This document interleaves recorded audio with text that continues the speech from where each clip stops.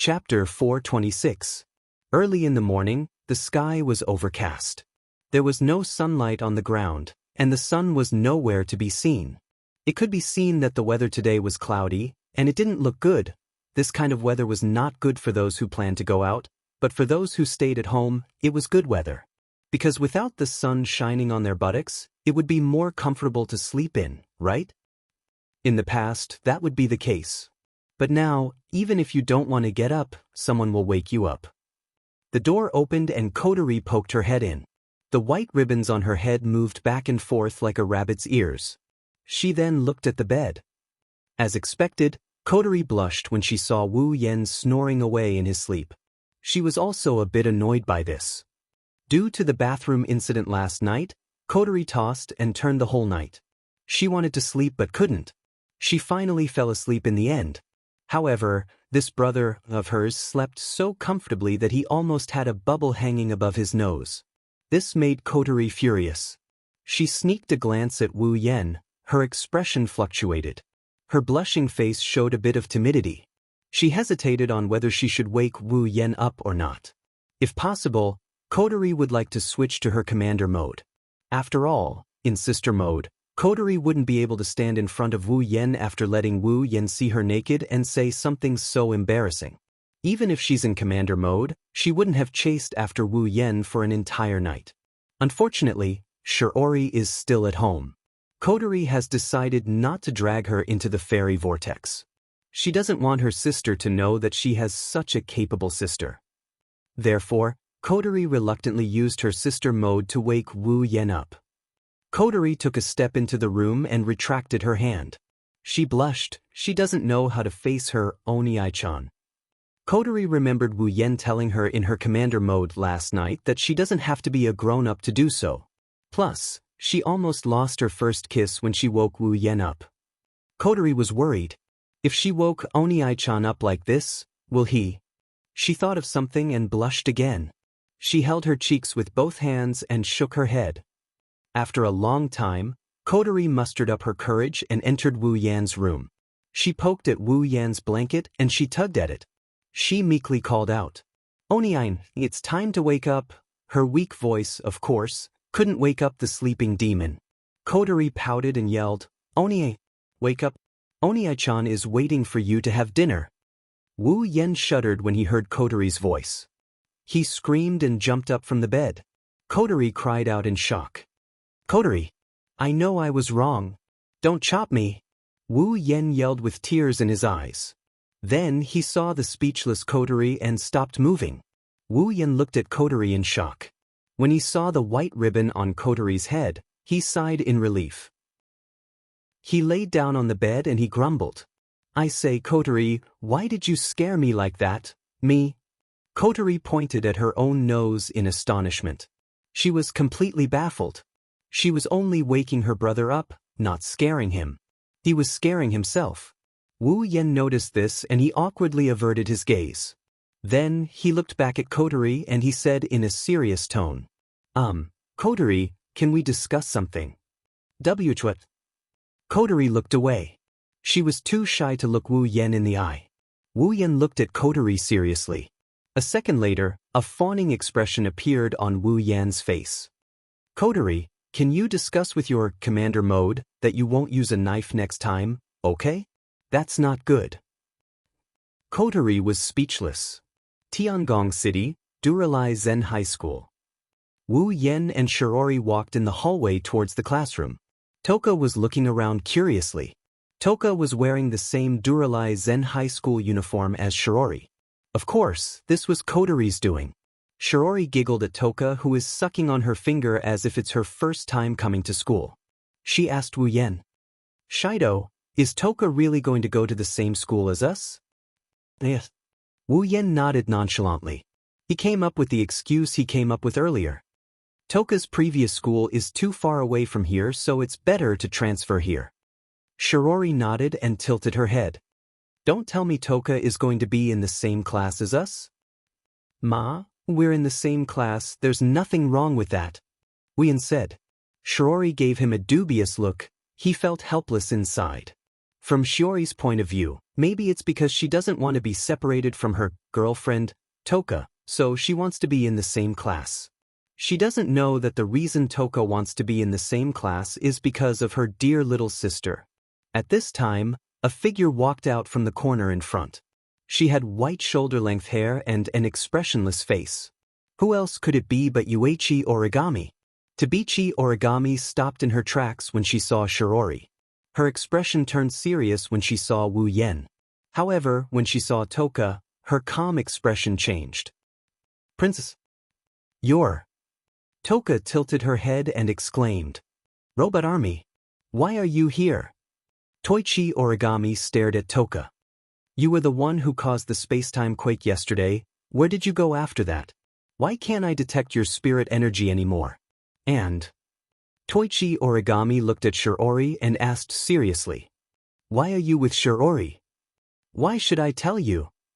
Originally, 10 Fragrance did not have a good impression of Origami Kite. After all, every time 10 Fragrance appeared in this world, the robot army, in front of her would immediately come to kill her. It would be strange if she had a good impression of him. Coupled with Origami Kite's questioning tone, 10 Fragrance immediately pouted her small mouth. Toichi Origami looked at Wu Yen and Toka. Were you the ones who caused the space-time quake last night? Toka pouted even harder. When she was about to say something, Wu Yen pulled her back and shook his head helplessly. He noticed a trace of fatigue on Toichi Origami's expressionless face. Combined with Toichi Origami's plain but obvious question, Wu Yen guessed what happened. It's probably because he used Toka's power to summon the space-time quake last night that the AST that detected the space-time quake was sent out. However, Wu Yen instantiated the space-time quake as soon as it appeared. Toichi Origami woke up in the middle of the night and returned empty-handed. After that, Toka summoned a few space-time quakes to replenish the 10 space orbs. Toka also woke up a few times. Hold on. Shiori frowned and said, What robot army? What spirit energy? Who is Princess? Why is Toka related to the space-time quake? The three people who were confronting each other froze. Chapter 427. On a certain street in Heavenly Palace City, a figure is walking towards a certain direction. There are many bags hanging on his body, there are ingredients and clothes inside. Lifting the bag in his hand, he couldn't help but sigh. He couldn't help but grumble at Shiori. It's one thing if she wants him to buy groceries, it's not like he didn't buy groceries when he was Hinajiku's butler in the Whirlwind Butler. But what's with asking him to buy clothes? Buying clothes is of course nothing. The problem is that these clothes are for Toka to wear. In other words, these clothes are for women, and there are underwear inside. Wu Yen can still remember when he walked into the underwear store, the staff and customers looked at him strangely. If he didn't say that he's here to buy for his girlfriend, he might have been treated as a pervert. In fact, even if Wu Yen said that he's here to buy for his girlfriend, those people still looked at him with suspicion. Thus, Wu Yen, who has always been a thick-skinned person, didn't even last a minute under the watchful eyes of those people before he was completely defeated. He hurriedly picked up 2 random items and fled the store in a sorry state. It's embarrassing to the extreme. Thinking about the laughter that came from the underwear store when he ran away, Wu Yan's heart was filled with anger. She's clearly a girl, it's more convenient for her to buy these clothes, but soon, this anger turned into helplessness. Who can be blamed? Who told them to talk about Spacequake and elves in front of Shirji, and then when she asked, they still answered perfunctorily. It was understandable that Shirji would be resentful and want to prank them. Wu Yan only wants to say one thing. Why is it that Toichi Origami and Toka are the same as him, but he's the only one who gets revenge in the end? It's fortunate that Toichi Origami didn't expose Toka's identity, otherwise, explaining is secondary. The most important thing is that with Shiori's love for Kotori, she'll definitely step forward if she knows what Kotori has been doing. At that time, Kotori's thoughts of keeping her sister out of this will turn to ashes. Perhaps, Tabichi Origami was the same as Kotori. They didn't want Shiori to be involved in such a dangerous matter. After all, the elves were very powerful. Even if they were caught in the crossfire, they could still kill people. In the original work, Kotori was only willing to let Shiori go because he had Kotori's power and was immortal. But in this world, if I'm not wrong, Kotori's power isn't sealed in Shiori's body, it's sealed in my own body. In other words, it's sealed by the sealing ring. In other words, Shiori doesn't have the power of immortality in the original work. Under such circumstances, Kotori can't bear to let Shiori be the front line against the elves. Wu Yen guessed that Toichi Origami, who's most likely a Yuri woman, wouldn't want Shiori to know about this. Wu Yen has a big question about Kotori's elven power being sealed by the sealing ring. It's not the origin of the sealing ring, or when Kotori put it on. Wu Yen has already decided to take things as they come, so he won't worry about it. What Wu Yen really cares about is the system's mission panel. Dungeon World, Date Battle. Dungeon Mission, Collect. Mission 1. Materialize all the spatial quakes around the world and collect them.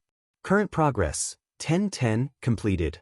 Mission reward, equipment points, item points, ability points, summoning points, 50,000 each. Mission 2, use the sealing ring to seal the elven powers of storyline characters Toka, Yoshino, Tokasaki Kurumi, and Itsuka Kotori. Mission reward, any 2B grade and below equipment will be upgraded by 1 grade, B grade and Gate of Babylon excluded. Mission 3, yet to be activated. Last night, with the help of Toka's power, Wu Yen successfully collected the Space Orb. With the completion of the first mission, the second mission was activated. Helping 4 storyline characters seal the elves' powers is just nice. It's another goal he's working on, so there's no conflict. However, last night, when the second mission was activated, Wu Yen stared at it for a long time. To be precise, he stared at Itsuka Kotori's name for a long time. When the second dungeon mission was activated, one of the names of the 4 elves was lit up. It was Night Sword God Toka. However, even though Kotori had sealed her power, her name did not light up. Could it be that Kotori's power wasn't sealed by the sealing ring? Then why did Kotori wear a sealing ring for no reason? Because it looks good? That's impossible. The mysterious appearance of the sealing bracelet and this strange dungeon mission too made Wu Yen think about the origin of Kotori's sealing bracelet. Now, he has a clear idea of where Kotori's sealing bracelet came from. Of course, guesses were just guesses. As for what the real situation was, it was still the same sentence.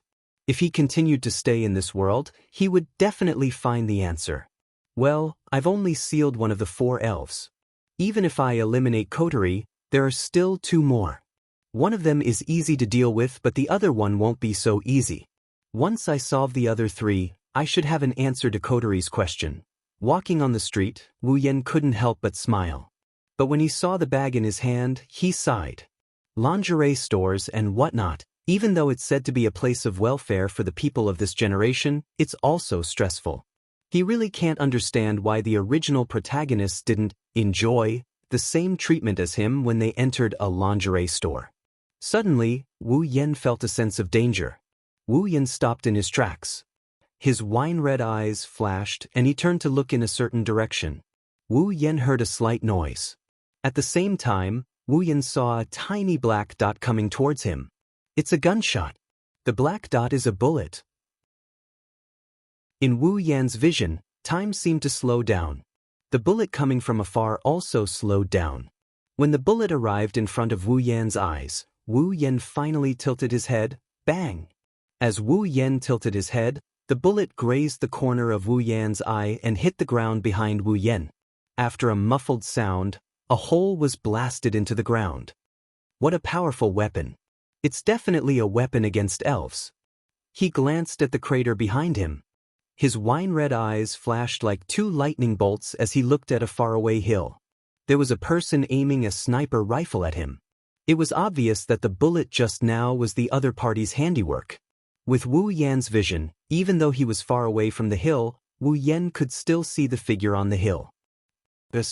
Wu Yan narrowed his eyes and looked at the hill. The figure did not retreat after the first shot failed. Instead, it was preparing to fire a second shot. He frowned. With the power of that sniper rifle, it was definitely not something an ordinary organization could possess.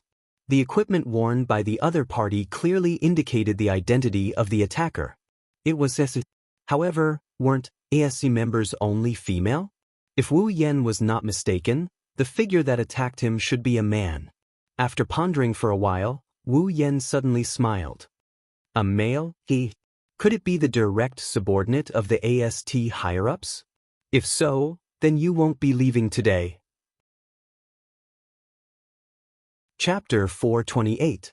On top of a small hill, a person wearing equipment that was slightly different from AST's but similar in style was lying on a lower ground that was hard to notice. He was holding a sniper rifle in his hand and leaning on the sniper rifle's scope. He was aiming at something. From the scope of the sniper rifle, the person can clearly see Wu Yan nimbly dodging his bullet. He even raised his head and looked at him with a gentle smile. I've been discovered. Looking at Wu Yan's smile through the scope, the sniper couldn't help but be shocked. A trace of nervousness appeared on his face. After all, this place is at least 500 meters away from the place he was aiming at. But the opponent actually discovered him in an instant and even accurately pinpointed his position. However, the sniper quickly calmed down. No matter what, he was still a soldier who had received formal training. Moreover, he was assigned to the position of a sniper. If his psychological quality was not good, he would not have been sent out. Pressing the radio in his ear, the sniper said in a deep voice, "Point A." Sniper failed. Not long after the sniper's voice fell, a series of continuous reports rang out from the radio in his ear. Point B aimed. Point D ready.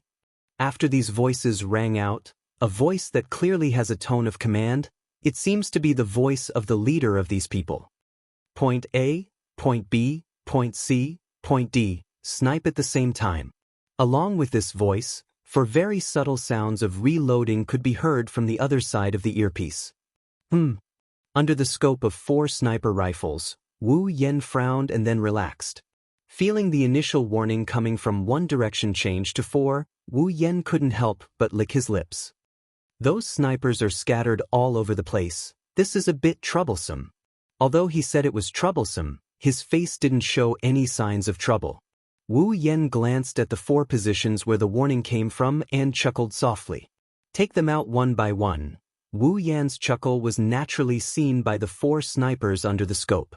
Immediately, the 4 sniper rifles in their hands pressed down on Wu Yan. 4 bullets basically sealed off all of Wu Yan's escape routes. The 4 snipers were full of confidence in their attacks.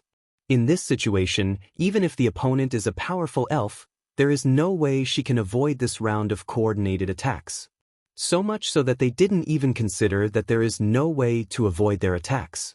But who said that they have to dodge? Bang! When the 4 bullets were about to enter the target's body, the 4 snipers saw a surge of red lotus flames suddenly burning from the target's body. The 4 bullets didn't even have time to touch Wu Yan's body before they were directly engulfed by the flames and turned into gas. What? Seeing the image on the sniper rifle's scope, the 4 snipers in different positions shouted in unison. Sometimes, the greater the hope, the greater the disappointment.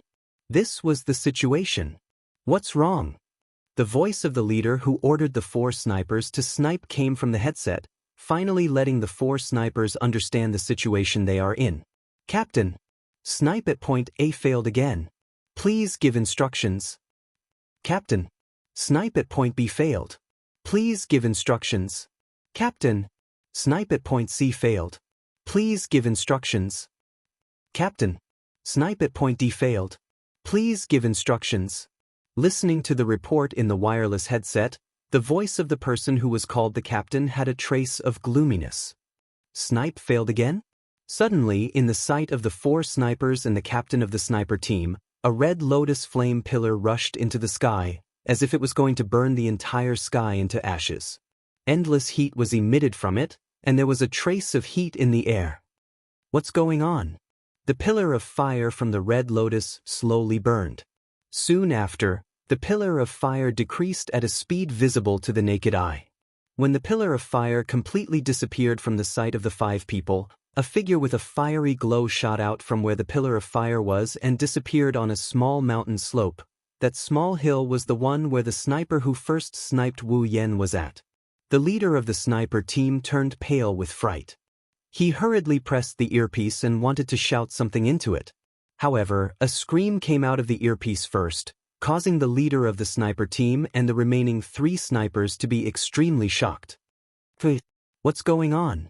The leader of the sniper team was full of hope, hoping to hear the sniper at point A's location reply. There was a rustling sound in his earpiece, and then a reply indeed appeared. However, this reply was another scream. What's going on? Unfortunately, the sniper team leader's answer was a scream. The sniper team leader's face turned pale. That was because the 3 screams were different from each other. Soon, the last scream also sounded in the wireless headset of the sniper team captain. After this scream, the only sound that could be heard in the entire wireless headset was the rustling sound. Damn it! In a small alley, a middle-aged man wearing a bulletproof vest smashed the wireless headset in his ear to the ground, shattering it immediately. The sniper team captain's face was gloomy, and he was panting heavily. One could imagine how annoyed he was at this moment. Mission failed. The sniper team captain gritted his teeth and snorted coldly, a pair of sinister eyes looking in the direction of the red lotus flame pillar just now, and said hatefully, "Damn elves. Don't think that it's over. Even if there's no elves, don't think that we'll let you run around in our territory, sooner or later. What about one day?" The sniper team captain's pupils shrank, and his face changed greatly. He raised his head abruptly and looked in the direction of the voice, then his face turned completely pale. In the sky not far in front of him, a figure was floating there, a pair of wine-red eyes staring at him with a faint smile, and the figure was holding 4 people he was very familiar with. The sniper team captain's pupils slowly shrank to the size of a needle. He looked up at the floating figure and his 4 subordinates in the figure's hands, and an inexplicable sense of oppression came from the figure, pressing down on him, causing the sniper team captain's body to start trembling. Bang! Bang! Bang! Bang! Seeing his 4 subordinates being thrown to the ground, the sound of their bodies hitting the ground was like a heavy hammer hitting the sniper team captain's heart. The sniper team captain's palms were sweaty, and he subconsciously took a few steps back. Wu Yan glanced at the sniper team captain, and his body slowly floated down and stood on the ground. "You're from the AST, right?" The sniper team captain clenched his fist and forced himself to calm down. He took a few deep breaths and looked at Wu Yan, but there was a trace of fear in his eyes. Seeing this, Wu Yan shook his head and smiled contemptuously. "What's wrong? Is this your first time seeing elves? Or are you afraid because all your subordinates have fallen?" Raising his foot, he walked towards the sniper squad leader. The sniper squad leader followed Wu Yan's movement and took a step back. His body started shaking violently. Seeing this, the contempt in Wu Yan's eyes intensified. "Afraid just like this? Looks like the lackeys raised by the upper echelons of AST are all trash. The troops directly under the upper echelons can't even compare to the normal members of AST in battle. Even their mental fortitude is so bad. No wonder the ones fighting against the elves are the female members. The men of AST are really living like dogs." Chapter 429. Scared just like that? Looks like the lackeys raised by the upper echelons of AST are all trash. The troops directly under the upper echelons can't even compare to the normal members of AST.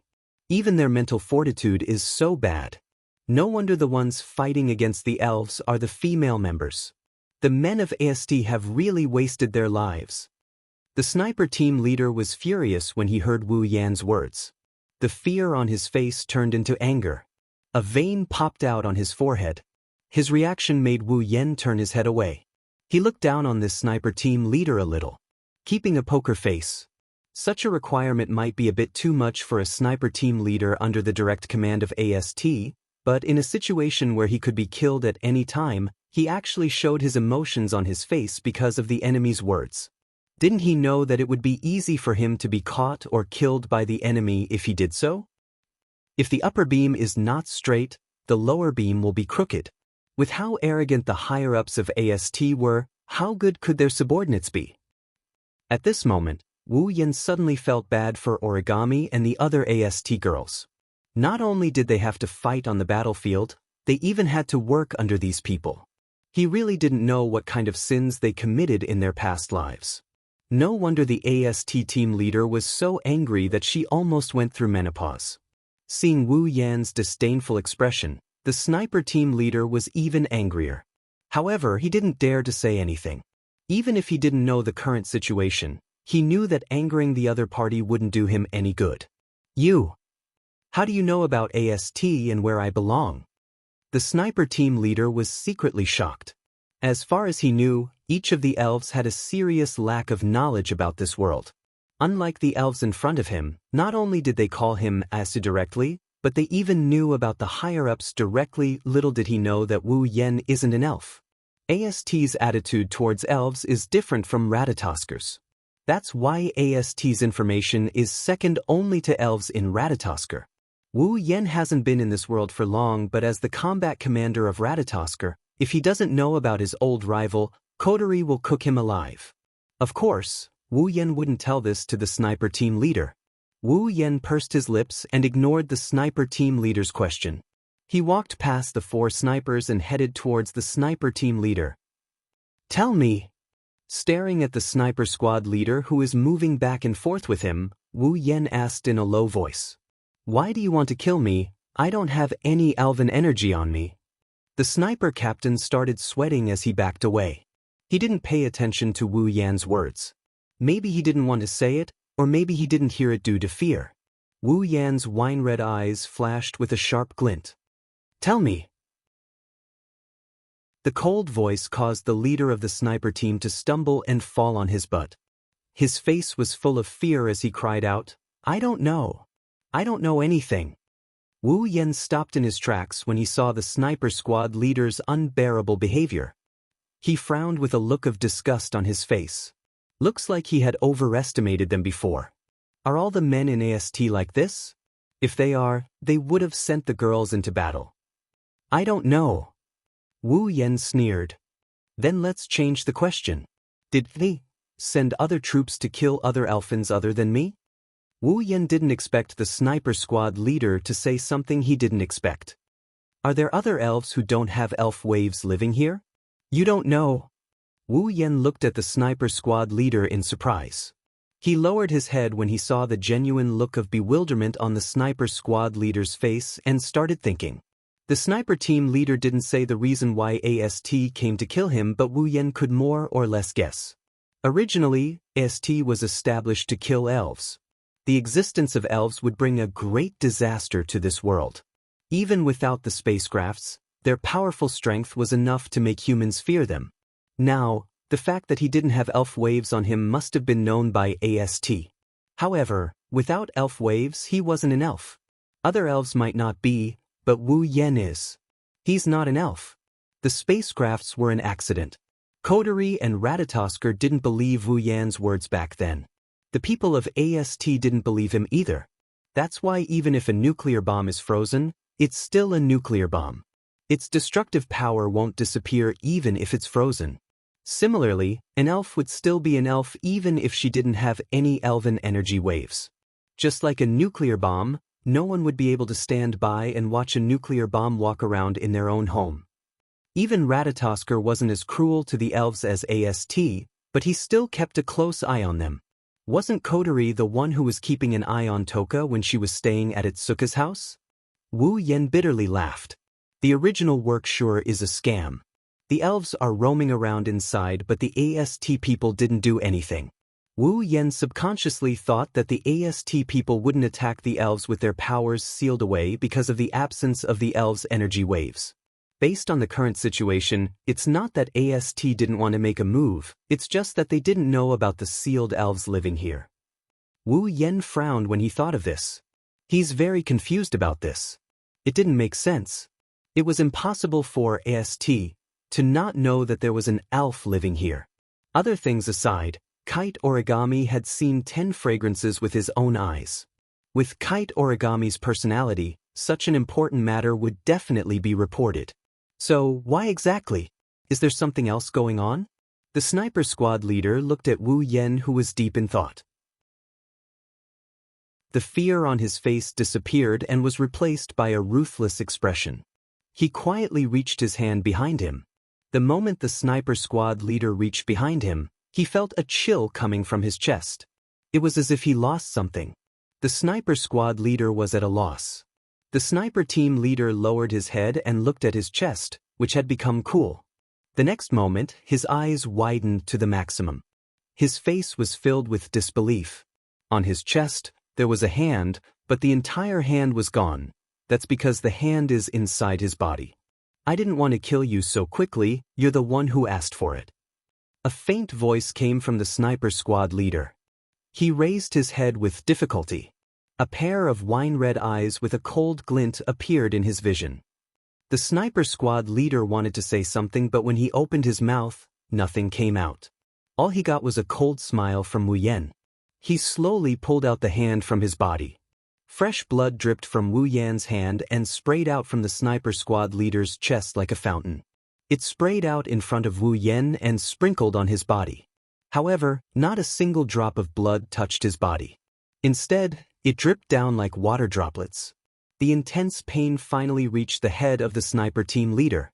The scene in front of him began to blur. At this time, the sniper team leader realized that his 4 subordinates were in the same situation as him. Their chests were pierced, and fresh blood flowed all over the ground beneath them. Chapter 430. Following the sound of the sniper team leader falling to the ground, the small alley fell into complete silence. However, no one could ignore the scene that unfolded before their very eyes. The 5 of them fell to the ground in different postures. There was a bloody hole in each of their chests. Blood kept flowing out of the holes. It was as if there were 5 blood fountains coming out of the ground. The ground was dyed in red. Under such a scene, a person stood in the middle of the 5 corpses. Blood flowed from his body, but his clothes were not stained by a single drop of blood. The blood flowed down like a leaf and dripped onto the ground. Similarly, there was a hand. After a long while, a faint sigh was finally heard from this bloody scene. The only figure standing had broken the silence of this place. Raising his hand and looking at the blood flowing on it, Wu Yan's wine-red eyes flashed with a golden glow. Although the urge to suck blood has been eliminated, a vampire is still a vampire. I can't help but want to suck in a mouthful of blood. Wu Yan smacked his lips and shook his head with a smile. He waved his hand and shook off all the blood on his hand. What a pity! Such filthy blood definitely doesn't taste good. Just as Wu Yan was about to turn around and go home, a sweet voice with a hint of laughter sounded behind him. Haha, I also agree with this little brother's words. The voice made Wu Yan's wine-red eyes tremble. He was a little surprised. Someone actually came here and approached him without him noticing. Wu Yan's face became serious. His wine-red eyes flashed with a golden glow again. Then he slowly turned around and looked at the entrance of the alley. However, when Wu Yan saw clearly who it was, the seriousness on his face disappeared and was replaced by a deep shock. It was a very beautiful girl. She had long black hair tied into 2 long braids that stretched in front of her chest. She had bangs on her forehead, but the length was completely different. The left bangs were very long, so long that it covered her entire left eye. The remaining right eye was wine-red like Wu Yan's. Her skin was white and translucent. It shone with a faint luster like a pearl. Even in the alley where the light was a little dim, one could clearly see the luster of her skin. At this moment, the girl was standing at the entrance of the alley. Her only exposed eye was looking at the corpses and blood on the ground. She didn't scream like a normal girl would. Instead, she excitedly licked her lips, staring at the corpses and blood. The girl's eyes slightly curved into a crescent shape. In an instant, she retracted her gaze. It was as if the corpses weren't humans but pigs. What flowed wasn't blood but water. It was as if the corpses on the ground were her food. Compared to Wu Yan, she was more like a vampire. However, it was clear that the girl was more interested in Wu Yan than the food on the ground. Her wine-red eyes were filled with interest as she squinted at Wu Yan. She looked like a quiet young lady. Her movements were elegant and very cultured. Looking at the girl who is sizing him up with interest, Wu Yan's astonished expression slowly turned into one of not knowing whether to laugh or cry. That's because this girl is someone he knows, it's just that the other party doesn't know who he is. Tokisaki Kurumi. In the original work, it identified a sprite named Nightmare. It was also a fairy that descended earlier than the 10 fragrances, but only appeared later, and now she had appeared in front of him. Tokisaki Kurumi tilted her head and smiled. An elegant young lady aura emanated from her body. Since she descended earlier than Toka, she came into contact with this world earlier. Therefore, Tokisaki Kurumi's knowledge and etiquette of this world can be said to be very rich. Tokisaki Kurumi acted as if she didn't see the corpses on the ground. She raised her foot and walked over the corpses on the ground. Stepping on the blood, she walked towards Wu Yan. "Alala, I didn't expect that I would see such an interesting scene when I was just curious as to why there would be a fire pillar in this place." Tokisaki Kurumi placed her hands in front of her and smiled at Wu Yan. Her delicate and beautiful face coupled with her outstanding temperament made her a beautiful flower. However, the words that came out of her mouth made this flower look like it was plated with a layer of blood. His wine-red eyes met with Tokisaki Kurumi's. Wu Yan didn't show any expression on his face, but he bitterly smiled in his heart. He knew that he encountered the most troublesome fairy to deal with. One had to know that this elegant elven lady in front of him was known as a nightmare. Of course, Nightmare was only a superficial name.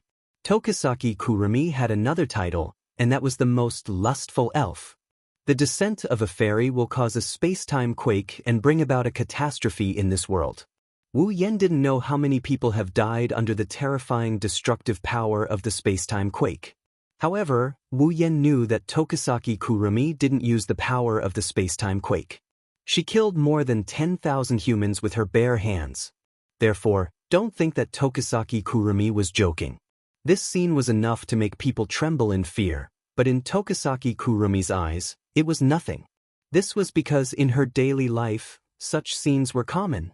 Tokisaki Kurumi didn't think much of it. She was already used to such scenes. Logically speaking, even if Wu Yan doesn't reject such a lustful being, he wouldn't take the initiative to approach her. Even if his second dungeon mission requires him to seal her power, Wu Yan would rather not do it. However, Tokisaki Kurumi is an exception. Others only know that Tokisaki Kurumi is a lustful fairy who killed more than 10,000 humans with her bare hands. There's no evil she wouldn't commit. However, all of this is just her disguise. Looking at the elegant Tokisaki Kurumi, Wu Yan sighed in his heart.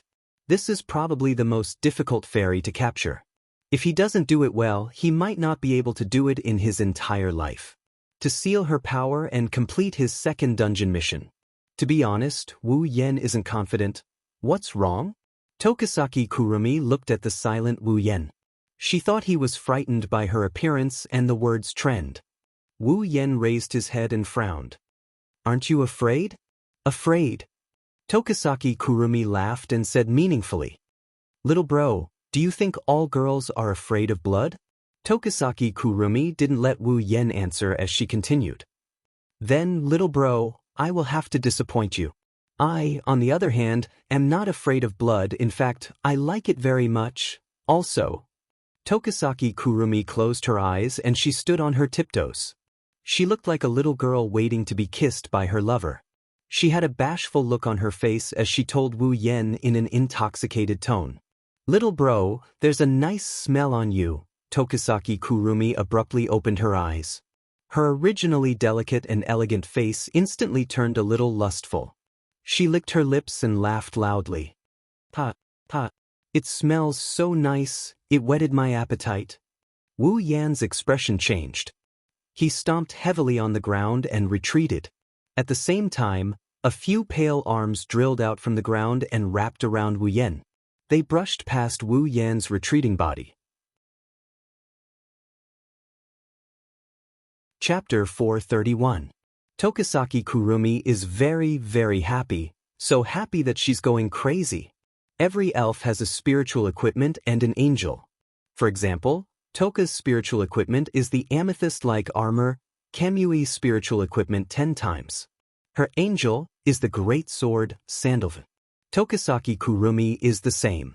As an elf, she also has a spiritual equipment called Kamui spiritual equipment 3 times and an angel called Zafkiel. This Zafkiel's body was a huge clock. The long and short hands of the clock were an ancient rifle and an ancient pistol respectively. The ability of the Zafkiel was to turn the ability of time into bullets for the 2 guns. By firing the bullets, it could control time. Simply put, Tokisaki Kurumi is an elf who can use the power of time. In other words, she's an elf of time. The ability to control time is without a doubt a very powerful ability. It can even be said that it's at the highest level of all abilities. From a certain point of view, the ability to control time is incomparable to Accelerator's ability. With such a powerful angel, it's easy to imagine Tokisaki Kurumi's strength. Unfortunately, such a powerful ability comes with a huge price. Since the Zafkiel is too powerful, there's a corresponding price to pay to use such a powerful ability. Every time Tokisaki Kurumi uses the Zafkiel, she has to consume her own time. In other words, she has to sacrifice her own lifespan to use the Zafkiel. In order to not exhaust her time by using the Zafkiel, Tokisaki Kurumi consumes the lives of others to replace the time she needs to use the Zafkiel. As long as someone is within the range of time eclipse, Tokisaki Kurumi will forcibly steal their time and store it as the price for using the Zafkiel. Every number on Tokisaki Kurumi's Zafkiel represents a type of time ability. Depending on the type of time ability used, the price to use it is different. The bullet of 12 is the most expensive. Just one shot will consume the life of an elf. That's why Tokisaki Kurumi has never used the bullet of 12 before. In fact, the reason why Tokisaki Kurumi kills people is to obtain more lifespan so that he can activate the bullet of 12. He will return to 30 years ago and kill the first descending elf to fulfill his sorrowful wish of erasing the existence of the elves. This way, the elves won't be enemies with humans. The elves won't be hunted down and humans won't suffer heavy casualties due to the space-time quake. However, the cost of using the bullet of 12 is the life force of an elf. If Tashizaki Kurumi used it recklessly, even if she didn't die on the spot, she would become extremely weak and unable to achieve her goal. Therefore, in the original work, Tashizaki Kurumi wanted to devour Itsuka Shido, who had the power of 3 elves sealed within his body. But now, Itsuka Shido no longer exists in this world. There's only Wu Yen and Itsuka Shiori who were given the name Itsuka Shido by Kotori. Itsuka Shiori also has the ability to seal elves. But in this world, Itsuka Shiori is no longer the one chosen by Ratatosker to talk to the elves. She doesn't even have the power of 1 elf, let alone 3. Without Itsuka Shido in the original work, Tokisaki Kurumi has no way to achieve her goal quickly. She can only consume the lives of humans slowly until the day she can use the bullet of 12. This was Tokisaki Kurumi's original plan. But now, this plan is no longer necessary. The reason is Tokisaki Kurumi. Wu Yen, who just killed 5 humans, possesses immense power. As a spirit of time, Tokisaki Kurumi might need to pay a price to use the Zafkiel Emperor, but it doesn't change the fact that she can use the power of time. Tokisaki Kurumi can use the power of time and can store time by devouring the lives of others. Naturally, she can also sense how much time others have. That's why Tokisaki Kurumi was so excited that she attacked Wu Yen without saying much. She can sense that the man in front of her has unlimited time. Limitless life. In other words, this man's life was limitless. Even if humanity is destroyed, the man in front of her can still live. Even if life is destroyed, the man in front of her can still live. Even if the world is destroyed, the man in front of her can still live because his time is unlimited. What does this mean? This meant that as long as Tokisaki Kurumi devoured the man in front of her, she would have unlimited time. She would be able to use Zafkiel and Bullet of 12 whenever she wanted. She would be able to go back to 30 years ago whenever she wanted. Her ability to control time would no longer be flawed. To Tokisaki Kurumi, Wu Yen is the most attractive existence in the world. Tokisaki Kurumi was overjoyed. She was truly overjoyed. Whenever she thought about how she could achieve her goal by devouring the man in front of her, Tokisaki Kurumi could no longer calm down. Even Wu Yen doesn't know the reason for this. He thought that Tokisaki Kurumi attacked him to pay the price for using Zafkiel.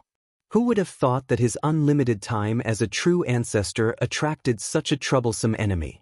After stabilizing himself, Wu Yen frowned as he looked at the pale arms on the ground where he was standing. If possible, Wu Yen wouldn't want to go up against Tokisaki Kurumi. Tokisaki Kurumi may be a bit of a psychopath, but she's still a kind-hearted person. At the very least, a true human elf wouldn't want to stop the source of all this. Tokisaki Kurumi once said in the original work that Tokisaki Kurumi is no different from her.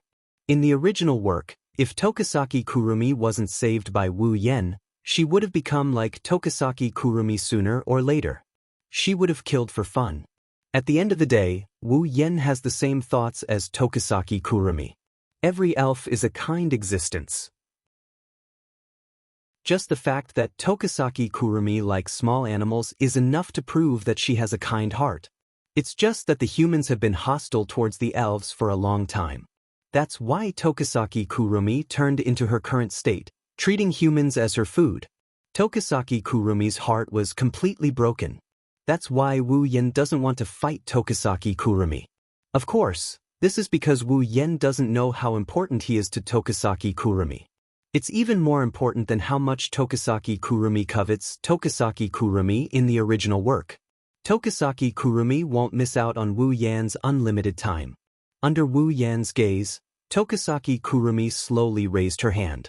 Her body shook slightly and a dark purple aura surged out of her body and enveloped her. At the same time, a gloomy aura spread throughout the small alley. Chapter 432.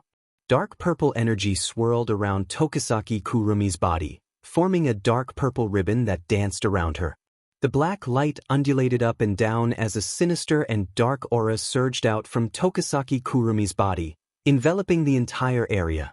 The sky looked like it was weeping as black rain began to fall. Wu Yan's wine-red pupils slowly constricted as the energy from Tokisaki Kurumi's body blew his clothes up. Wu Yan's heart slowly sank. He knew that Tokisaki Kurumi was serious this time. The dense dark purple energy swirled up into the sky, causing Tokisaki Kurumi's black noble dress to flutter. In the next moment, Tokisaki Kurumi's body moved and her clothes disappeared.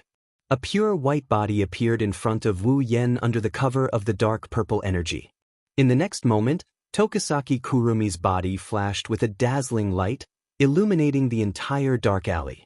When the light dimmed, Tokisaki Kurumi's appearance had changed completely.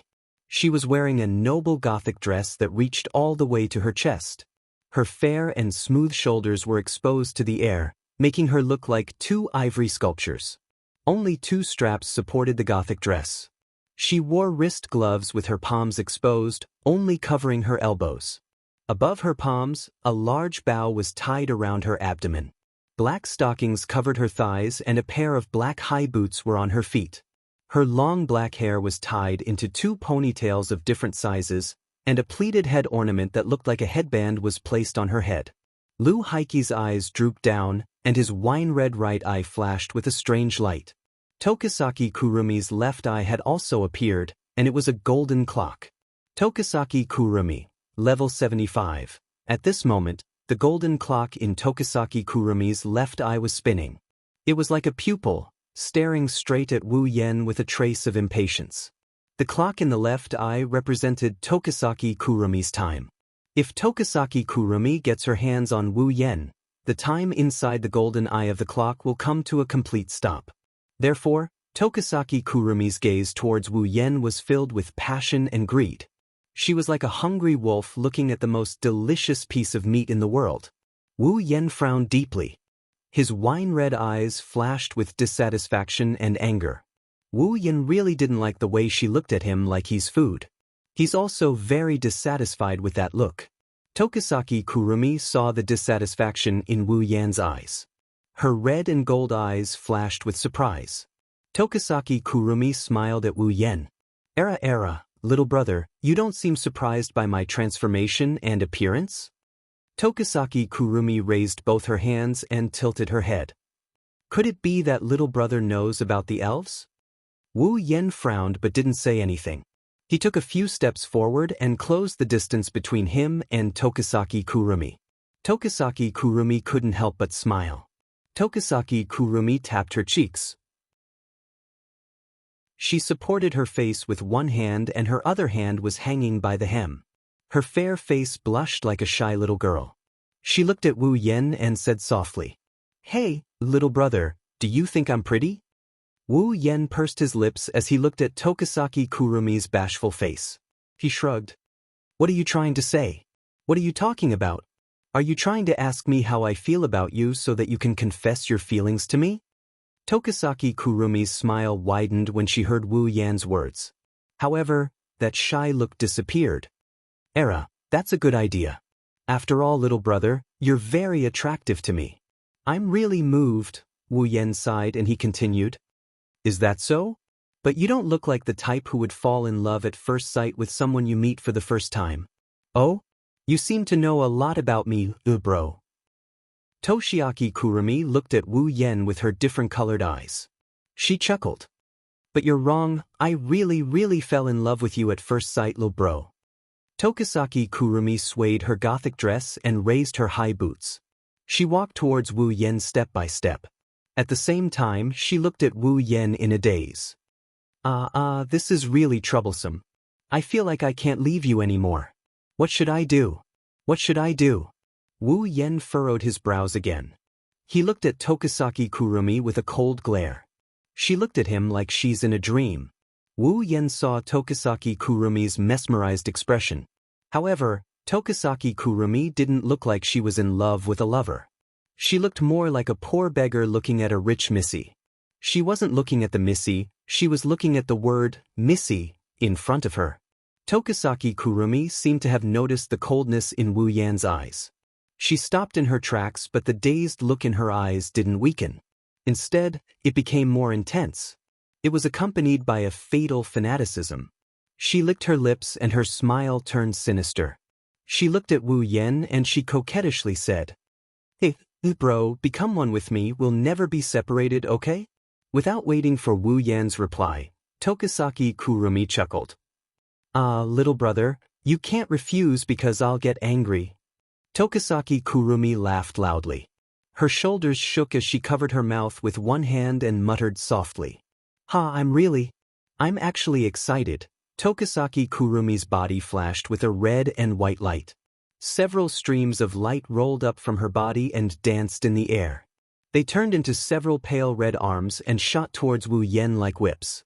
Wu Yen looked relaxed on the surface, but he was on high alert. When Tokisaki Kurumi attacked, he made his move in less than a second. Dozens of crimson spatial ripples appeared behind him. As the ripples spread out, streaks of black light shot out from them and collided with the incoming hands. Then, the weak arms were all smashed into smithereens as if they were dried twigs. Tokisaki Kurumi seemed a little surprised.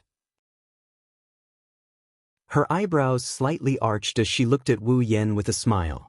As expected, little brother isn't an ordinary person. You're not an elf and you don't look like a human. Humans don't have such powerful strength. I want to make you my possession more and more. Wu Yen didn't feel happy at all when he heard Tokisaki Kurumi's fanatical words.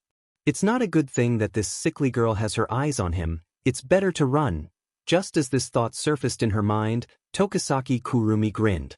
With a twist of her hand, an ancient rifle and an ancient pistol appeared in her hands. She waved her hands in front of her, and the two pistols in her hands turned into a dance of spears. She swung them very smoothly. The appearance of the two guns made Wu Yen stop in his tracks. Tokisaki Kurumi grinned and she raised her handgun. An invisible wave gathered at the muzzle of the gun. Bang! The sound of a gunshot reverberated in the alleyway. A bullet with enough force to shatter rocks came out of Tokisaki Kurumi's pistol.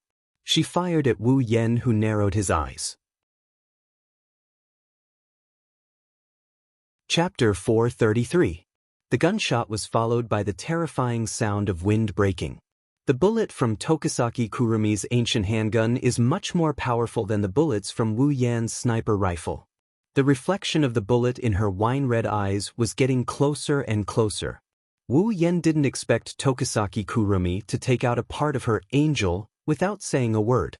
Wu Yan's reaction was a little slow and he could only move his face to the side to avoid the bullet.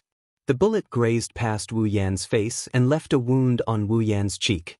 Fresh blood flowed down from his cheek. What did I do? Seeing the blood flowing down from Wu Yan's face, Tokisaki Kurumi turned pale with fright. She held her cheek and said pitifully, I actually hurt little brother and made him bleed. What should I do? What should I do? I wanted to become one with little brother. How could I hurt little brother? As she said that, a hint of sadness appeared on her face. It was as if she was really afraid. If someone else saw this, they would probably forgive her even if they were shot. Wu Yan bitterly smiled. He wiped the blood off his face and he licked it. The wounds on his face melted away in less than a second. Tokisaki Kurumi stopped in her tracks. Her red and gold eyes showed an intoxicated look. Although the wound wasn't deep or heavy, it was still an injury. Even an elf wouldn't be able to recover in such a short period of time unless they had some special powers. With such terrifying recovery ability, Tokisaki Kurumi sensed that Wu Yan had unlimited time. Tokisaki Kurumi understood that the man in front of her really has an immortal body. This made Tokisaki Kurumi want Wu Yan even more. Hee hee, little brother, do you like the taste of blood too? What a coincidence, me too. Little brother and I are a match made in heaven. Hurry up and become one with me. Tokisaki Kurumi shouted excitedly. She raised both guns, but before she could pull the trigger, 2 crimson spatial ripples appeared beside her. 2 black whips shot out and tied up Tokisaki Kurumi's gun-wielding hands. At the same time, a series of crackling sounds could be heard from afar, accompanied by a dense bluish-white light. The bluish-white light vibrated, and before Tokisaki Kurumi could react, a bolt of lightning surged out and struck Tokisaki Kurumi hard. The electric current violently flashed on Tokisaki Kurumi's body. Soon, white smoke rose from Tokisaki Kurumi's skin. She couldn't help but let out a soft cry of pain. Lightning? Tokisaki Kurumi raised her head with difficulty and looked in Wu Yan's direction. She couldn't help but be stunned. Not far from Tokisaki Kurumi, Wu Yan's body was flashing violently with bluish-white lightning. The sound of electricity echoed in the empty alley. The owner of the sound turned his head slightly and looked coldly at Tokisaki Kurumi, who was tied up by the whips. The wine-red color in his eyes disappeared and was replaced by a resplendent golden color. As Wu Yan's eyes turned golden, a pressure unique to a true ancestor rolled out from his body. Under this pressure, Tokisaki Kurumi couldn't help but feel her shoulders sink. She seemed to see a thick blood aura around Wu Yan. Tokisaki Kurumi's eyes were filled with excitement. She wasn't afraid of the blood aura that would scare an ordinary person. Instead, she was like a fish in water. Her eyes were filled with satisfaction as she looked at Wu Yan with intoxication. Little brother, you're the best. This blood aura that's like a lake of blood and the pressure of a noble existence. It's really great, really great. Tokisaki Kurumi smiled evilly and said to Wu Yan, I can't wait to become one with you. I can't wait any longer, I can't wait any longer. After saying that, Tokisaki Kurumi pulled at her bound right hand. Under Wu Yan's astonishment, her right hand was torn off. This sudden situation left Wu Yan at a loss.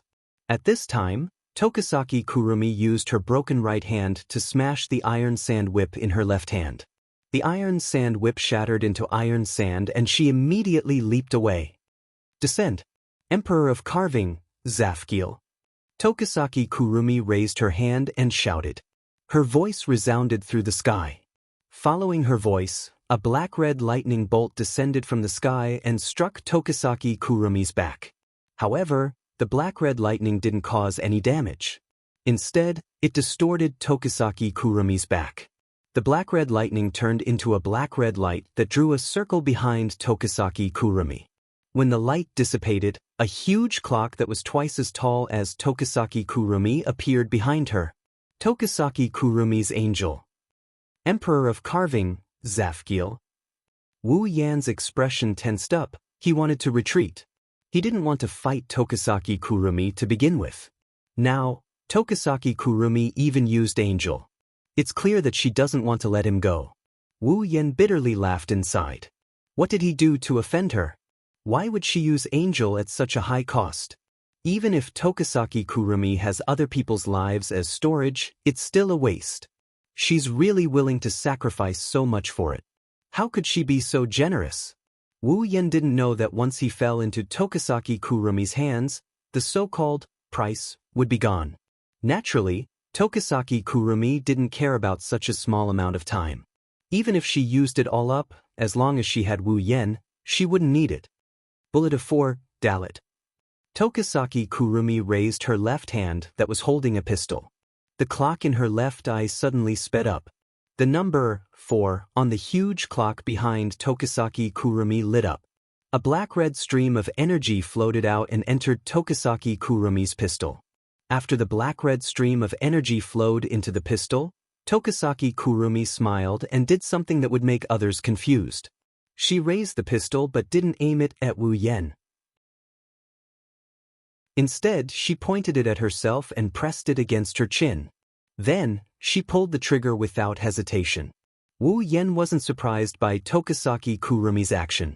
He knew what kind of ability Tokisaki Kurumi's bullet of 4 has.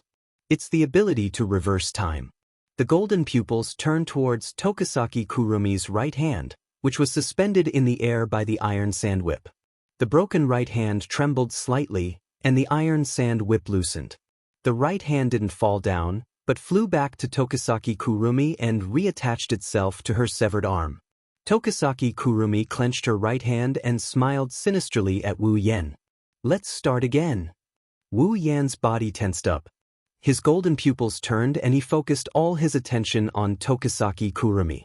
Tokisaki Kurumi seemed satisfied with Wu Yan's action and raised her pistol again. Bullet of 4, Dalit. This time, the number 1 on the huge clock behind Tokisaki Kurumi lit up. A black-red stream of energy floated out and entered Tokisaki Kurumi's pistol. Tokisaki Kurumi shot it into her head. Then Wu Yan's expression changed. That was because Tokisaki Kurumi had already disappeared from her original spot and reappeared beside him. Chapter 434. Every number on Tokisaki Kurumi's angel represents a type of time ability. For example, the bullet of 4 can reverse time by shooting a bullet into one's body. After using the bullet of 4, no matter how much damage Tokisaki Kurumi suffered, he would be able to recover in an instant unless the golden clock on his left eye ran out. Otherwise, if Tokisaki Kurumi succeeds in using the bullet of 4 and shoots it into her body, Tokisaki Kurumi will return to her original state. Unlike the bullet of 4, the bullet of 1 is an ability that can be used on the user. However, it accelerates time, making Tokisaki Kurumi's speed unparalleled. In less than a blink of an eye, Tokisaki Kurumi has already moved to Wu Yan's side.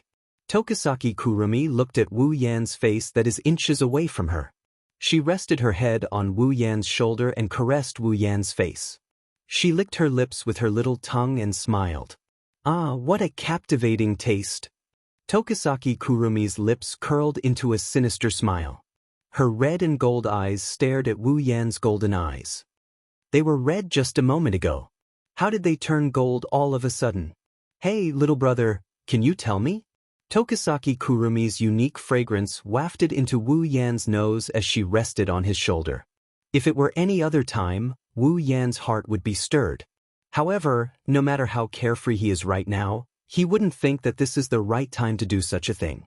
Taking a light breath, Wu Yan didn't turn to look at Tokisaki Kurumi. Is this okay? You're touching my body without permission. Tokisaki Kurumi was stunned. Before she could react, the sound of lightning clashing echoed. Her face turned cold and she quickly moved away from Wu Yan's body. However, her hand that was caressing Wu Yan's face was inevitably injured. The lightning struck her hand and caused her hand to twitch. The pain was transmitted to her mind. Tokisaki Kurumi shook her hand that was charred black from the lightning. She looked at Wu Yen and said, "You're not an elf, but you can use such power." Lightning? If I'm not wrong, the pillar of fire just now should be little brothers. With such power and time, what kind of existence are you? I'm really curious. Time. Wu Yen didn't pay attention to Tokisaki Kurumi's words. Instead, he noticed one of her words. Combining his understanding of Tokisaki Kurumi and her ability as an angel, a thought flashed through his mind. No wonder Tokisaki Kurumi treated him like that. It was because of his unlimited lifespan, which meant unlimited time. Well, it doesn't matter. Little brother, you're going to be mine soon. I'm really excited. I'm really excited. Tokisaki Kurumi raised her right hand and pointed her rifle at Wu Yan's head. The next moment, a gunshot rang out. Blood flew into the air and scattered on the ground. Tokisaki Kurumi weighed the rifle in her hand and chuckled. He dodged it at such a close distance. Tokisaki Kurumi turned to look at the panting Wu Yen who's holding his forehead. Damn it. Wu Yen wiped the blood off his forehead. He clenched his teeth and looked at Tokisaki Kurumi. The ability of time is really troublesome. It's just a simple acceleration of time and I'm already in this state. If I use other abilities of time, I'll be in trouble. How did Kotori defeat this pervert in the original work? That won't do, little brother. Tokisaki Kurumi's red right eye flashed with a demonic blood-red light. She raised her foot and walked towards Wu Yen. I should have told you not to reject me. As Tokisaki Kurumi got closer, a black shadow spread out from her feet. It covered the entire alley, including Wu Yan's feet. Standing in the shadow, Wu Yen felt something flowing out from his body and into the shadow. This is... Wu Yen was shocked and his face sank. Could this be the City of Time Eclipse? It's over, it's over. I finally found some fun and it's going to end just like that. What a pity, what a pity. Tokisaki Kurumi lowered her head in disappointment, but she quickly raised it again with a happy smile. But to be able to become one with you, little brother, it's all worth it. Everything is worth it. Wu Yen pursed his lips after hearing Tokisaki Kurumi's morbid words. He raised his head and stomped on the ground. At the same time, electricity surged out from Wu Yan's body and shot towards the ground with unimaginable speed. Tokisaki Kurumi's face changed. On the huge clock behind her, a black and red stream of air flowed out and turned into a bullet. It flowed into Tokisaki Kurumi's gun and hit her body. In the next second, Tokisaki Kurumi disappeared on the spot, avoiding the electric current from the ground. However, the moment Tokisaki Kurumi disappeared, the shadow on the ground also disappeared. Wu Yen relaxed. Although his time was unlimited, who knew if Tokisaki Kurumi would pull him into the shadow and devour him? If he was pulled into Tokisaki Kurumi's shadow, Wu Yen didn't think that his true ancestor body would be able to keep him safe. Even if he didn't die, he wouldn't be able to avoid staying in the shadow of the City of Time Eclipse for the rest of his life. Tokisaki Kurumi was annoyed. She came in front of Wu Yen and the clock in her left eye started spinning again. A huge clock appeared behind Tokisaki Kurumi. On the number 8, 2 black and red streams of air flowed out and were shot out by Tokisaki Kurumi. Bullet of 8, Chet. A shadow spread out from under Tokisaki Kurumi's feet. However, this time, the shadow wasn't the City of Time Eclipse. Pale red glowing arms extended from the shadow. Then, as if they were crawling out of a hole, they supported themselves on the ground. Tokisaki Kurumi crawled out from the shadow and looked at Wu Yen with an evil smile. Bullet of 8, Chet. The ability to recreate one's past self in different timelines. Seeing the Tokisaki Kurumi walking towards him, Wu Yen couldn't help but smile bitterly. No way, you're using a cheat. Seeing Wu Yan's bitter smile, Tokisaki Kurumi felt her heart ache. She raised her hand and tapped her chin. But what she said only made Wu Yan's bitter smile even more bitter. This time, I won't let you escape. I won't let you escape. Bullet of 7, Zayin. The number 7 on the clock lit up. Black and red streams of air flowed into the guns in Tokisaki Kurumi's hands. Then, Tokisaki Kurumi shot the bullet of 7 at Wu Yen. Not good. Wu Yen quickly retreated and dodged the bullet of 7. His heartbeat quickened. The bullet of 7's ability can stop time. If he's hit by the bullet of 7, he won't be able to move and can only be dragged into the City of Time Eclipse by Tokisaki Kurumi. Bullet of 7, off. However, just as Wu Yen dodged, Tokisaki Kurumi's voice rang again. Before Wu Yen could react, Tokisaki Kurumi appeared in front of Wu Yen. She raised her rifle and pointed it at Wu Yan's forehead. Bullet of 7, Xian. Looking at Tokisaki Kurumi, who had a sickly smile on his face, his golden pupils constricted as he stared at him. Chapter 435. When he felt a cold sensation between his eyebrows, Wu Yen finally saw the rifle in front of him. His golden pupils shrunk, and in the next second, the sound of a gunshot reverberated through the empty alley. Bang! Clang! At this critical moment, a crimson spatial ripple appeared between Wu Yan's eyebrows. Black iron particles quickly floated out from it and condensed into a small ball of iron particles at the muzzle of Tokisaki Kurumi's rifle. It blocked the bullet that was about to hit Wu Yan's forehead, saving Wu Yen from danger. Tokisaki Kurumi's attack was neutralized in such a manner. She couldn't help but pause her movements for a moment, giving Wu Yen a chance to catch his breath.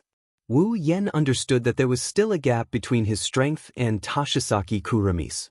After all, he was only comparable to someone at the beginning of rank 8. Tokisaki Kurumi, on the other hand, was level 75 and had a powerful angel-like Zafkiel. If things continued like this, he would only end up as fertilizer. A trace of ruthlessness flashed in Wu Yan's golden pupils. Instead of retreating, he charged forward. Electricity surged from his body. He stretched out his hand and pressed it on Tokisaki Kurumi's forehead. All the electricity in his body was transferred to Tokisaki Kurumi's body in an instant. Tokisaki Kurumi didn't expect that her prey would choose to counterattack instead of running away. When the chaotic electricity hit Tokisaki Kurumi's delicate body, she couldn't help but cry out in pain. After a while, her fair and smooth skin was charred black all over. Wisps of smoke rose from her body as if she was just cooked meat. A faint smell of stew wafted from her body. The reincarnations of Tokisaki Kurumi in the past finally reacted. They raised their guns and fired wildly at Wu Yen. Bullet after bullet entered Wu Yan's body. In a short moment, Wu Yan's body was filled with black holes. Blood flowed out from the holes and stained Wu Yen red. Ha! Wu Yen gritted his teeth. He endured the pain coming from every part of his body. He yelled and he sent Tokisaki Kurumi flying with a kick. The consequence of this was naturally a new round of frenzied shooting. Bang, bang, bang, bang, bang. The continuous gunshots were accompanied by blood that floated into the air. The random gunshots echoed in the empty alley. When the gunshots stopped, the bloodied Wu Yen was already half kneeling on the ground. The intense pain constantly invaded Wu Yan's mind, causing the ruthlessness in Wu Yan's eyes to become more and more intense. It even turned into madness. Wu Yen ignored the injuries on his body and raised his fist. Lightning flashed from Wu Yan's body again. The violent electric current rushed to Wu Yan's fist, causing it to shine. Then Wu Yen punched the ground fiercely. Boom! After a loud bang, the ground collapsed with the fist as the center. The ground in the empty alley collapsed into pieces of broken stone slabs. The surrounding ground turned into a huge pit. The reincarnations of Tokisaki Kurumi in Wu Yan's timeline were all caught off guard and fell into the pit. At this time, Wu Yen flew into the air. Above Wu Yen, a crimson spatial ripple expanded as Wu Yen soared into the sky. Along with it, the hilt of Nyedan Shana emerged. Wu Yen flew to the crimson spatial ripple and grabbed it, pulling it out with force. Burn it all up. A low voice came from the figure in the air. At the same time, the flames of the red lotus fell from the sky like lightning and crashed into the deep pit. Boom! In an instant, the red lotus fire burned fiercely in the deep pit, turning everything on the ground into a sea of fire. In the sea of fire, faint groans could be heard and screams could be heard. Faintly in the sea of fire, a thin figure could be seen slowly turning into nothingness. Huff, huff. Looking at the sea of fire below, Wu Yen panted violently. His blood dripped into the sea of fire, causing a sizzling sound. But if one looked closely, one would notice that the holes on Wu Yan's body were slowly recovering until there was no trace of injury left. At this time, a somewhat intermittent voice drifted into Wu Yan's ears. "Looks like I've underestimated you, little brother." Hearing this voice, Wu Yan closed his eyes for a moment before turning his head to look. At the source of the voice, Tokisaki Kurumi's charred body crawled up from the ground. Her red right eye stared straight at Wu Yan. She didn't seem to have any reaction to the destruction of her past body. Instead, she seemed excited. Under Tokisaki Kurumi's excited gaze, Wu Yan couldn't help but feel his scalp tingle. He cursed in his heart, and his hand that was holding the Yamano no Shana turned blue. Wu Yan knew Tokisaki Kurumi wouldn't be easy to deal with. But, now that he's facing her, Wu Yan knew that she's not just a tough nut to crack, she's a tough nut to crack. Bullet of 4, Dalit. Tokisaki Kurumi used the bullet of 4 again on his head. The charred body of Tokisaki Kurumi disappeared at a speed visible to the naked eye and returned to its original state. Seeing this, Wu Yan couldn't help but smile bitterly. "Who's the one with the immortal body? I'm tired of this game." Tokisaki Kurumi's face showed some impatience. The shadow under her body expanded and pale red glowing arms started waving wildly around her body. "Hey, little brother, are you happy to be dragged into the city of time eclipse? Are you happy?" Tokisaki Kurumi laughed maniacally. Her sweet voice sounded like it was filled with ice, chilling the hearts of those who heard it. Sighing deeply, Wu Yan could only praise his own luck. He was assassinated when he went out to buy something, killed a rat and then met a sickly girl. He raised the Yamano no Shana and faced Tokisaki Kurumi. Red lotus flames burned on the blade and lightning flickered on his body. Crimson spatial ripples appeared behind him. At this moment, Wu Yan is going all out. Even if Tokisaki Kurumi is much stronger than him after using the Zafkiel, Wu Yan still wants to let her know that she can't bully others just because she's a cute girl. Era, so scary. Tokisaki Kurumi looked straight at Wu Yan's face. She held her cheeks with her hands and blushed. "Little brother, you're so strong yet you're bullying a weak girl like me." Wu Yan's lips couldn't help but twitch. He wanted to teach Tokisaki Kurumi a lesson. If she's a weak woman, then what's a man like me who risked my life to leave a mark on her body? What's the big deal? Let us get along well, get along well. Tokisaki Kurumi crossed his arms and raised a long gun and a short gun. The clock in his left eye spun crazily and the Zafkiel behind him slowly lit up. On the edge of the Zafkiel, the phantom-like wheels and gears on the huge clock spun as well. A black and red aura swirled in the air. Wu Yan's heart tightened. His golden eyes were filled with vigilance. The lightning on his body and the flames on the Yamano no Shana also surged up. The atmosphere in the alley reached a critical point again. So much so that the two of them didn't notice that a bright light was shining above their heads. Chapter 436. In the empty alley, the solemn atmosphere seemed to be about to materialize, reverberating in this space. Under this atmosphere, the two people facing each other had different expressions. One face was filled with seriousness and vigilance, while the other was filled with excitement and fanaticism. Just as Wu Yan and Tokisaki Kurumi were about to start their second round of battle, a beam of light suddenly appeared in the sky. It descended towards the empty alley at a speed no slower than either of them. Before the two of them could react, the beam of light had already appeared above the empty alley. When the two of them felt that something was wrong, they quickly raised their heads. Only then did they see the scene above them. They saw an extremely resplendent beam of light descending at lightning speed. In the next moment, the beam of light landed on Wu Yan, who had just raised his head and enveloped him. "What's going on?" Wu Yan was shocked. He waved his Nyedan Shana in an attempt to cut off the beam of light that enveloped him. However, the Nyedan Shana seemed to have cut through the air and did nothing. Wu Yan furrowed his brows. When he felt that the beam of light had no effect on him, Wu Yen let out a sigh of relief. On the ground, Tokisaki Kurumi looked at the beam of light that enveloped Wu Yen. He seemed to have thought of something and his expression changed. He subconsciously reached out his hand and shouted, "Wait!" However, just as Tokisaki Kurumi's voice rang out, the beam of light suddenly lit up. The resplendent light illuminated the entire dark alley like it was daytime. The dazzling light caused Tokisaki Kurumi to raise his hands to block in front of him. One of his red and one of his gold eyes involuntarily closed. Within the resplendent light, the beam of light shook and retracted at a speed several times faster than when it came. It returned to where it came from and disappeared in the blink of an eye. However, the same thing happened to Wu Yen, who was enveloped by the beam of light. When Tokisaki Kurumi recovered from the dazzling light and opened his eyes, both the beam of light and Wu Yen had disappeared. All that was left was the ruins and the 5 members of the AST sniper team who were knocked down by the shockwave. Tokisaki Kurumi's expression turned gloomy. It was obvious that someone had taken away Wu Yen. Clutching her forehead, Tokisaki Kurumi chuckled softly.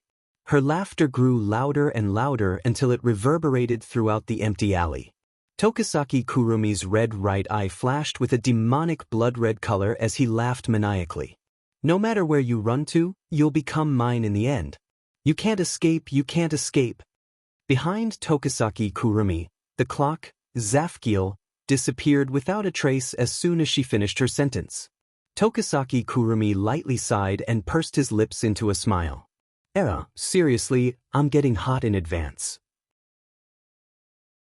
However, the good stuff should be saved for last. "So it's you again?" At this time, an indifferent voice was heard from behind Tokisaki Kurumi. Hearing this voice, a faint smile appeared on Tokisaki Kurumi's face. She seemed to recognize the owner of this voice. She turned her head and looked towards the source of the voice. A petite girl of about 14 years old with dark blue hair tied in a ponytail and a mole under her left eye stood not far from Tokisaki Kurumi. Her brown eyes scanned the empty alley. When she saw the 5 corpses on the ground, she wasn't surprised at all. Instead, she frowned when she saw the mess on the ground. Her emotionless eyes stared at Tokisaki Kurumi. There was an unconcealable numbness in her eyes.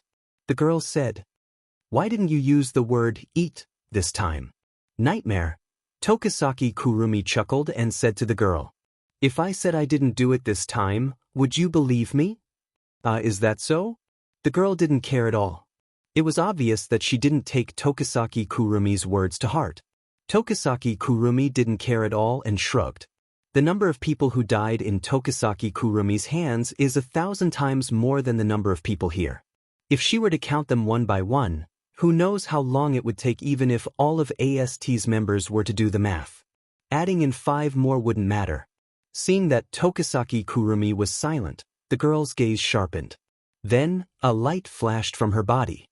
After the light dimmed, a light armor similar to AST's appeared on her body. But it was of a different color. The girl pulled out a lightsaber from her back and pointed it at Tokisaki Kurumi. "Then please die again," the girl said in a numb tone.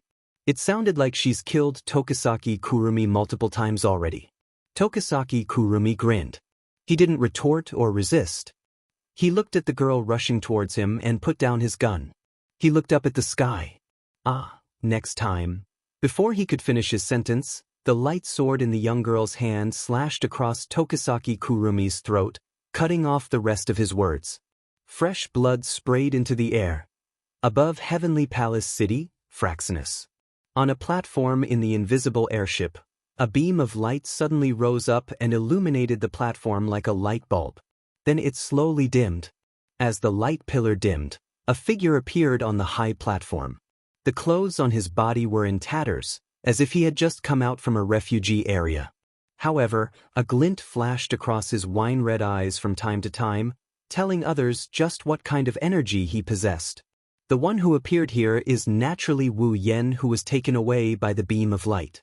His wine-red eyes scanned the scene. When the familiar scene imprinted itself into Wu Yan's eyes, Wu Yen felt relieved. He also roughly guessed why he appeared here. "Welcome back." In front of the platform, Rain Murasame, who always has dark circles under her eyes, stared blankly at Wu Yen. Her tired voice sounded like she didn't sleep at all. Wu Yen felt powerless when he heard it. Where's Coterie? Jumping down from the platform, Wu Yen looked at Rain Murasame. It should be Coterie's idea to send me back through the teleportation device. Rain Murasame nodded and walked outside. Let's go, the commander is waiting for you in the command room. Wu Yen scratched his face and followed Rain Murasame to the command room. In the command room, all the members of Ratatosker looked up at the big screen in front of them. Their eyes were filled with seriousness, fear, hesitation, and uncertainty. They all fell silent, causing the command room to become silent.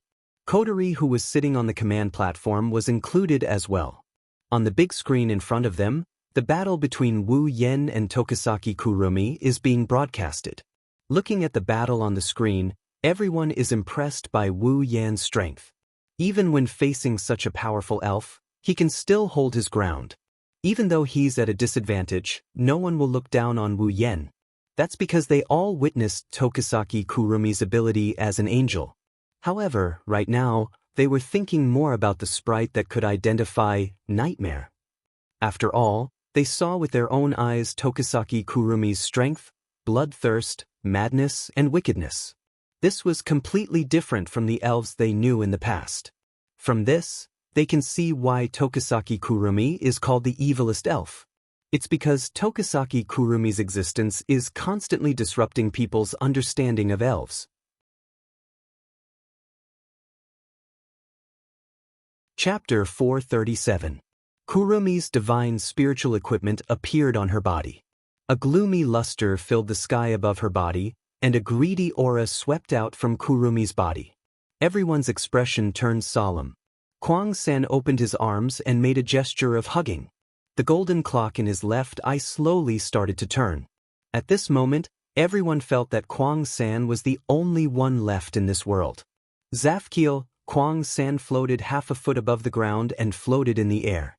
His hand reached towards the sky as if he wanted to grab something. He shouted in a loud and clear voice. His voice reverberated throughout the open space and entered everyone's ears. On the ground, Kotori, Toka, and Yoshino's expression changed. As elves, they knew what Kurumi's action meant. If an elf without an angel had a combat power of 1, then an elf with an angel would have a combat power of 100. Of course, the 100 here didn't mean that the combat power increased by 100 times, it meant that the danger level increased by 100 times. Under everyone's attentive gazes, a black lightning bolt descended from the sky and landed on Kwang-san's back. When the black lightning disappeared, a huge clock with an illusory wheel appeared behind Kwang-san's back. Accompanying it was an ancient handgun and rifle. He. Kwang-san grinned and let out a burst of laughter that made everyone's hair stand on end. She raised her 2 guns and drew 2 arcs in front of her. Then, like the hour and minute hands of the huge clock behind her, she pointed at the numbers on the huge clock. Aleph, when the handgun pointed at the number 1 on the huge clock, a black and red stream of air immediately floated up and flowed into the handgun in Kwang-san's hand. At the same time, the golden clock in Kwang-san's left eye sped up. On the opposite side, Yeyuechenyu, who was standing at the back, gritted his teeth. Although the sniper rifle in his hand was aimed at Kwang-san, he didn't dare to pull the trigger because he knew that if he didn't succeed, with the ability of the other party, he would definitely be killed in an instant. Therefore, this shot was very important. Yeyuechenyu knew that in terms of combat power, he might be stronger than ordinary people, but compared to Shina, the gap was not small. After all, Shina not only underwent body modification, but also had the latest equipment. In this battle, Shina was the main force. Therefore, what Yeyuechenyu could do was to be like a real sniper, waiting for the rabbit to hit the tree stump. When the rabbit hit the tree stump, he would fire a fatal shot. Yeyuechenyu didn't shoot, but that didn't mean that Kurumi's pistols were weak. Bang! The sound of the gunshot echoed. Before anyone could react, Kurumi had already fired the Aleph into his head. With the sound of the gunshot, Kurumi instantly disappeared from Shina and Yeyuechenyu's sight. Their pupils shrank at the same time, and their hearts were slightly shocked. In the blink of an eye, Kurumi appeared beside Shina with a smirk on his face. "Be careful!" Toka and Yoshino exclaimed, but it was too late. Kurumi's rifle was already aimed at Shina's body. The next moment, the sound of the trigger being pulled, the sound of the bullet being fired, and the sound of the bullet hitting the body, it didn't take long before it was heard. Obviously, it was a bullet, but Shina felt like he was hit by a heavy hammer, and he was directly blown away. However, most of Kurumi's attack was weakened by Shina's advanced equipment.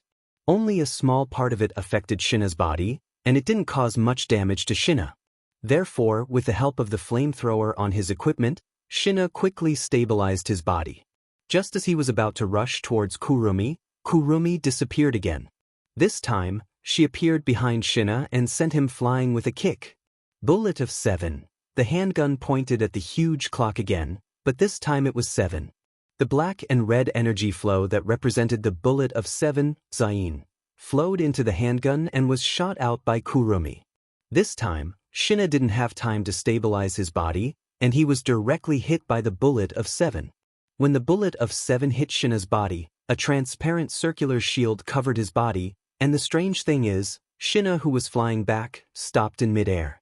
With such a result, Kwang-san naturally aimed the guns in her hands at him. "Shina!" On the ground, Toka screamed in horror. Yoshino couldn't bear to watch anymore, and he tightly closed his eyes. Only Kotori calmly looked at the scene in midair. Bang! The sound of the gunshot rang out under everyone's different expressions.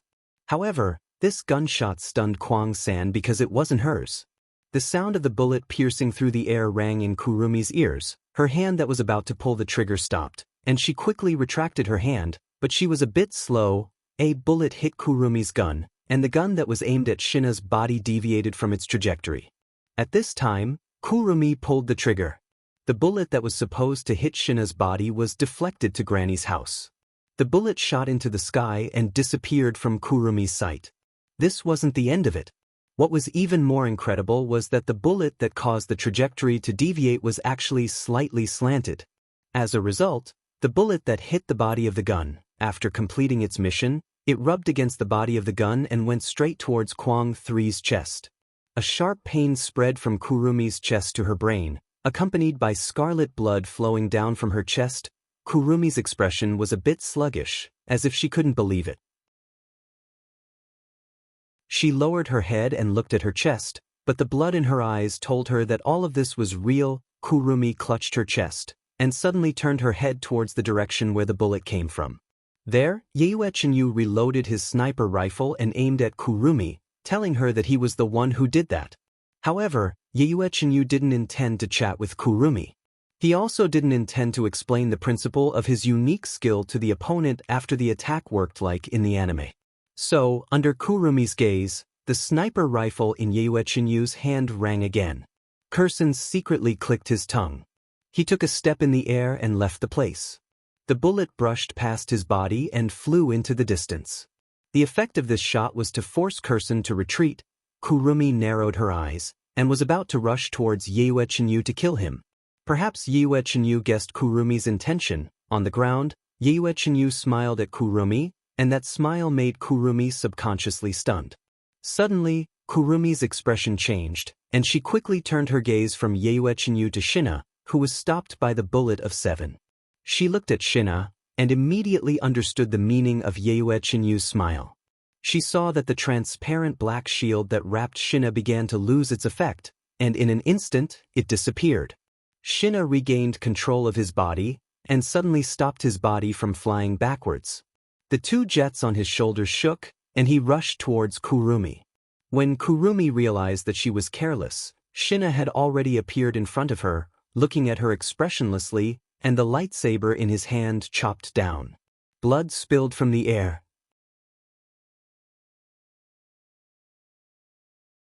Chapter 438.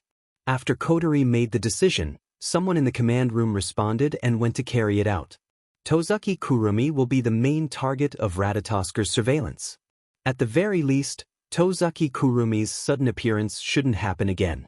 After Kotori finished speaking, The command room fell into silence once more. Only the symphony of battle and Kurumi's maniacal laughter could be heard on the big screen. After some time, Wu Yen suddenly recalled the assassination attempt by AST's higher-ups. Wu Yen turned to Kotori. "Oh right, Kotori, before I met Tozuki Kurumi, I was assassinated by AST's people." Kotori's eyes widened. Wu Yan's casual but frightening words almost made her swallow the candy bar in her mouth. She choked and coughed. Cough, cough. "Why didn't you tell me about such an important matter until now?" Kotori covered her throat and coughed while glaring at Wu Yen. She was so angry that the ribbon on her head shook. Wu Yen chuckled awkwardly when he heard Kotori. "I say, Ratatosker clearly broadcasted my battle with Kurumi on the big screen, so how could they not know that I was assassinated by AST?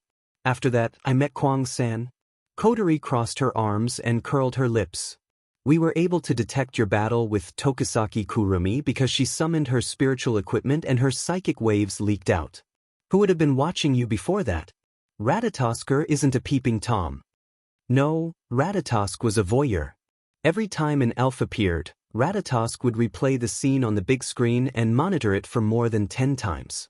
Wu Yen inwardly retorted. Subconsciously, he released a sigh of relief. This is good, at least Kotori doesn't know that he killed everyone in AST. Otherwise, even if Kotori doesn't blame him in her commander mode, she would at least feel bad about it. Moreover, the kind sister mode would probably be afraid of him. Who knows? Kotori glanced at Wu Yen and said to Wu Yen, "What's going on? Why would AST assassinate you? I haven't received any reports of AST's movements." Wu Yen didn't try to hide anything. "The AST assassins that came to assassinate me weren't part of Kyuchi Origami's frontline unit. They were part of a sniper unit. They seemed to be under the direct command of the higher-ups of AST." Direct command of AST's higher-ups. Kotori narrowed her eyes and sneered. "Ah, it's those guys' troops. No wonder I couldn't get any news. The direct subordinates of the AST higher-ups usually don't appear in the eyes of others. They only hide in the dark and secretly do things that others look down on. If it's them, then it's not strange at all." Wu Yen could hear the disdain and disgust in Kotori's words. It seems like Kotori doesn't have a good impression of AST's higher-ups who only know how to talk. Kotori asked Wu Yen. "Then why did they attack you?" Wu Yen frowned and looked at Kotori in confusion. "Wasn't the reason why you attacked me because I was mistaken for an elf when I arrived with the spacequake earlier? After all, I only explained to you guys that I'm not an elf. But you don't have psychic waves?" Kotori froze as if she thought of something. It's not just Kotori, Kamizuki Kyuhei and Murasame Rain also had a strange feeling.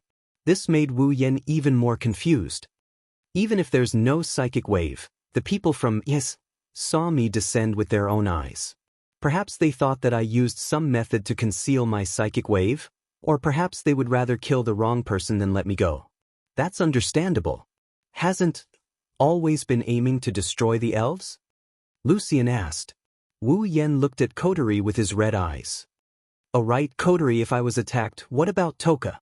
She shouldn't have been attacked, right? I tried to get information from the sniper squad leader, but he didn't know anything about Toka. Isn't that a little too unrealistic?" Wu Yen isn't sure if it's just his imagination, but he felt like Kotori's expression is getting stiffer and stiffer. She even started shivering as if she knew something. Wu Yen rubbed his chin and stared at Kotori. "Kotori, could it be that you know what's going on?" Kotori chuckled, but there's a hint of guilt in her laughter. Wu Yen narrowed his eyes. Wu Yan's intuition tells him that the reason he's being treated differently than Toka is because of this commander. Kotori's expression turned unnatural under Wu Yan's intense gaze. She finally said, Toka is under Ratatosker's political protection because she's an elf. As long as she doesn't have psychic waves, AST won't pay attention to her. Political protection? That's right. Kotori went all out. It's similar to America's Witness Protection Program. Oh! Wu Yen rubbed his chin and grinned at Kotori. In other words, Toka is under Ratatosker's political protection, so she doesn't attract attention, but I'm not. That's why I was attacked. Is that what you're trying to say? Kotori gulped. She's speechless. Looks like she's admitting to it. Wu Yan flipped over 1,000 tables in his heart. He couldn't stay calm as he shouted. Why is there a difference in treatment? Don't tell me they don't care about me? You're so long-winded. Coterie retorted. Ratatasker's political protection is only for elves. You're not an elf, so what? Coterie fidgeted for a bit and whispered. So I forgot? After a while, Wu Yan slapped himself on the head and sighed at the sky. He wanted to cry, but no tears came out. I'm being targeted because this cute girl forgot.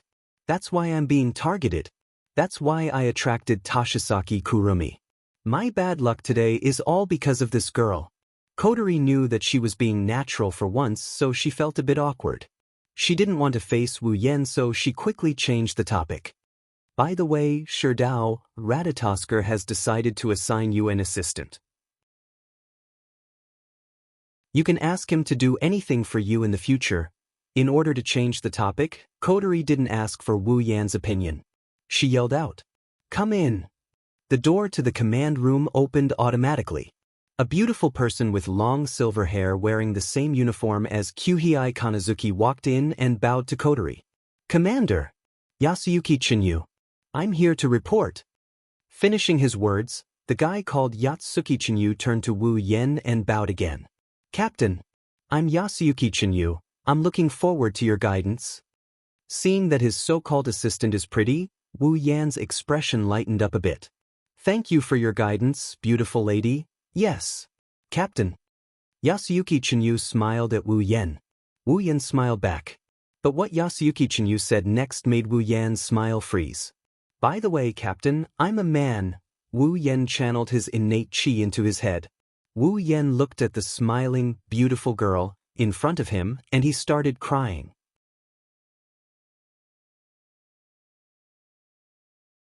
Chapter 439. Captain, this is a communicator. Yeyue Chinyu handed Wu Yan an item similar to a Bluetooth headset. "If there's anything you need, you can use this to contact me directly." Wu Yan nodded nonchalantly. He put away the Bluetooth headset, which is also the communicator. Then he looked at Yatsuki Chinyu and sighed. Wu Yan patted Yeyue Chinyu's shoulder and said seriously, "Yeyue, I never believed that there would be a man who looks like a girl and is very beautiful. But after seeing you, I believe it." Yeyue Chinyu's lips curled up. He didn't seem to care about Wu Yan's words. Instead, he seemed to be very happy. He said shyly, "Captain, you can call me Chinyu." Wu Yan raised an eyebrow. Looking at Yatsuki Chinyu, who seems to be in a state of shyness, Wu Yan clenched his fists. His heart is struggling to hold it in. Because if he didn't, Wu Yan was afraid that he wouldn't be able to control himself and beat up this guy who had a beautiful face but was actually a pure man. After taking a few breaths, Wu Yan forced a smile and said, "Then I'll go home first. If there's an emergency, remember to inform me." Yatsuki Chinyu got serious when it came to business. He saluted Wu Yan and said in a loud and resonant voice, "Sir, Captain, is there really no problem?" Casting a suspicious glance at Yatsuki Chinyu, Wu Yan could only keep his thoughts to the back of his mind. He waved his hand at his assistant and stepped on the teleportation device in front of him before disappearing. Heavenly Palace City, Wu He's house. Wu Yan took out the ingredients and clothes that he put in the gate of Babylon and pushed open the door of Wu He's house and walked in. Of course, Wu Yan wasn't used to shouting, "I'm back." The people of the Celestial Empire didn't like that. Wu Yan walked into the living room and threw everything on the table. He shrugged and was about to go back to his room when he saw a scene from the corner of his eye. He slowly turned his head and looked at the table not far away. Wu Yan saw a beautiful girl with dark purple hair.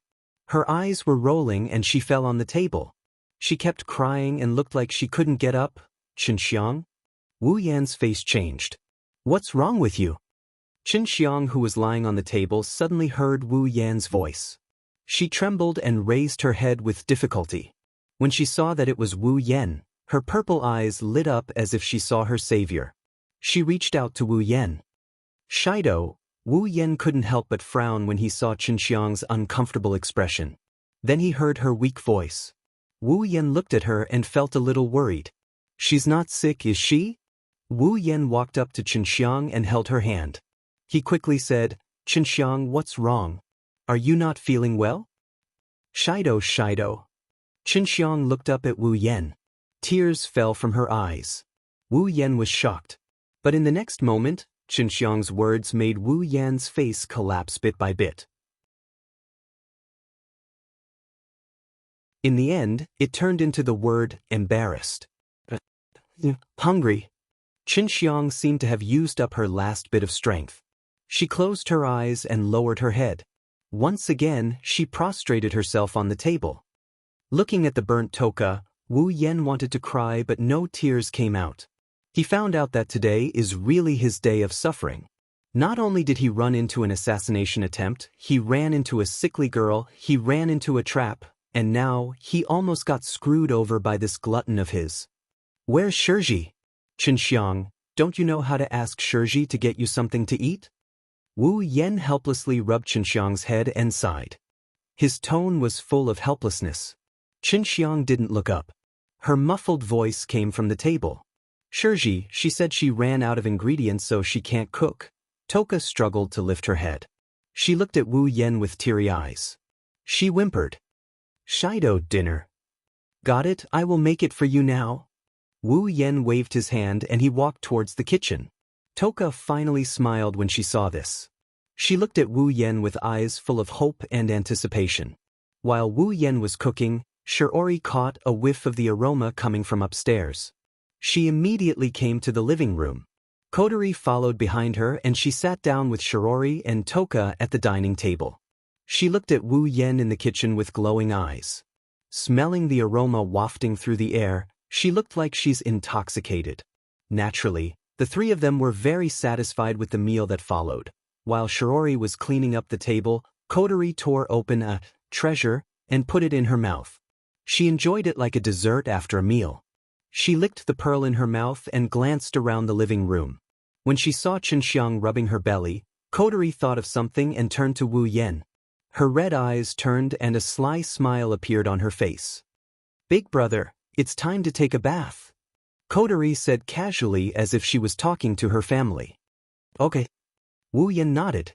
He stood up from the table and looked at Xianxia. "Sure, Xiang, I've bought your clothes for you. They're on the sofa over there.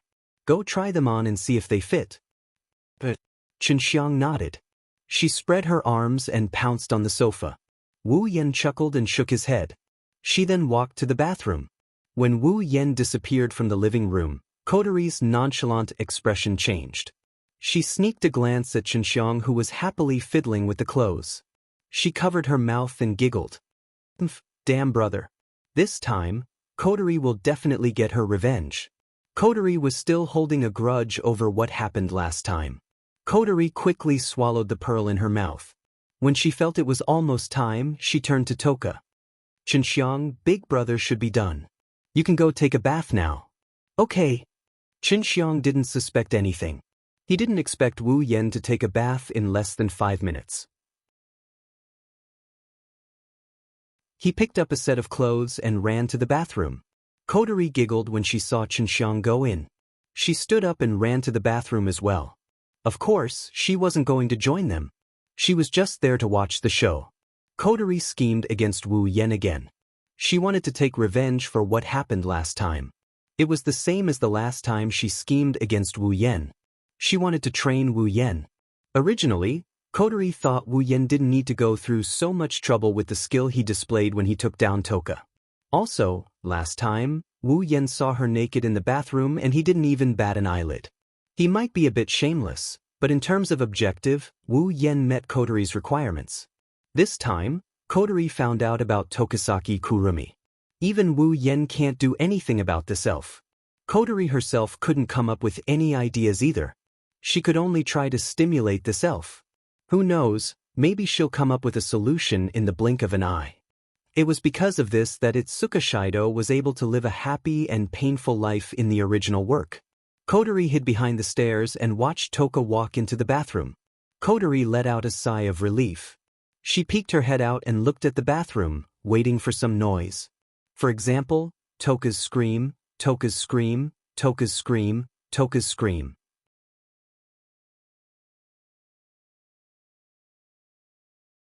Chapter 440. 10 seconds later. 30 seconds later. 1 minute later.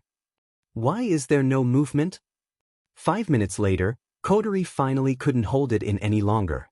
She covered her head with her hands and shook her head with all her might. Her 2 red ponytails swayed in the air, and her white satin ribbons also swayed. She was unable to accept what was happening. Does Toka not mind Oniai-chan's presence? Did they take a shower together? With that thought in mind, a scene appeared in Kotori's mind. Shido. Toka was wrapped in a towel, her face was flushed. She rubbed her hands together and said shyly, "Let's take a shower together." Toka. Wu Yan looked at Toka in a daze. He got up from the tub and walked up to her. He looked into her purple eyes. Shido. Toka.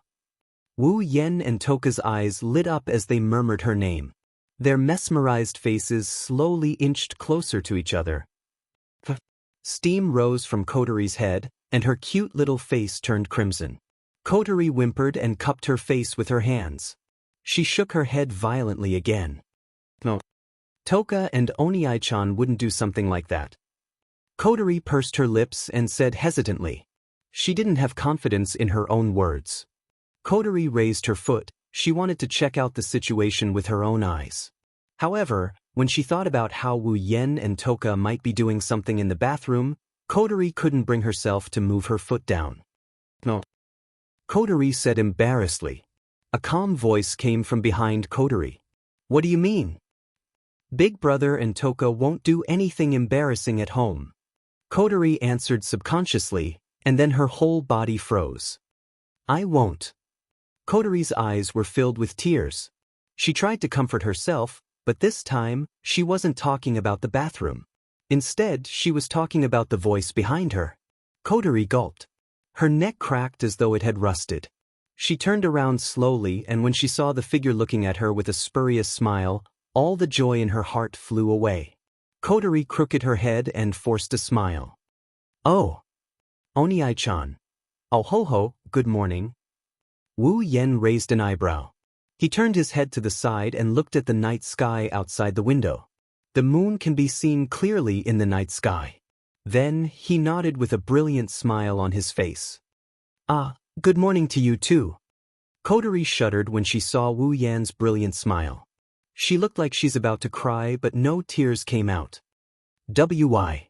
Why am I here and not in the bathroom? Wu Yan narrowed his eyes and he pressed down on Kotori's head. He chuckled. Haven't you heard that the same move is useless against a Saint Seiya? No, I mean against me, your brother? Plus. Wu Yan rubbed his chin and he chuckled as he reminisced. What's more, you failed the first time you used the same move. Kotori shuddered when she saw the smile on Wu Yan's face. She didn't forget the price she had to pay when she fell at the hands of her older brother. Kotori whimpered and said meekly, Be big brother, I know I was wrong. Wu Yan's face turned cold when he heard that. You know you were wrong? I remember that you said the same thing the last time. Do you think I'll believe you? Gulp. Kotori gulped and forced a smile. Brother, you'll forgive Kotori, right? Kotori is your cute little sister. Yeah, my cute little sister.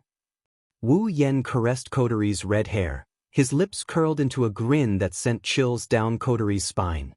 So, my cute little sister, how do you want me to punish you in order to forgive you? Punish. Punishment, punishment, punishment, punishment. Kotori's face paled.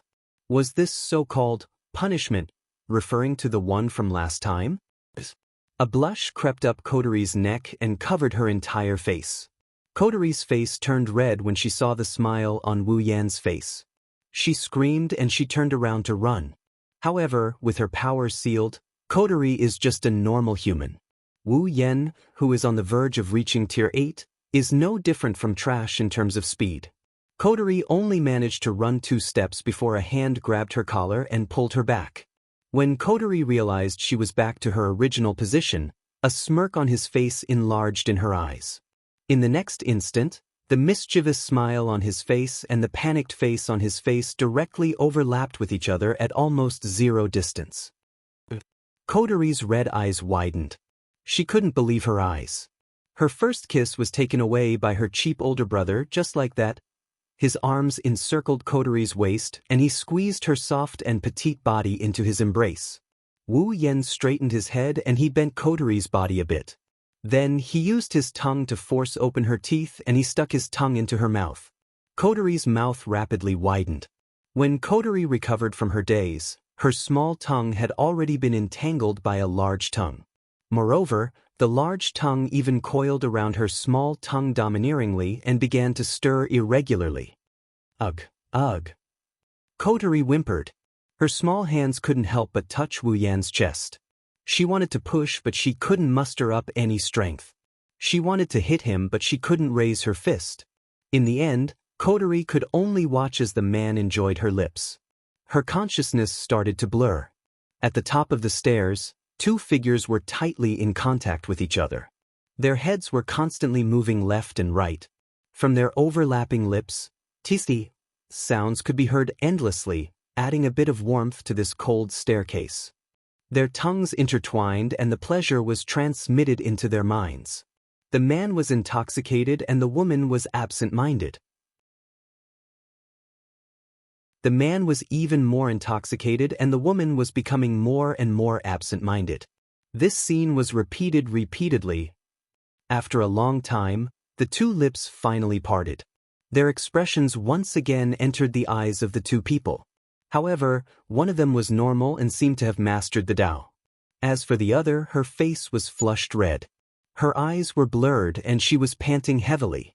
She was unable to control herself. Kotori clutched Wu Yan's clothes tightly as she slumped into Wu Yan's embrace. The white ribbons on her head swayed as if she's shy. Kotori gasped for air as she looked at Wu Yan with her misty eyes. She mumbled something while gasping for air. Oni-chan.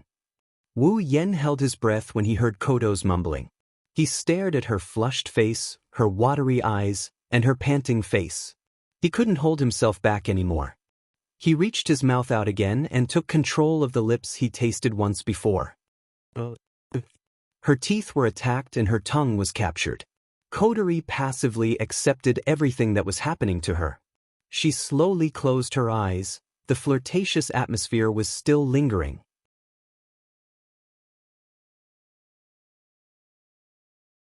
Chapter 441. The next morning, the sky once again turned gray. The originally good weather was completely covered by the dark clouds that covered the entire sky. The earth also seemed to have dimmed a little, and the vitality also dissipated a little. Everything became a little listless. Looking up, people can only see the dark clouds rolling in the sky. The birds also seemed to be frightened by something and flew away. Everything looks so listless, only experienced people know that it's about to rain. On a street in Heavenly Palace City, Wu Yan, Kotori, Toka, and Shirori are walking towards the school. At this time, Toka is beside Wu Yan, happily eating a piece of bread in her hand. Wu Yan is lazily yawning. He looks like he didn't sleep enough. Kotori walked in front of everyone. She didn't even look back. Her usual cheerful expression is gone, replaced by a blush from time to time. Ever since they left the house, the four of them have been walking in the same manner. Shirori has been staring at Kotori ever since she left the house. Her eyes flashed with a thoughtful light. When they were about to go their separate ways, Shirori turned her head and whispered into Wu Yan's ear, "Shido, don't you think Kotori is a bit strange today?" "Is that so?" Wu Yan blinked his eyes that are already tearing up from yawning as he replied nonchalantly. Shirori didn't mind. She knew that Shido was always like this.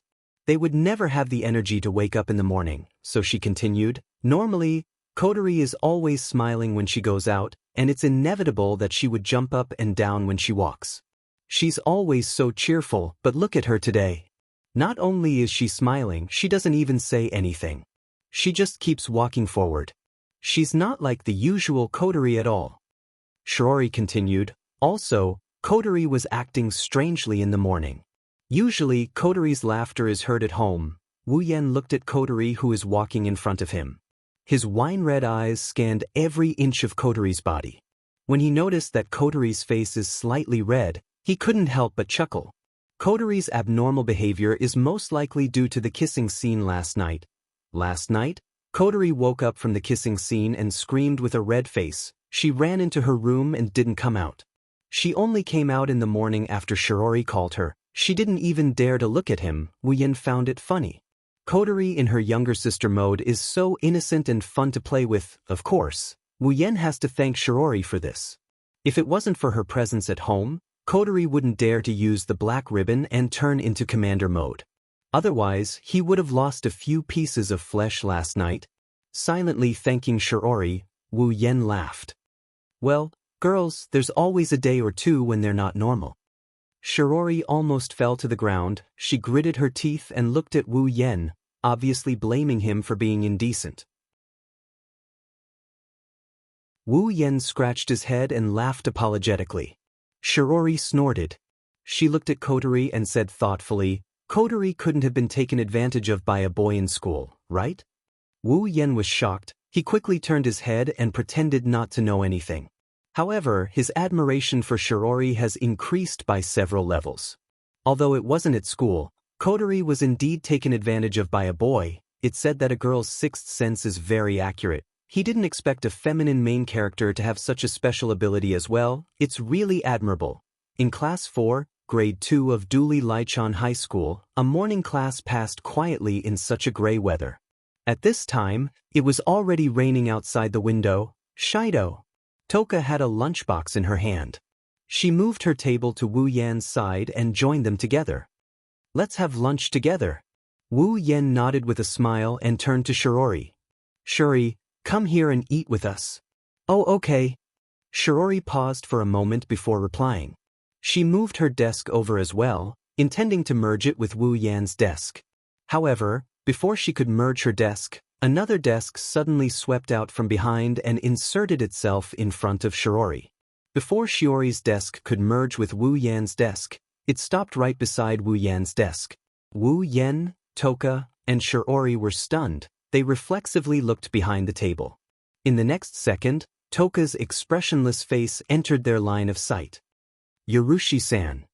Shiori looked at Yorushi-san in surprise. She didn't know what to do. Toka was also shocked. She frowned and said, "What are you doing?"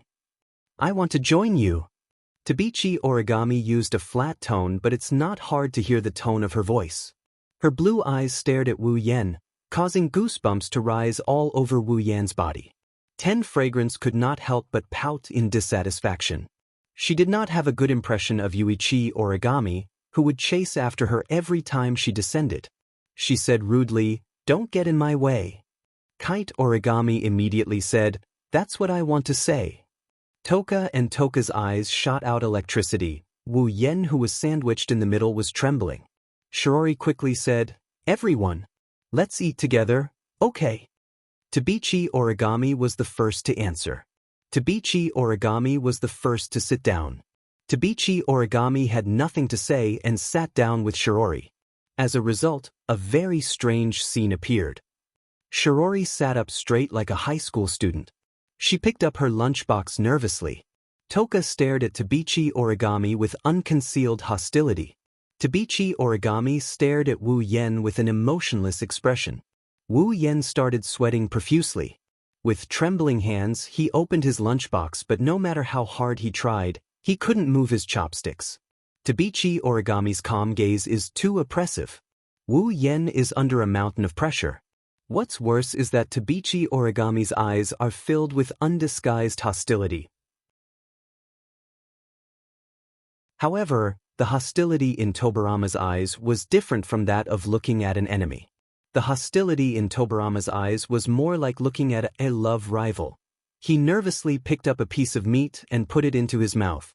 Wu Yan couldn't stand Toichi Origami's gaze, so he put the lunchbox to his mouth and buried his head in it. He started eating without caring about anything else. Toka was finally satisfied. She turned around and opened her lunchbox. She looked at Shiori, who was busy eating.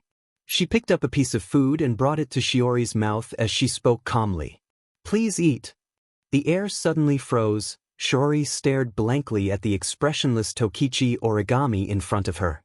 She then stared blankly at the chopsticks in front of her. She couldn't help but swallow her saliva.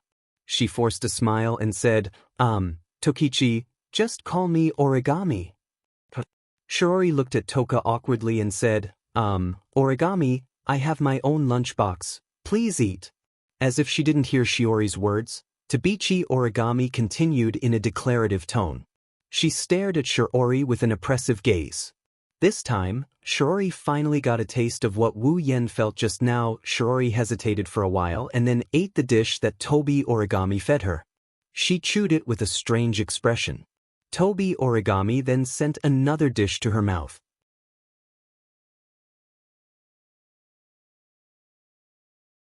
Chapter 442. Looking at Shiori sullenly accepting Tabichi Origami's feeding, Wu Yen didn't feel happy at all.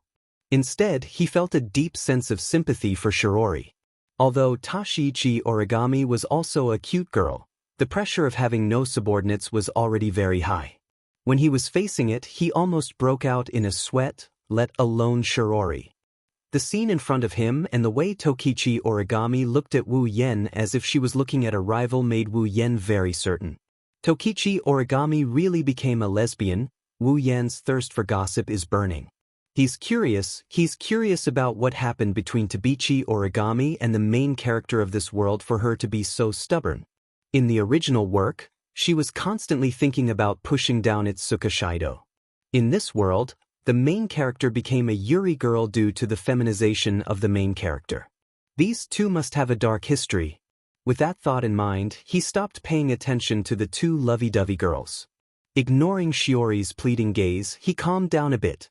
Shido, that guy is really strange. Tokichi Origami said to Shido while eating her lunch. Even Shiori became a bit strange. Let's not worry about it. Shiori isn't in any danger anyway. Wien said. Inside, he's grumbling. For Shiori, this is probably the biggest crisis she's going to face. Her sexual orientation was changed at this moment. The warning signs of a spacequake have been detected in this area. Please go to a nearby shelter as soon as possible. This is not a training, this is a real warning. Please go to a nearby shelter as soon as possible. Please go to a nearby shelter as soon as possible. I repeat, the warning signs of a spacequake have been detected in this area. The shrill warning sound from outside the window made everyone in the classroom, except for Tokichi Origami, stop what they were doing and look outside the window. That included Wu Yen and Tokichi Origami. Spacequake warning. Shiori was shocked and stood up from her seat. Keeping the chopsticks in her hand, Tabichi Origami walked out of the classroom without saying a word. She didn't even say a word to the others and disappeared from the classroom door. This made Shiori unhappy. What? Student Uni, no matter when, why is her behavior always so strange? Last time, she didn't pay attention to anyone, and this time, it's the same. To think that I thought that she really wanted to be with us? No, not with... It's with the... Ah, that's right. Wien stood up from his seat and looked at Tokichi, who was still calmly eating. He helplessly pulled her up. Shiori, take Tokichi Origami to a shelter. Shelter? Tokichi Origami's head tilted in confusion. She didn't seem to understand why. Shiori heard Wu Yan's words. Shido, what about you? I have something important to do. Wu Yen patted Shiori's shoulder and said to Tokichi Origami, Tokichi Origami, be a good girl and don't run around. You have to go with Shiori, okay? Hey. Tokichi Origami said unwillingly. I want to go with you, Shido. Wu Yen bitterly smiled. It's not that he didn't want to take Tokichi Origami with him. After all, Tokichi Origami was not the original Tokichi Origami who was unstable after her power was sealed. In this world, Tokichi Origami was wearing the sealing ring. As long as Wu Yen wanted to, Tokichi Origami could release 100% of her power at any time. If he didn't want to, he could also seal her power back in an instant. Compared to the unreliable original where he had to worry about losing control of his power, Tokichi Origami's seal was different. In this world, bringing Tokichi Origami with him is equivalent to bringing a powerful ally. However, in the original work, Tokichi Origami had seen the protagonist interact with the descending elf and developed a great deal of jealousy. Although the main reason was because the protagonist accidentally kissed the elf and Tokichi Origami saw it, Wu Yen didn't want such a scene to happen to him. In order to prevent any accidents, it's better not to bring Tokichi Origami with him this time. Tokichi Origami, have you forgotten? Wu Yen smiled at Tokichi Origami and said confidently, I am very strong. 10 Fragrance was startled. Only then did she remember that the man in front of her had blocked her attack the first time she met him. Even if that attack was done casually by her, an ordinary human would definitely not be able to block it. At that moment, 10 Incense could only mutter. I understand. Wu Yen nodded and looked at Shiori. Shiori, I'll leave Tokichi Origami in your care. Be careful, Shiori said. She didn't object to Wu Yan's actions anymore. Even so, it's still a little irrational for someone who doesn't know anything. She's also a little worried. Under the gaze of the two girls, Wu Yen ran out of the classroom and headed outside. No one noticed that after Wu Yen turned a corner, his body flashed with an illusory light. After the light flashed, Wu Yan's figure disappeared from the spot, above Heavenly Palace City, inside Fraxinus. The automatic door to the command room opened and Wu Yen ran in, attracting everyone's attention. After all, Wu Yen is the most important part of Ratatasker's strategy against the elves. On the command platform, Kotori, who is wearing a black ribbon, saw Wu Yan's arrival in her commander mode. However, unlike the others, Kotori's face is cold. She looked at Wu Yen with a dangerous glint in her red eyes. It's like she's looking at a bitter enemy. She can't wait to bite off a piece of flesh from this person. It was natural for her to react this way. Commander mode Kotori wasn't as soft as little sister mode Kotori. She hated Kirin for kissing her so much that her teeth were itching. Last time, he had seen her naked in the bathroom. This time, he had stolen her first kiss. What about the next time? Next time, wouldn't he push her onto the bed? Kotori had the urge to cut this hateful bastard into pieces for the sake of her chastity. However, the most helpless thing was that she was too easy to bully when she was in little sister mode. She was seen naked by this guy and even kissed by force. She actually developed a little bit of feelings for him. Could it be that this guy was really the god of strategy who specialized in attacking elves? Even a human with elven power like me can't avoid being conquered? Kotori sighed and inadvertently glanced at the sealing bracelet on her body. Perhaps everything was already decided the moment she put on the sealing bracelet. Who knows, maybe everything was already decided the moment she put it on. Wu Yen didn't know about Kotori's complicated thoughts. He ran into the command room and looked at the screen. He looked at the descending elf. Captain, you're here. Yuki Chinyu stood beside Wu Yen. As Wu Yan's assistant, he has to cooperate with Wu Yen. Wu Yen narrowed his eyes as he stared at the small green figure on the screen. This is the elf this time? Yes, Captain. Yuki Chinyu said. His name is Hermit. In terms of danger level, he's much weaker than Toka and Tokisaki Kurumi. Then, Yatsuki Chinyu retreated to Wu Yan's side and he asked. Captain, are you confident we can take down this elf? Well, Wu Yen chuckled. Just wait and see. Yes, Captain. Yuki Chinyu said respectfully. Do you need me to do anything?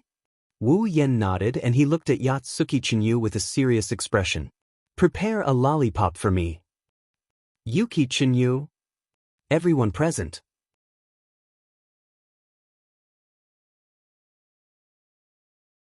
Chapter 443. On the big screen in the command room, a small figure with a height of about 144 centimeters wearing a green bunny ears and a hooded cloak was standing in the middle of a large crater. She was holding a doll in her hand. Her entire body was shrouded in green light. Under the sci-fi rendering on the big screen, she looked like a character from a painting. That's the elf who descended this time. Her identification name is Hermit. She's a little lowly. While the atmosphere in the command room was tense with Wu Yen, a red alarm flashed on the big screen. It startled the Ratatosker members on the left and right of the screen. Commander! ST has arrived. As soon as the voice fell, the people in the command room saw a large number of light spots flying from afar towards Hermit, who was standing in the middle of the crater. When their armor-like attire was imprinted in everyone's eyes, They raised their weapons at the same time. In the next moment, countless cannon fire blasted towards the small figure in the middle of the crater. Under the watchful eyes of every member of Ratatoskr, the little green figure flew out from the deep crater that was shrouded in smoke and artillery fire. It dashed out of the encirclement of AST, but what greeted it was an even fiercer barrage of artillery fire. For a moment, the entire sky was filled with the sound of cannon fire. The hermit was flying rapidly under the cover of the cannon fire. The sound of the hermit flying through the air to avoid the attacks also soared into the sky. Under the gray clouds, the light of the fire kept flashing. Looking at the small figure who was constantly struggling under the cannon fire without any resistance, Wu Yan's heart was filled with anger. An inexplicable murderous glint flashed across his wine-red eyes. The temperature of the scene suddenly dropped to freezing point. Everyone in the command room felt a chill run down their spines. At this moment, Wu Yan's favorable impression of AST dropped by dozens of points. Since the other party was an elf and they were only following orders, it was their duty. However, if they could indiscriminately attack a little girl like this, at least Wu Yan could not use such a rational reason to convince himself to understand AST. Sure Dao. Feeling the pressure coming from Wu Yan, Coterie hurriedly called out to him, telling him to calm down. Otherwise, the ordinary people in the command room would have to lie on the ground. Captain! Yatsuki Chinyu patted Wu Yan's shoulder. Wu Yan's aura is only a tiny bit, but Yatsuki Chinyu is just a normal person. It's no wonder Coterie assigned Yatsuki Chinyu as her assistant if he can remain calm under such a small amount of aura. He was the combat officer, and as the assistant of the combat officer, how could Yue Chinyu not have any combat ability? Wu Yan came back to his senses and noticed the heavy expressions on the faces of the people in the command room. He took a deep breath and slowly calmed down the anger in his heart. Coterie! Wu Yan turned to Coterie, and for the first time in the command room, his face was serious. Give the order for the next operation. That child, I must bring her back. Coterie smiled. Even if it was just a small smile, it was enough to let others feel how happy Coterie was at this time. As expected of my brother. Coterie suddenly stood up, and the aura of a superior spread from her petite body throughout the command room. There was no doubt that at this moment, Coterie's body was full of endless majesty. Everyone, prepare for the first level of the strategy. Everyone present was infected by the pressure and majesty displayed by this pair of siblings. Their blood was boiling, and there was a fire burning in their hearts. Everyone's face was flushed red, and they were eager to give it a try. The atmosphere in the command room was also raised to the highest point. Coterie turned to look at Yue Chinyu below the platform. Sure Dao, you are in charge of full support. Yes. Commander. Yue Chinyu ran out of the command room, and before that, when Coterie gave the first order, Wu Yan already ran out of the command room. Coterie looked at the excited people in the room, and she smiled with satisfaction, looked up at the big screen, hermit, and her eyes were burning with fire. Let's start the war between us. Heavenly Palace City, under a commercial building, two figures surfaced from a corner. They raised their heads and looked at the commercial building in front of them, after which they scanned their surroundings. Although the surroundings were very quiet and there was not even a single person in sight, the two of them knew that if they were not careful, this quiet place would be bombarded with countless cannon fire. Is that Loli in here? Without turning his head, Wu Yan rubbed his chin and asked Yatsuki Chinyu who is behind him. Ah. Yue Chinyu laughed, no longer paying attention to the word little Loli in Wu Yan's mouth. His face became serious. Fraxinus has sent word that Hermit has indeed entered the house. The AST around the house has also entered standby mode. They seem to think that it's not worth destroying the house just to deal with Hermit. After all, the reconstruction work is not only troublesome, but also expensive. Unexpected reality. Wu Yan commented, then reached out his hand. Did you bring what I asked for? Yes. Yue Chinyu said a bit unnaturally, took out a lollipop from his pocket and gently put it in Wu Yan's hand. There's a trace of helplessness on his face. Wu Yan weighed the lollipop in his hand, His wine-red eyes looked at Yue Chenyu with deep meaning. You're quite good at taking out lollipop. You must have done this a lot, right? Yue Chenyu almost hit his head on the wall. Captain, can you not make this kind of joke? Wu Yen clicked his tongue. I'm praising you as a necessary skill for the 21st century's youth. To be able to practice it to such a level, Yue, you have a bright future. Yue Chenyu could only make an ugly smile. He said helplessly, Captain, are you sure you want to use this lollipop to deal with an elf? Yue, this is where you don't get it. Wu Yen patted Yue Chenyu's shoulder and he continued in a serious tone. Any creature that is related to Loli, even if it's a fairy, Lolita's destructive power is limitless. Is that so? Yue Chenyu's face was full of doubt, but since his captain said so, Yue Chenyu had nothing to say. Then I wish you success, Captain. Well, just wait and see.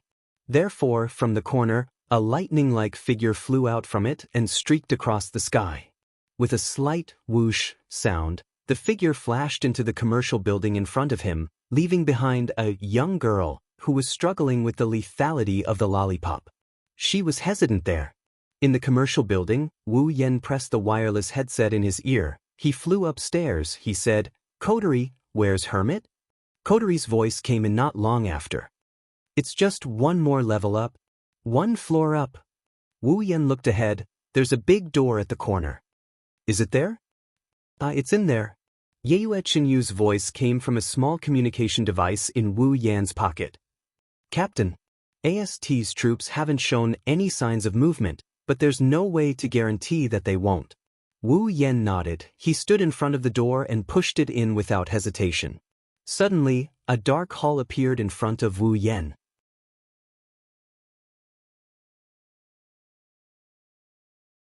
Chapter 444. In the quiet floor, the darkness completely isolated this area.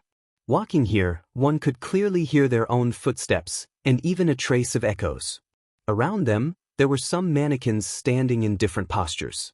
In the dark environment, these mannequins seemed to be shrouded in a layer of shadow and coldness, making the atmosphere in the entire space a little strange.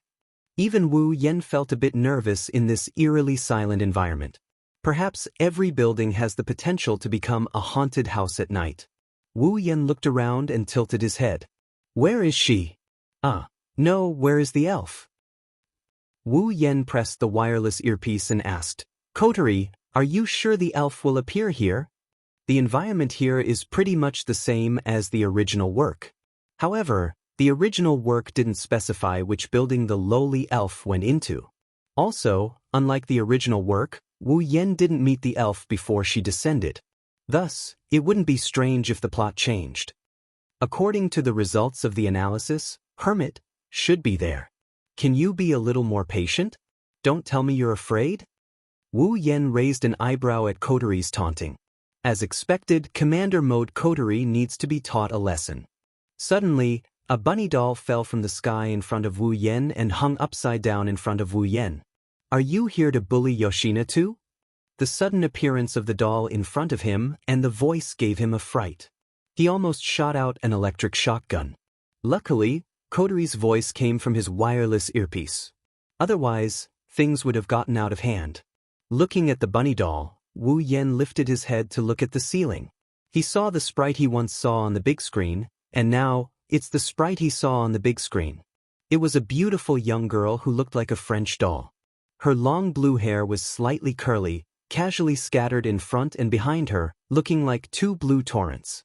A green cloak with rabbit ears covered her small body, all the way to her calves. She wore a pair of green boots on her feet, and behind her, there was also a tail-like accessory connected to a white fur ball. At this moment, the rabbit-eared hoodie was still on her head, covering her head under the hoodie. As long as she lowered her head slightly, she would be able to cover the area above her nose. Under the hoodie, a pair of large eyes were looking forward.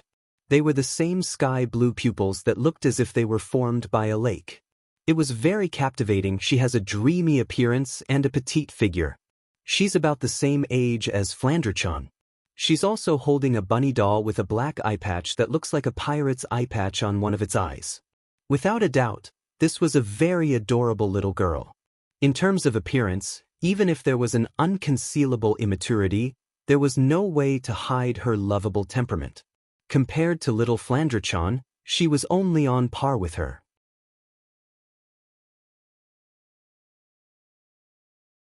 You can see how Wu Yan is feeling right now. Wu Yan turned to look at Xiao Karen and the bunny doll standing in front of him. He sighed and took a few steps forward. Can I talk to her for a bit? Wu Yan pointed at Yoshino while looking at Yoshino's plushie. Yoshino and Yoshino were startled at the same time. They were unable to react to what was going on. Could it be that the person in front of them knew about the matter between the two of us? Aha, Yoshino doesn't understand. What are you talking about? Yoshino said while dancing as if she's trying to hide something. It's like she really doesn't understand Wu Yan's words. However, there's a hint of unnaturalness in her tone. Wu Yan stared at Yoshino with his wine-red eyes and said with a smile, "Do you want this little sprite to hide behind your back for the rest of your life?" Wu Yan's words stunned Yoshino. She froze on the spot, unable to do anything. From the outside, she looks like a normal doll that can't move. Wu Yan continued in a gentle tone. You've been the one who's been communicating with the outside world on her behalf, right? As a friend who has been by her side day and night, you should know how important your existence is in her heart. Because without you, she can't do anything. At least, that's what she thinks. Don't you want her to change?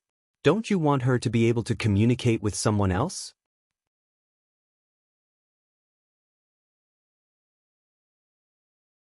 Chapter 445.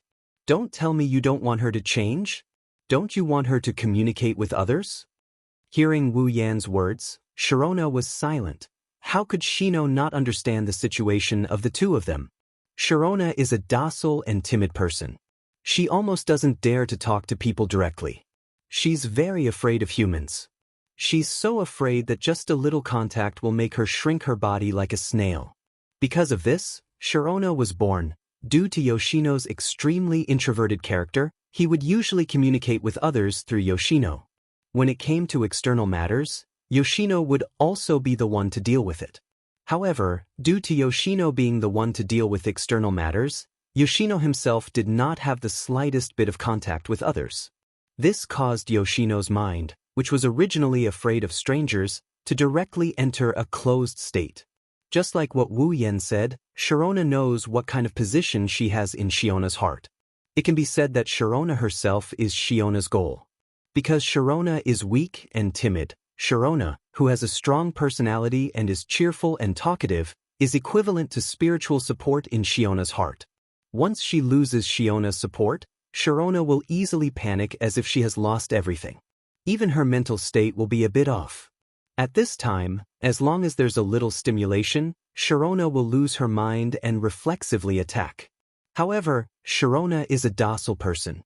In her heart, she actually hopes that she won't hurt anyone because Sharona is a person who hates pain and fear very much.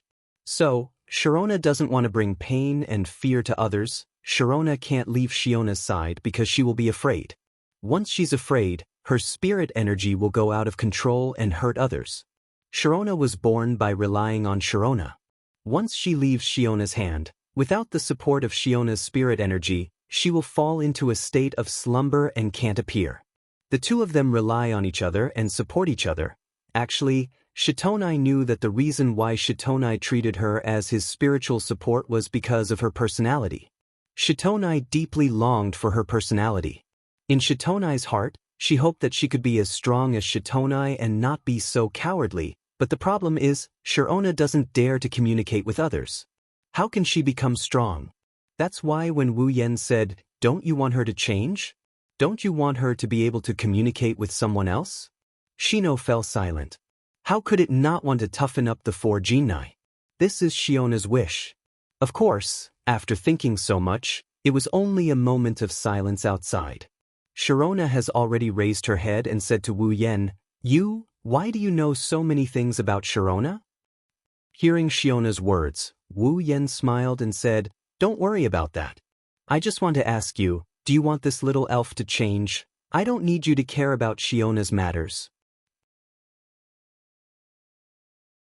Sharona said in an unfriendly tone. You humans bully Sharona every time, and almost hurt Sharona every time. Why should Sharona believe you humans? Hearing this, Wu Yen sighed. Indeed, I don't have anything worthy of your trust, but I trust you. Trust us? Sharona is stunned. Wu Yen nodded firmly. I believe that an elf like Sharona is definitely not a bad guy.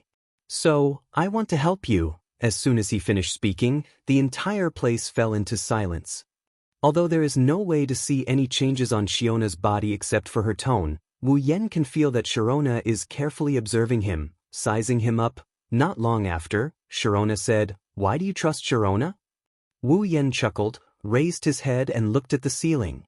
Because in my home, there is such a kind, pure, and adorable elf. There is an elf in your home? This time, Sharona is surprised. Impossible. Aren't humans very hostile to elves? So they have been attacking elves, and elves are also very hostile to humans because humans are constantly attacking elves. How can humans and elves live together? Indeed, in the beginning, she was very hostile to humans. Wu Yen bitterly smiled and shook his head, but then he smiled and said, But when she recognized the gentleness of this world, she became my family. The gentleness of this world? Yes. Wu Yen nodded and said, Among elves, there is Sharona, and Sharona who are gentle and kind. Among humans, there are also people who are not hostile to elves, but you haven't met such people before, so you are afraid and hostile to humans. Now I am here. As long as you trust me, then in this world, no one will bring you pain and fear. Looking at the smiling Wu Yen in front of her, Sharona lowered her head and became silent again. Following Shino's silence, this space once again became silent. In this dark environment, only the faint sound of breathing could be heard clearly. It wasn't until a long time later that Sharona said, Sharona in fact also hopes that she can be strong, and Sharona also hopes that Sharona can be strong. After that, Sharona raised her head and looked at Wu Yen. Can you help Sharona? Wu Yen smiled. Of course. After pondering for a moment, Sharona said, But what should I do to make Sharona change? That's why I want to talk to her. Wu Yen shifted his gaze from Yoshino to the quiet Yoshino. He didn't know if she didn't hear anything or if she couldn't understand their conversation. He continued, I want her to know that interacting with others is a very joyful thing. Happy? Sharona muttered softly, and then looked at Wu Yen. What should I do? Scratching his face, Wu Yen nodded and said to Sharona, If possible, I hope you can leave Sharona for a while. What? Calm down, I have my reasons. Wu Yen quickly said, Think about it, as long as you are by Shiona's side, Sharona will not take the initiative to communicate with others and entrust everything to you, right? In that case, if you are not here, Sharona will have to use her own mouth to communicate with others. This way, she can slowly change Sharona. But Sharona hesitated. She had no choice but to hesitate. She knew very well what would happen to Sharona if she left. To put it bluntly, once she left, Sharona would be afraid. If something went wrong, this place would very likely be razed to the ground by Sharona. This was not only what Sharona didn't want, but also what Sharona didn't want. How could Sharona be at ease and leave Sharona alone? As if seeing through Shiona's heart, Wu Yen said softly, Don't worry, leave everything to me. Soon, you will be together again. Moreover, the next time you face me, you won't be alone, but together with Sharona. Staring at Wu Yen for a long time, Sharona finally nodded her head, the corner of his mouth raised into a smile, and at the same time he breathed a sigh of relief. He stretched out his hand and directly took Sharona from Shiona's hand.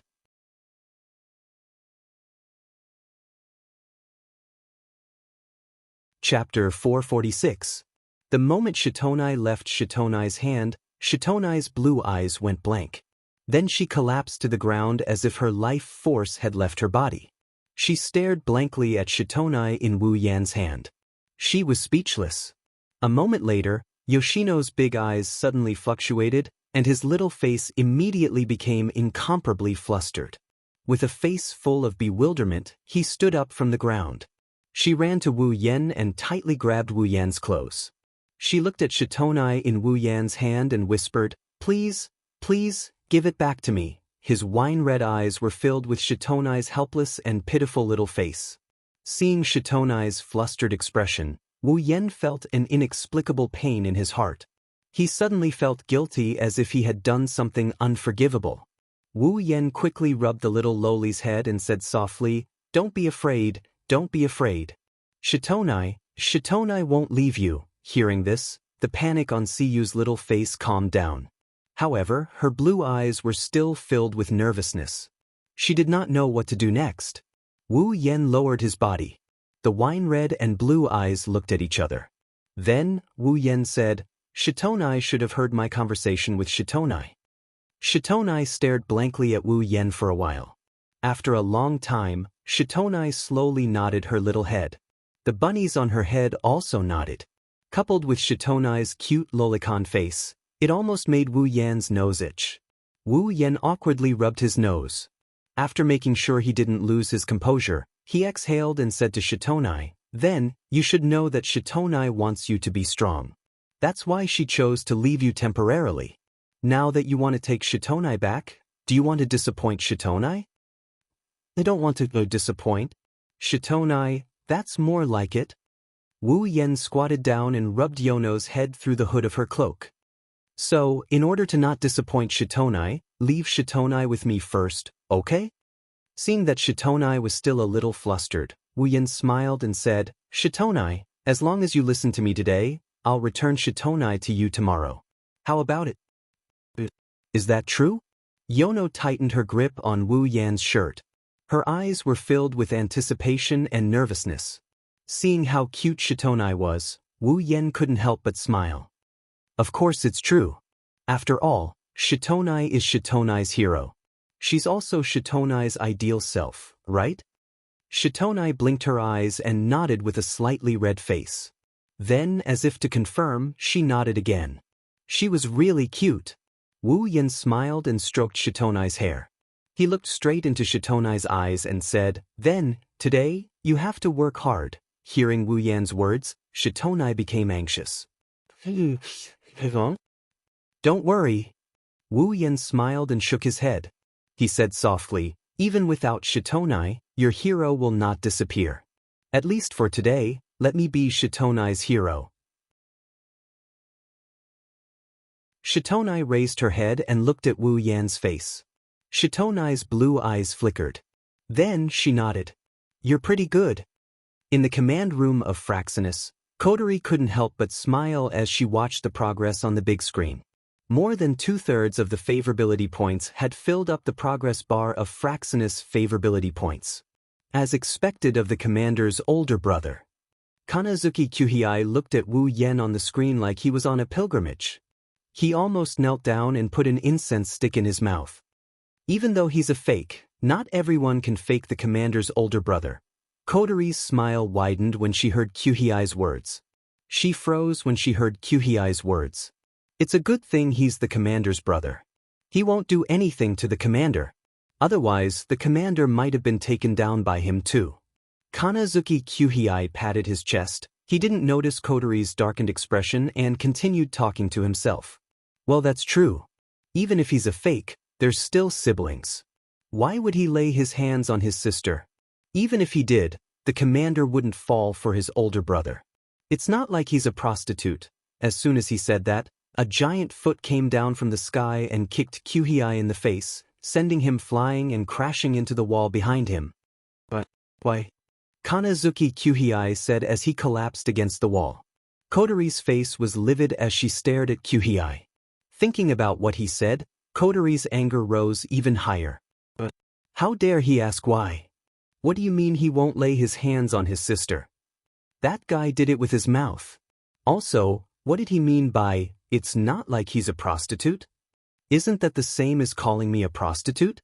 Kotori completely forgot that Kyuhei said, "It's not like he's a prostitute," under the premise that he won't fall for his older brother. Kotori snorted and looked back at the screen. Her face reddened as she thought of something. As for Kyuhei, he fainted. Inside the commercial building, Yatsuki Chinyu stared blankly at the cute loli hiding behind Wu Yen. He still hasn't recovered from the shock. No way. Yatsuki Chinyu's lips twitched. He couldn't stay calm. That's it? Oh my god, it's only been 15 minutes. Time isn't going to stop my great career. Wu Yen looked at Yatsuki Chinyu with disdain. Ever since Wu Yen found out that there's a real man under that pretty face, he's been a lot more casual with Yatsuki Chinyu. Yatsuki Chinyu didn't care about Wu Yan's disdain. Instead, he looked at Wu Yen with admiration. Captain, how did you do it? Please teach me. Wu Yen pursed his lips and smiled. He didn't answer Yatsuki Chinyu's question. Instead, he pointed at Yoshino and pushed Yoshino, who was hiding behind him, a little bit so that Yoshino's head was exposed to Yatsuki Chinyu's eyes. Yatsuki Chinyu was petrified. At this moment, Yoshino was holding a lollipop in his hand. He was slowly licking it. Although there was no expression on his face, one could faintly see a bit of joy in his blue eyes. Yatsuki Chinyu's mouth opened into an O shape. Don't tell me he was defeated by a lollipop? After that, Yatsuki Chinyu looked at Wu Yen. At this moment, Yatsuki Chinyu's admiration for his captain was like the water of the Yangtze River. No wonder he's called the god of strategy by all the members of Ratatosker. After that, Yatsuki Chinyu secretly glanced at Yoshino, who was licking the lollipop. He secretly remembered this trick in his mind.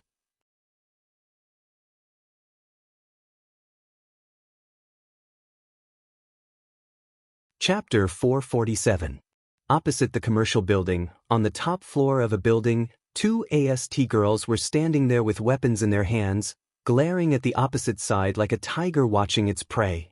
One of the two AST members was Kyuchi Origami, and the other was a mature woman around 25 years old. She was the captain of the AST frontline unit. What about the permission to attack? Yuichi Origami said expressionlessly as usual. However, from her pair of blue eyes, one could see a trace of impatience. It was as if as long as elves existed in front of her eyes for a second, she would not be able to tolerate them. The captain of SD seemed to have gotten used to the former's way of speaking, so he replied nonchalantly, I don't think so for the time being. After all, our opponent is that cowardly hermit. It's not worth it for us to destroy such a big building and send out a reconstruction team. It's different from that powerful Princess Pasha. After saying that, she seemed to have thought of something and turned to look at Tokichi Origami. But it's really unbelievable. No matter how you look at it, there's a girl who looks like a princess who transferred to Duli Zen High School that you're studying in. Not only is she in the same class as you, but there's also no elfin reaction on her, and there's nothing suspicious about her household registration. What's going on? The captain of AST didn't know that all of this was Ratatosker's handiwork. Ratatosker had activated the political protection plan against the elves, completely concealing her identity and hiding among the masses. As long as Toka didn't show any psychic waves, AST would at most treat her as a girl who looked like a princess. There would be nothing suspicious about her, and AST would have an excuse to kill the wrong person rather than let her go. From this, one could see how brilliant Ratatosker was.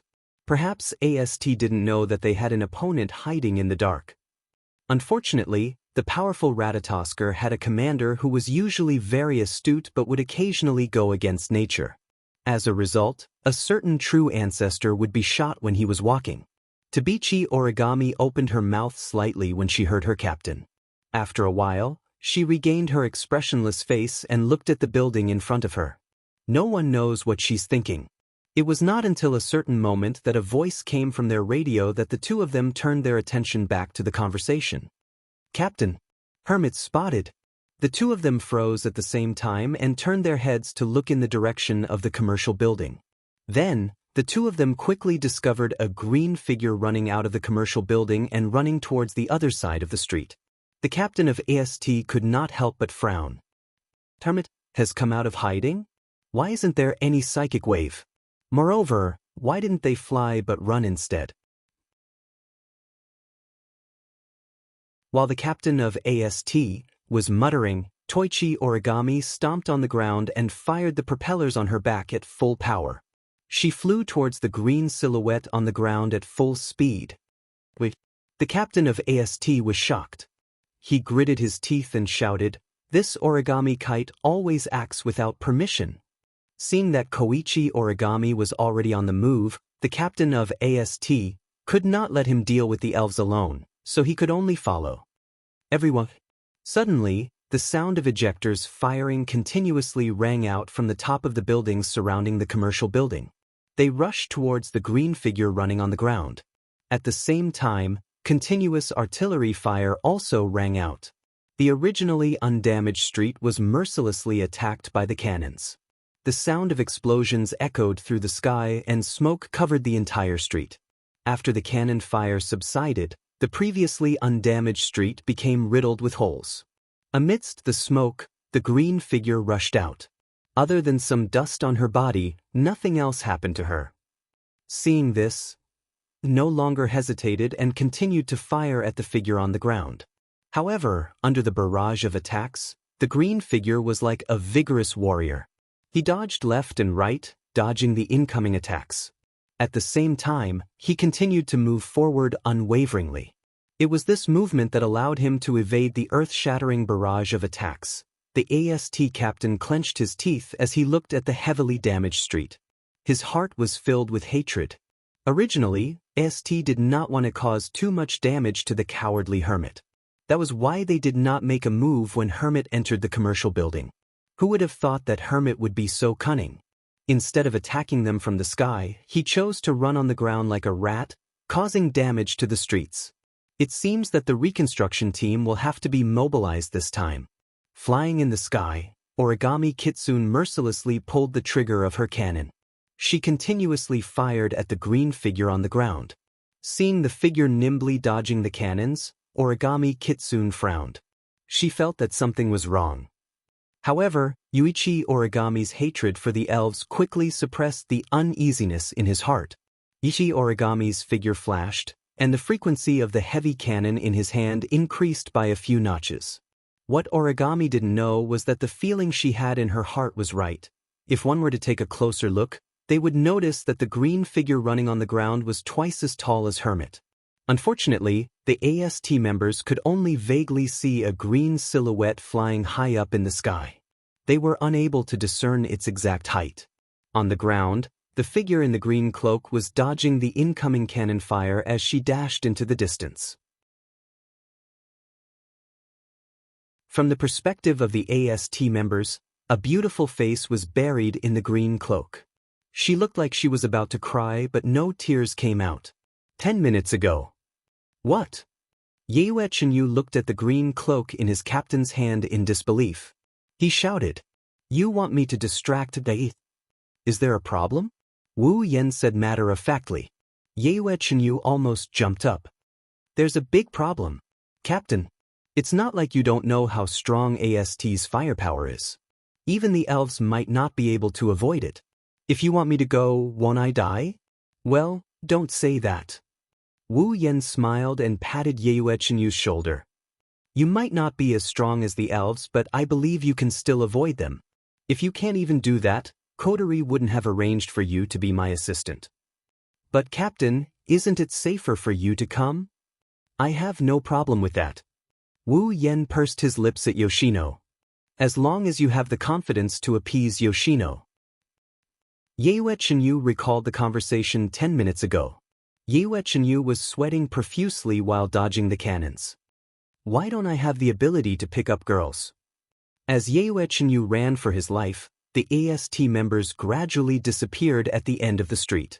Inside the commercial building, Wu Yen held Yono's hand as he strutted out of the building. He looked at the rubble on the street and he silently prayed Amen.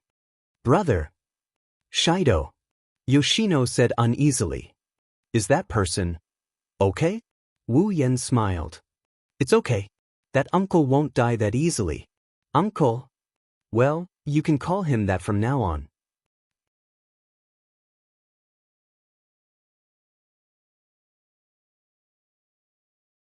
Chapter 448. Heavenly Palace City, Itsuka's house. Wu Yen pushed open the door to his house, He led Yoshino, who was looking around nervously, into the living room. At this time, Wu He's house was very quiet. There was not a single person in the hall. This was to be expected. Shirji and Toka had taken refuge when the spacequake alarm sounded. Even though the alarm had been lifted, it would still take a while for them to return home. Kotori is still on the command deck, talking to Wu Yen through the radio. "Shido, can't you seal Yoshino's power now?" Kotori asked in confusion. As far as she knows, the sealing bracelet isn't as troublesome as Shiori's ability. He needs to raise favorability first before sealing the elf's power. Wu Yen shook his head and said helplessly, "The sealing bracelet isn't as troublesome as Shiori's ability. In some ways, it's much more troublesome." "Much more troublesome?" "Yes." Wu Yen nodded and walked towards the living room while talking to Kotori in a way Yoshino can't see. To use the sealing ring, you must first clearly explain the ability of the sealing ring to the other party. Then, the other party must be willing to put it on for it to take effect. Otherwise, no matter how strong your ability is, you won't be able to put the sealing ring on an elf. Wu Yen glanced at Yono, who was gripping his hand tightly. She looked anxious and he sighed. Fourth Bonai, on the other hand, has a rather delicate personality. If we rashly tell her the ability of the sealing bracelet without a certain foundation of feelings and explain our purpose, it might cause her to subconsciously panic, and then her spiritual energy might completely go berserk. This is going to be troublesome. Kotori felt a headache coming on. Wu Yen and Yoshino's conversation was captured on the big screen in the command room. Based on their conversation and Yoshino's cowardly behavior, Wu Yan's claim is entirely plausible. "Then what should we do?" Kotori asked. Maybe Kotori didn't notice that her independent and shrewd self is starting to rely more and more on Wu Yen when it comes to making decisions. Wu Yen chuckled and he consoled her. "Ma, don't worry about it too much. Yoshino is an easy person to get along with. Think about Shikisaki Kurumi. Yoshino isn't that hard to deal with." Hearing this, Kotori couldn't help but think of that arrogant time elf. Her head that was originally a little headache really got a lot better, and her complexion also became better. This made Rain Murasame stare at her for a while until Kotori felt embarrassed. Wu Yen smiled as if he predicted Kotori's reaction. "Do you feel better now? Don't worry. Don't worry, I'm confident I can put the sealing bracelet on Yoshino before tomorrow." In the command room, Kotori looked at the confident Wu Yen on the big screen. She couldn't help but feel a sense of security when she heard Wu Yan's confident words. Ever since Kotori became the commander of Ratatosker, this is the first time she felt such a sense of security other than when she's in sister mode. Kotori suddenly had a thought. Maybe it's not so bad to have a big brother like him. Kotori couldn't help but have this thought. In the past, Kotori had the support of Kanazuki Kuhei and Rain Murasame, but most of the time, Kotori was the only one in charge of Ratatosker's affairs. Internally, I have to save the elves, and externally, I have to deal with the AST. No matter what, Kotori is only 14 years old. Even if I'm in commander mode, it's only natural for me to feel tired when dealing with the affairs of a large organization. Wu Yan's appearance as a big brother is unprecedented. Kotori felt like she could rely on him. In Ratatosker, he managed to conquer the elf that gave her a headache in 10 minutes. At home, he's a good cook. His combat prowess is on par with the elves. Although his personality is a bit unsettling, it's undeniable that Kotori is slowly starting to accept him as her big brother. She's starting to rely on him. Kotori doesn't hate this feeling. But when Kotori realized that she had such thoughts, she was startled. Could it be that this big brother whom she had only known for less than a month had become so important to her? Thinking of this, Kotori blushed. She couldn't help but feel shy and rebellious. To put it simply, she was being too proud. "How can I not worry about a scum like you?" Kotori didn't even think before she said it. Wu Yan's confident smile froze. He said angrily, "I say, Kotori, even if you don't trust me, you don't have to call me a scum." Kotori's mood improved a lot when she saw Wu Yan's angry face. She continued to mock him. "Ah, aren't you a scum? Then who was the one who did that thing last night?" Coterie started blushing when she recalled Ripple from last night. Wu Yan didn't see this, but he couldn't refute Coterie's words, so he just stood there, speechless. Forget it, I'm the one who did it anyway. It doesn't matter if I lose the argument. Thinking of this, Wu Yan's expression lightened up. He shifted his attention away from the radio and looked at the four elements. Hey, Yoshino, sit here for a bit. Wu Yan brought Yoshino to the sofa. I'll make you something to eat. You should be hungry, right? Hearing that, just as Yoshino wanted to shake his head, a clear and audible rumbling sound came from his stomach, causing Yoshino's face to redden. He took off his hat and covered his face. He was so embarrassed that he didn't dare to look at anyone. Wu Yan was amused by Yoshino's cute behavior. He held back his laughter and scratched Yoshino's little nose. Wait for a bit, it'll be ready soon. Yoshino nodded with a red face. Wu Yan laughed and walked into the kitchen.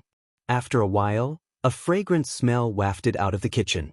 Children's endurance was always relatively small, even Yoshino was no exception. Smelling such a good smell, Yoshino couldn't help but turn around and look at the kitchen. Wu Yan shook his head with a smile when he saw Yoshino's covetous expression. As expected, she's just a child. Wu Yan didn't know how much of a charm his cooking has on other people. Whether it's Hinnajiku, Mikoto, or Toka, they couldn't help but crave his cooking because it's just too delicious. In a way, Cooking Master might be the strongest ability among all the abilities that Wu Yan exchanged for. Even the members of Ratatosker in the command room of Fraxinus swallowed their saliva at the sight of the delicious dishes on the big screen. Coterie, who knew how delicious the dishes were, couldn't help but tremble at the sight of them.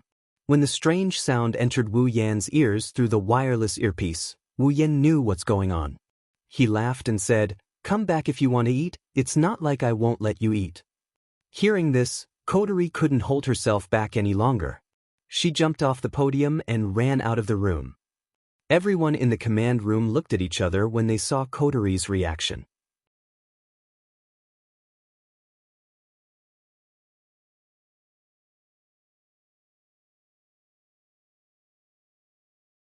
The consciousness that she nearly lost due to fear also gradually returned to her mind, allowing Yoshino to regain her senses. After regaining her senses, Yoshino realized what she had done. Looking at the sofa that had turned into ice, and the body that was hugging her and trembling non-stop, Yoshino panicked again. That. Yoshino looked at the slightly pale face of Wu Yan and said helplessly, I'm sorry, gently exhaling. Following Yoshino's recovery, the surrounding cold air also disappeared, and the cold air that invaded Wu Yan's body was the same. The internal organs that were frozen by the cold air also began to slowly recover under the powerful vitality of the true ancestor. A moment later, Wu Yan was once again in perfect condition. Looking at the flustered and guilty Yoshino in his arms, Wu Yan chuckled and rubbed Yoshino's head. Don't worry, everything has to be done slowly. It's normal that Yoshino hasn't gotten used to it yet, but Yoshino, don't be afraid, even if Yoshino isn't here, I'm still here. Hearing this, Yoshino raised her head and looked at Wu Yan. Although there was still guilt in her big blue eyes, most of the fear and panic had disappeared. She touched Wu Yan's body, and only when she confirmed that Wu Yan was fine, did Yoshino relax. Seeing this, Wu Yan also let out a sigh of relief. He looked around the hall that was almost frozen, and the sofa that was already frozen. Hearing the approaching footsteps outside the door, he quickly waved his hand. A scarlet spatial ripple appeared in front of Yoshino's surprised eyes. The handle of the Nyanshana extended out and was held in Wu Yan's hand. In the next second, following a soft muffled sound, the red lotus flame burned on the Nyanshana. The temperature in the hall that was a bit cold due to Yoshino's ability immediately rose up. Yoshino's small body began to tremble. Seeing the red lotus flame on the Nyanshana, Yoshino grabbed Wu Yan's clothes in fear. For Yoshino, who can control ice and water, the red lotus flame of the Nyanshana is like her natural enemy. If Wu Yan wasn't holding her, Yoshino would have lost control again. He waved his hand that was holding the Nyanshana in front of him. The red lotus flame exploded into sparks and landed on the sofa and various parts of the hall. After that, the thin ice disappeared at a speed visible to the naked eye. The strange thing was that when the thin ice disappeared, the red lotus flames also disappeared without a trace. They didn't damage anything in the hall at all. When all the thin ice disappeared, Wu Yan immediately put away the Nyeranshana and put the frightened Yoshino back on the sofa. At this time, at the entrance of the hall, the owners of the two voices finally appeared. "It's Toka and Shirji." Shido. Toka squealed in delight. Back in the shelter, Shirori told her how dangerous it is outside after the spacequake alarm went off. That's why Toka has been worried about Wu Yan since a while ago. If it wasn't for Wu Yan's order that Toka must follow Shirori, and if it wasn't for Wu Yan's strength, Toka would have already gone out to look for him. "Shirdao, you really came back." On the contrary, it was Shirji who had expected this. "When I came in through the door and smelled your fragrance, I knew you were back. I'm so sorry for making you worry." Wu Yan scratched his cheek and smiled. At this time, Toka and Shirji also noticed Yoshino standing next to Wu Yan. The two girls were shocked and Wu Yan's heart skipped a beat. After all, in the original work, when Toka saw Yoshino with the main character, her reaction wasn't normal. Now, in a different place, the same thing is happening. Wu Yan can't help but worry that Toka will lose her temper. "Why do you give me a familiar feeling?" Toka's expression didn't change. She blinked her eyes and said with a bit of surprise, "Could it be that you're, Toka?" Realizing that Toka probably guessed Yoshino's identity, Wu Yan quickly interrupted her. "Are you hungry? I made a lot of delicious food for you." Toka's eyes lit up. She nodded her head and ignored Yoshino's identity. While Wu Yan was relieved, he couldn't help but feel confused. What's going on? In the original work, when Toka saw the main character with Yoshino, her jealousy went off the charts. Why didn't she react at all? Does Toka not have feelings for me? But I'm not worse than the main character in the original work. In fact, I'm much better. Wu Yan guessed wrong. In the original work, Toka was mad because Yoshino accidentally fell down and kissed Shido. Toka just happened to see it. Plus, Yoshino has a bad habit of going overboard when talking. That's why Toka almost went berserk. Since there's no drama here, Toka has no reason to be jealous. After all, Toka doesn't even know what love is.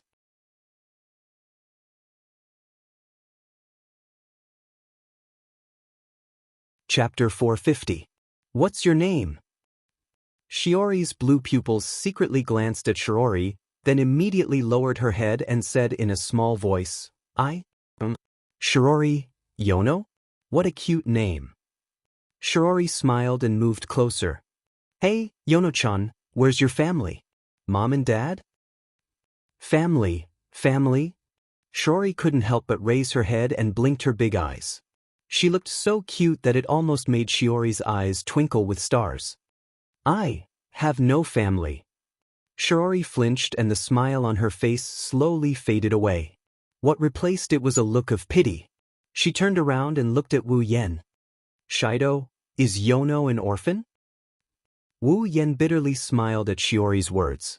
She's right, at least Wu Yan never heard of elves having parents. "You can say that." Shirji's face was suddenly filled with love. She looked at the four nuns with a strange look in her eyes. It was obvious that her motherly nature had been triggered. Then this child. Shirji hesitantly glanced at Sifu and frowned. Since Sifu was an orphan, didn't that mean that this child might not have anywhere to go? It's no wonder Wu Yan brought Yono back. If she was in his shoes and met such a cute and lonely child, she wouldn't be able to resist the urge to bring her back. It's not just out of sympathy, it's also because a child with such good looks who has nowhere else to go would have a high chance of being targeted by human traffickers. Shirori didn't know that if Yono did encounter a human trafficker, unless Yono ran away as usual, the human trafficker would be turned into a popsicle. Kotori pitifully cried when she saw Shiori's intention to take Yono in. "Sister, she's so pitiful, can we let her stay at home?" In theory, Wu Yan is the one who can make the decisions in this house. However, this isn't Wu Yan's house, it's Shirori and Kotori's. So, it's better to let the head of the house make the decision. Shirori agreed without hesitation. Wu Yen, on the other hand, couldn't stay calm. He pulled Kotori's sleeve and whispered into her ear. "Hey, Kotori, don't tell me you want all the elves to live in our house?" His warm breath made Kotori shiver. Not only did her ears turn red, her face turned red as well. Kotori almost ran away when she saw Wu Yen so close to her. After all, her first kiss was taken away by this so-called older brother last night. Kotori, who is in her younger sister mode, still can't face Wu Yen with a straight face. Kotori blushed and stammered. I can't do anything about it. The house for the elves isn't ready yet. I can only arrange for them to stay with us so that way we can observe them." Wu Yen rolled his eyes at Kotori when she stuttered. But he didn't mind. If Toka and Yoshino stayed here, it wouldn't matter to him. In fact, he might even be able to take advantage of them. From the very beginning, Yoshino had been observing the crowd's performance the entire time. To the timid Yoshino, this was the first time that she had personally interacted with so many people. However, at this time, Yoshino couldn't help but think that the three girls in front of him weren't as scary as he imagined. Moreover, each one of them was as gentle as Brother Sherdao. "Hey, aren't you going to eat? Shido's cooking is the best." Toka kept stuffing food into her mouth.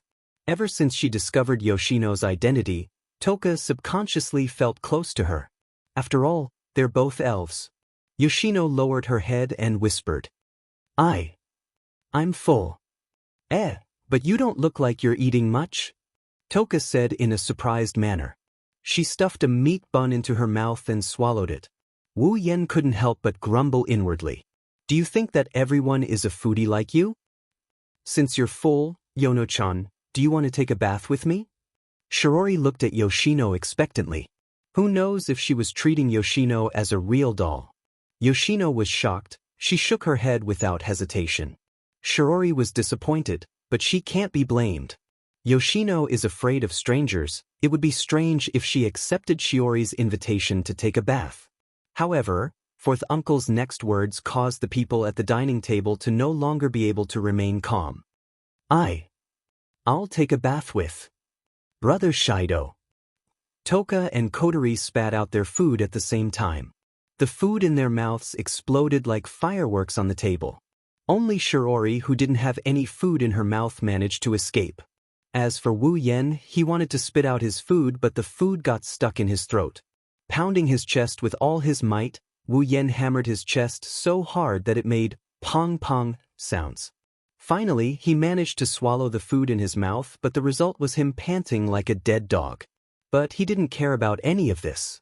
At this moment, he is looking at the reddened Yonko with an astonished expression. The expression in his eyes can only be described as marvelous. Yoshino wants to take a bath with him? This doesn't make sense. While Wu Yen was stunned, Toka and Kotori stood up and slammed their hands on the table. They shouted in unison. No, Shirori, who just regained her composure, was confused by the two girls' shouts. She looked at the two girls with a weird expression. She couldn't understand why they are so excited about Yoshino bathing with Wu Yen. Toka and Kotori blushed when they realized they overreacted. Kotori pursed her lips and looked at Yoshino. She decided to go all out. "Oni-chan, how can you take a bath with Yoshino? Yoshino is a girl." Kotori looked at Wu Yen as if he's a pervert. Wu Yen almost flipped the table. "Yoshino is the one who asked to take a bath together, not me." Toka's reason is much more straightforward. In any case, no means no. She looked at the furious Toka, the embarrassed Kotori, the flustered Yono, and the confused Wu Yen. She shook her head when she saw Wu Yen with a face full of all kinds of colors. "I say, Yoshino is just a kid, why are you so agitated?" But Kotori wanted to say something, but she couldn't. She looked at Shirori with a weird expression. She remembered that on the surface, Wu Yen is still her long-lost brother. With such a big reaction at this time, it was only natural that people would find it strange. Kotori could only turn her head away and let out a muffled cry. "I'm full." Toka wanted to imitate Kotori and get angry, but she couldn't bring herself to say, I'm full. In the end, Toka sat down with a dejected look on her face. She picked up the food on the table and started gobbling it up. Wu Yan was the only one left sitting there in a daze. Am I really going to take a bath with Yoshino?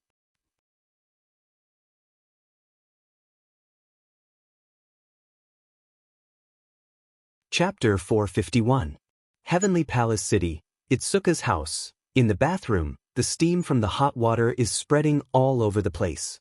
The thick steam completely covered the bathroom, making it hard to see what's inside. Faintly, one could see two figures, one big and one small, swaying within the misty space. The people inside the bathroom are Wu Yan and Yoshino, who asked to take a bath with him. Sitting in the bathtub, Wu Yan subconsciously lowered his head.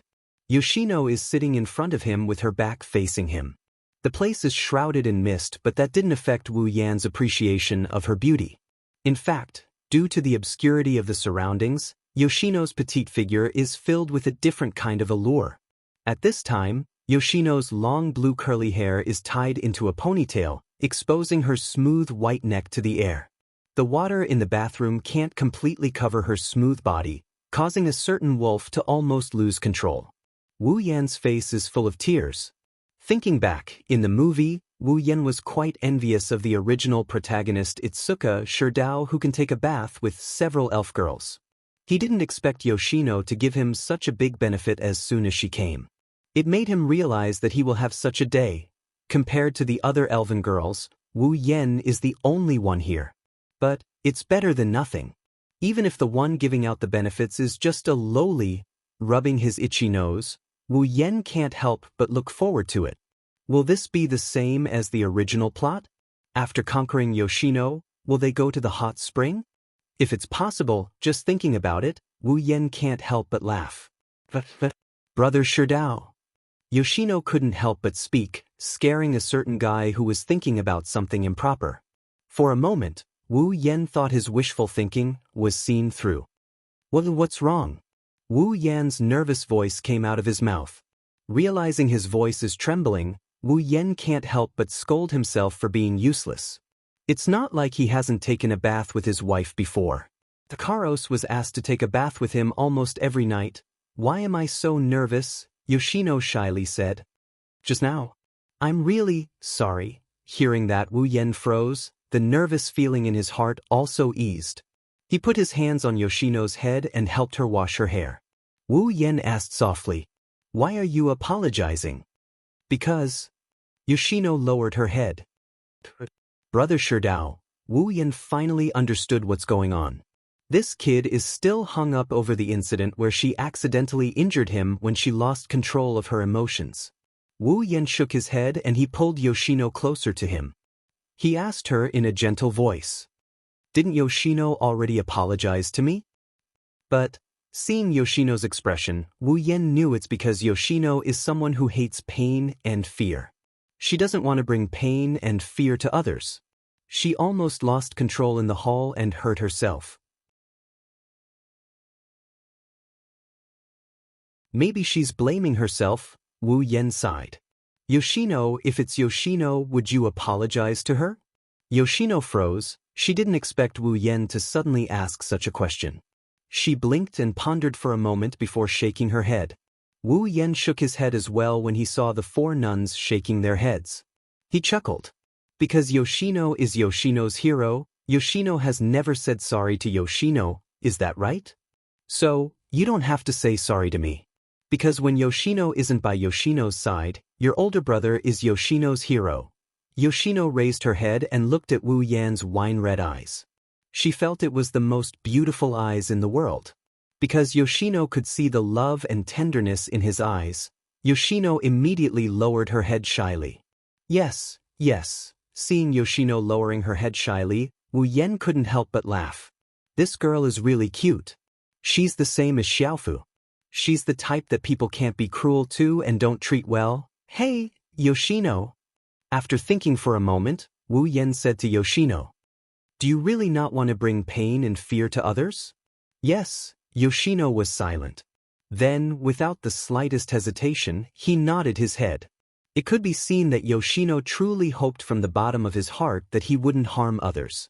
He also hoped that he wouldn't bring the emotions that he hated to others. Seeing Yoshino nod her head, Wu Yan closed his eyes. Soon after, as if he had made a decision, he suddenly opened his eyes. Yoshino, if your older brother has a way to make you not harm others, but the price is that you will lose all of your fairy powers, are you willing to do that? Yoshino's body trembled. She quickly turned around. Her large blue eyes were staring straight at Wu Yan's face. There was a trace of hope and hesitation in her eyes. Wu Yan didn't say anything. Just like that, he looked at Yoshino. Quietly, they looked at each other from a distance. It was as if they were communicating with their eyes. In fact, Wu Yan's heart was also very nervous. After all, Yoshino was easily scared. It wasn't easy for him to make Yoshino accept him. If this sudden request made Yoshino afraid, she might go berserk this time. If he didn't feel that his relationship with Yoshino had improved a lot, Wu Yan wouldn't dare to rashly ask such a question. Moreover, Wu Yan couldn't bear to see her lose control of her emotions and hurt others. Then he would secretly feel guilty. That would be too cruel, therefore, Wu Yan decided to take a gamble. Fortunately, his gamble didn't seem to be in vain. At least, Yoshino didn't show any signs of fear. After a long time, Yoshino said a little anxiously, "Really, can I?" "There's hope." Wu Yan was happy. He nodded at Yoshino. Then he told Yoshino about the existence of the sealing ring and its effects. He didn't hide anything.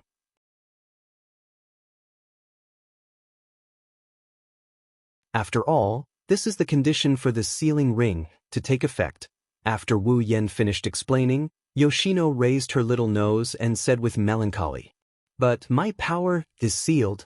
Yoshino, Shitona was an independent personality born from the spiritual energy of the four kinai. Only with the support of the spiritual energy of the four kinai could Shitona appear. If the power of the four kinai was lost, then Shitona was no different from being dead. In the original work, the reason why Yoshina could still appear after Yoshina's power was sealed was that after Shido sealed the power of the elf, an invisible connection would be formed between him and the elf. This connection would allow the elf to reverse the elf power stored in Shido's body when the elf lost control of his emotions. Because of this, Kotori was always worried that the elves would be in a bad mood and retrieve their elven power. At the same time, it's also because of this connection that Yoshino can extract a little bit of spiritual energy to maintain Yoshino's appearance. However, the sealing ring has no connection at all. But there's no problem with that. "Don't worry," Wu Yan said with a smile. "When you seal your power is sealed in your own body. Although you can't use it, it can be used to maintain Yoshino's appearance. If Yoshino can maintain Yoshino and prevent herself from hurting others," Yoshino no longer hesitated and nodded firmly. Wu Yan chuckled at this.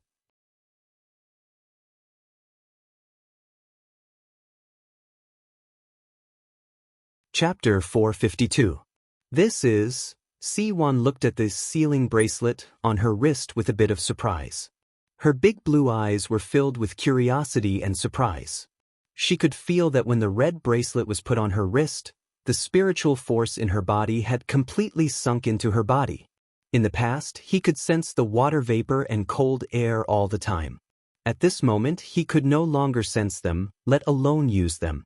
Although he can feel the existence of the fairy's power, Yoshino can't use it if he wants to. Siwon knew that if she wanted to use the power of the past again, she would have to get the consent of the man who was connected to her fate. There was no other way. Towards such a situation, Shino did not have any thoughts of resisting. Instead, he was faintly happy. In this way, he would no longer do excessive things to everyone when his mind was in a mess. After sealing Yoshino's energy, Wu Yan let out a sigh of relief and smiled. But when he saw the row of sealing bracelets on his wrist, Wu Yan bitterly smiled. The sealing bracelet paired with Flandre-chan, Toka paired with Yakuni, and the sealing bracelet paired with Toka. The 3 white sealing bracelets took up almost half of Wu Yan's right wrist. This is just the beginning. Kotori and Tokisaki Kurumi might have their own bracelets in the future. When that time comes, 5 sealing bracelets might fill up his entire right wrist. Wearing 5 bracelets would definitely look out of place, wouldn't it? Sighing, Wu Yan muttered to himself. Forget it, I'll just wear it as a wrist guard. Speaking of which, when the sealing bracelets are linked together, it does look a bit like a wrist guard. How do you feel? You should be able to get used to it, right? Wu Yan grinned at Yoshino. He no longer has to worry about her losing control like before. Yoshino slowly nodded, but then she shook her head. She opened her mouth, but she didn't know how to describe her feelings. For a moment, she revealed a conflicted expression. Wu Yan laughed when he saw this. Wu Yan pulled Yoshino in front of him and said with a smile, "Well, you can slowly experience it in the future. After all, no one will attack you anymore. Come on, Big Brother will help you wash your hair." For some reason, Wu Yan's tone is a little perverted when he said this. Yoshino blushed and lowered her head to let Wu Yan wash her hair. The two people who were immersed in their own world did not notice that at some point, outside the bathroom, the door leading to the changing room behind the glass door was quietly opened at this moment. Outside the door, a young girl with dark purple hair and a bow-tied hairband sneakily stuck her head in. Her amethyst-like eyes scanned the entire space before she tiptoed into the room and closed the door. The person who came in was none other than Toka. She glanced at the glass door of the bathroom not far away and then scanned the changing room. When she saw Wu Yan's clothes in a basket, she couldn't help but feel angry. What is Shido doing? Is he really taking a bath with Yoshino? Xianxia couldn't help but clench her fists tightly. Her little feet were also constantly stomping on the ground. It was obvious that Xianxia was in a terrible mood right now. Fortunately, Toka's power is sealed in the sealing ring. If it's the same as the original, Toka's power would have flowed back due to her bad mood. The result would be that the entire bathroom would be turned into a pile of rubble. However, when Ten Incense raised her head and was about to go to the glass door to check out the situation, she inadvertently glanced at a corner. Ten Incense's mouth fell open. Ten Fragrance's voice involuntarily rose a little. Just as she was about to scream, a hand suddenly covered her mouth, blocking the rest of her voice. Shoo! Kotori made a serious gesture and pointed at the glass door. It was clear what she meant. Toka blinked and nodded. Kotori sighed in relief and let go of Toka's mouth. The two looked at each other. One red and one purple eyes had a strange expression. Toka is confused. She's confused as to why Kotori is here. She's here because Wu Yan and Yoshino are taking a bath together. It made her feel uncomfortable. Kotori is here too. Does she feel uncomfortable?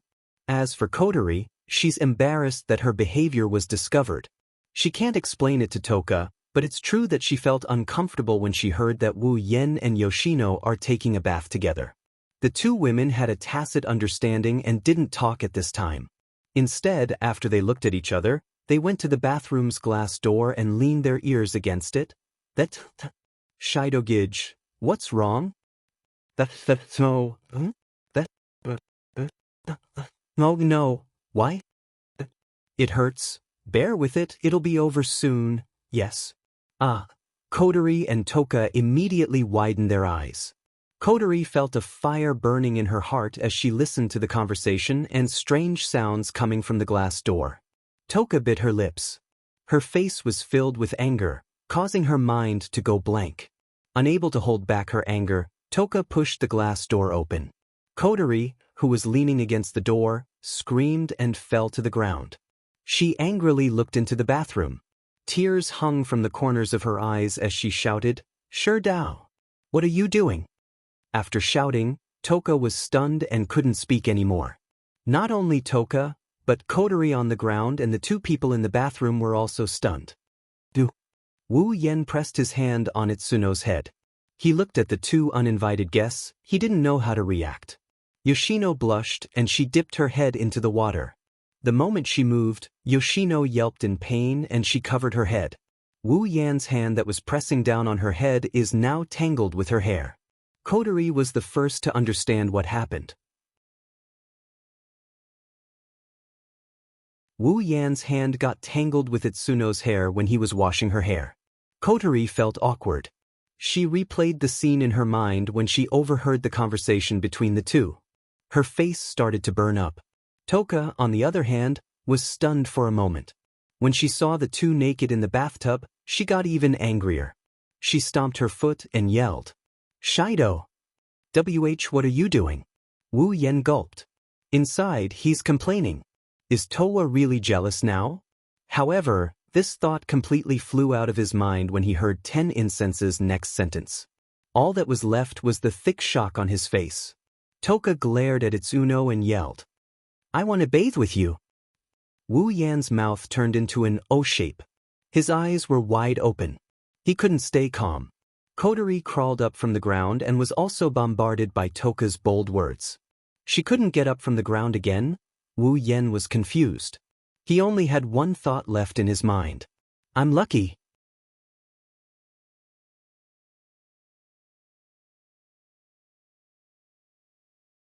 Chapter 453. Ha! Shiori looked at Wu Yan, Toka, Kotori, and Yoshino in surprise. She asked with uncertainty, "Hot springs?" "Yes." "Ah, yes."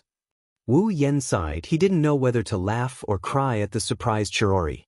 When he was bathing with Yoshino last night, Wu Yan was thinking about how the protagonist went to a hot spring with a few elf girls in the original work. He wondered if he would have the chance to enjoy the same benefits. Who would have thought that the thought that flashed through his mind would actually come true? It can't be helped. He can't bathe multiple times in one night. He already took a bath with Yoshino last night. When Toka asked to bathe together, Wu Yan couldn't do it. Although the request is tempting and Wu Yan is willing, Kotori was there at the time. The bathing incident was supposed to end like this, but Toka seemed to have gotten serious. He made a big fuss and insisted on bathing with Xianxia even if he had to die.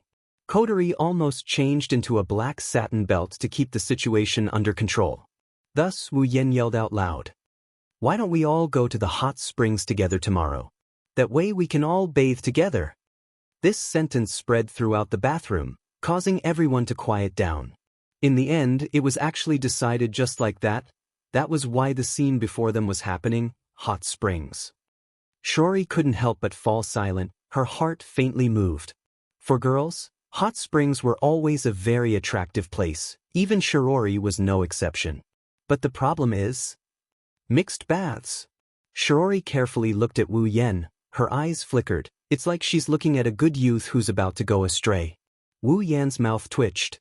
However, Shiori's question made him swallow all the words he wanted to say. After all, their goal this time is indeed to soak in the mixed bath. Shiori saw Wu Yan's silence. She knew what the answer is. Her expression became strange. At the same time, the way she looked at the three girls changed to that of Wu Yan. Toka is fine. She moved in as Wu Yan's girlfriend, so it's reasonable for her to go to the mixed baths with her boyfriend. Yoshino is nothing out of the ordinary. To Shiori, Yoshino is just a kid. He had already taken a bath with her last night, so it didn't matter if he took a mixed bath again. But what's with Kotori? Isn't she his sister? She's going to have a mixed bath too? Although it wasn't that there weren't siblings who were close enough to bathe together, that was something that only happened when they were young, right? It's not like there aren't any who have grown up, but Shiori still feels strange. Under Shiori's strange gaze, Kotori couldn't help but feel embarrassed.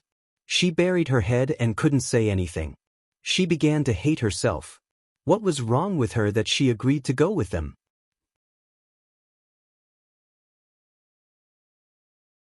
Wu Yan's gaze is also a bit evasive. After all, this is like a scumbag trying to capture a girl. It's really embarrassing, especially under the gaze of the other girl. In this silent atmosphere, after a long time, Shiori scratched her little face and sighed. "Then you guys go, I'll wait at home for you guys to come back." Shiori didn't know if it was just her imagination, but she felt like the four people in front of her seemed to be relieved after she said those words. Of course, if Shiori goes with them, then they will be under a lot of pressure. On the way to the hot spring hotel, Toka and Yoshino are like two curious babies who have never seen anything before. They're curious about everything. They kept pointing here and there. They're very energetic. Fortunately, they're not asking Wu Yan. Otherwise, Wu Yan would be mentally and physically exhausted even if he's about to take a mixed bath. Wu Yan didn't know what Kotori told Ratatosker about this hot spring trip. Ratatosker is paying for all the expenses. Even Murasame Rain was hired as a driver. Wu Yan didn't know what to think about this. If Kotori really wants to tell Ratatosk something, she'll definitely switch back to commander mode. Once she switches back to commander mode, with her arrogant personality, would she still agree to take a mixed bath with Wu Yen? Wu Yen doesn't know either, but in the end, Wu Yen took advantage of the situation and didn't even need to spend money. Just like in the original work, under the lead of Murasame Rain, everyone arrived at the hot spring hotel. Of course, there were no AST people here to cause trouble. Shirori did not follow them, and Tokichi Origami had nothing to do with them. Naturally, she would not bring a group of AST people here to soak in the hot spring. Of course, the battle between Ratatosk and AST in the original work would not happen. It's worth mentioning that Yoshino has returned to Yoshino's side. On this trip to the hot spring, Yoshino kept chirping, scolding Wu Yen from time to time, and attacking Toka and Kotori. This made the group hate this filthy rabbit. Wu Yen can't do anything about it. He took advantage of Yoshino's absence and conquered her while she was away. He even sealed her power in the process. It's only natural that Yoshino would be dissatisfied with him. When the group arrived at their destination, the sky was already turning yellow. This is the best time to take a bath in the hot spring. Wu Yen and the others really know how to pick a good time. In the hot spring hotel booked by Ratatosk, the group soon arrived at the hot spring. Looking at the hot spring, Wu Yen, Kotori, Toka, Yoshino, and Yoshino were all happy. As for Rain Murasame, she disappeared for some reason. Wu Yen looked at Kotori, Toka, and Yoshino. He coughed and pretended to be serious. "All right, get ready to change your clothes," Kotori and Toka shuddered. They blushed when they heard Wu Yan's words. They actually started acting bashful at a time like this. "Do we have to do it now?" Kotori hesitated and said, "It seems like she's going to change her mind." Wu Yen sighed. After all, in the original work, Kotori jumped into the water with Shido even though she was in commander mode with a towel wrapped around her. "Well, you can wait." Wu Yen didn't seem to care. "But when we are done, I don't think we will wait for you." Kotori pursed her lips, and her little face fell. The 2 white ribbons on her head also became listless, making her look quite adorable. In the end, Kotori decided to jump into the water. "Shido!" Toka turned around and looked at Wu Yen. She pointed at the door and said, "You go out first, come back in later." Wu Yen paused for a moment. "Why?" Toka stomped her feet and stuck her tongue out at Wu Yen. "Just get out of here. Idiot! Idiot!" Wu Yen raised an eyebrow as he looked at Toka, who looked like she was possessed by a stria. He helplessly sighed and he pulled Yono's hand. "Then I'll go out with Yoshino to change clothes." "Oh yeah?" Shino's tone was a little sharp as she cried out. "So Shido likes Yoshino more." Toka glared at Yoshino and humphed. She stopped talking.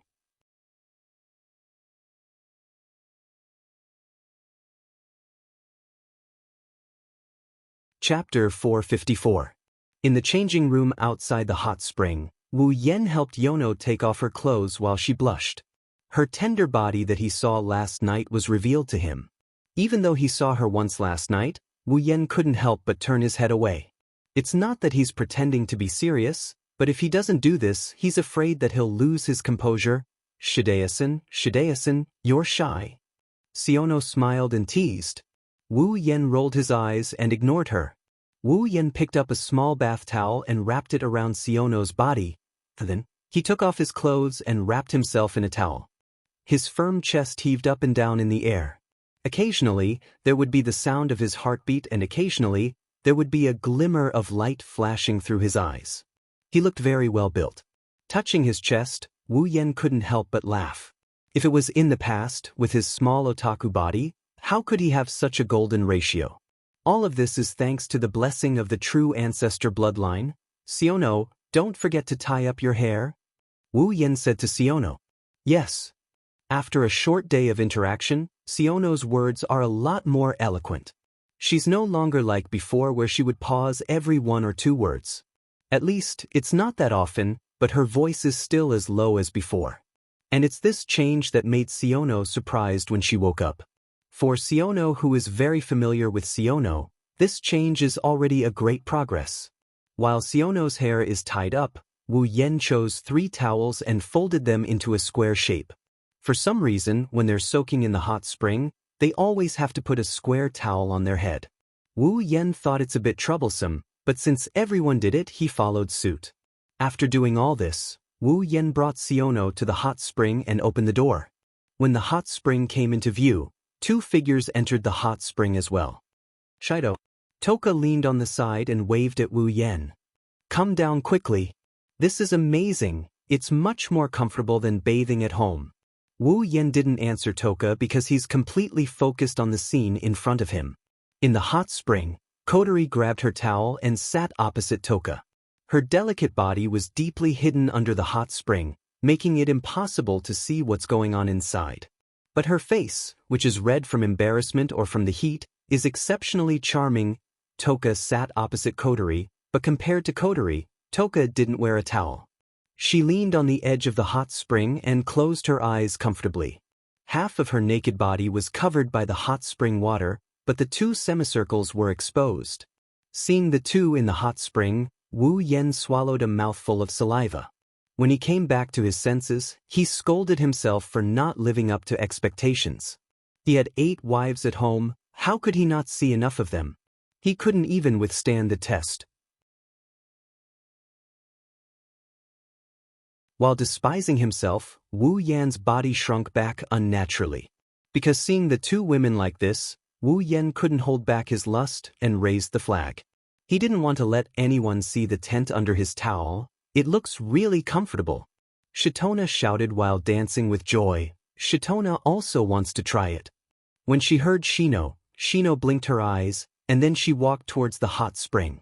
When her little feet soaked in the hot spring, her large eyes couldn't help but narrow slightly while a flush appeared on her face. It seemed that the effects of the hot spring were rather outstanding for Shino. Yoshino quickened her pace and slowly submerged herself in the water. She swam to Toka's side and sat down. Seeing Yoshino enter the water, Wu Yan's restless heart was released. He couldn't wait to get into the water. Looking at him, he almost shouted, "I'm coming." Wu Yan glanced at Toka and Yoshino, then at Kotori. A wicked light flashed in his eyes.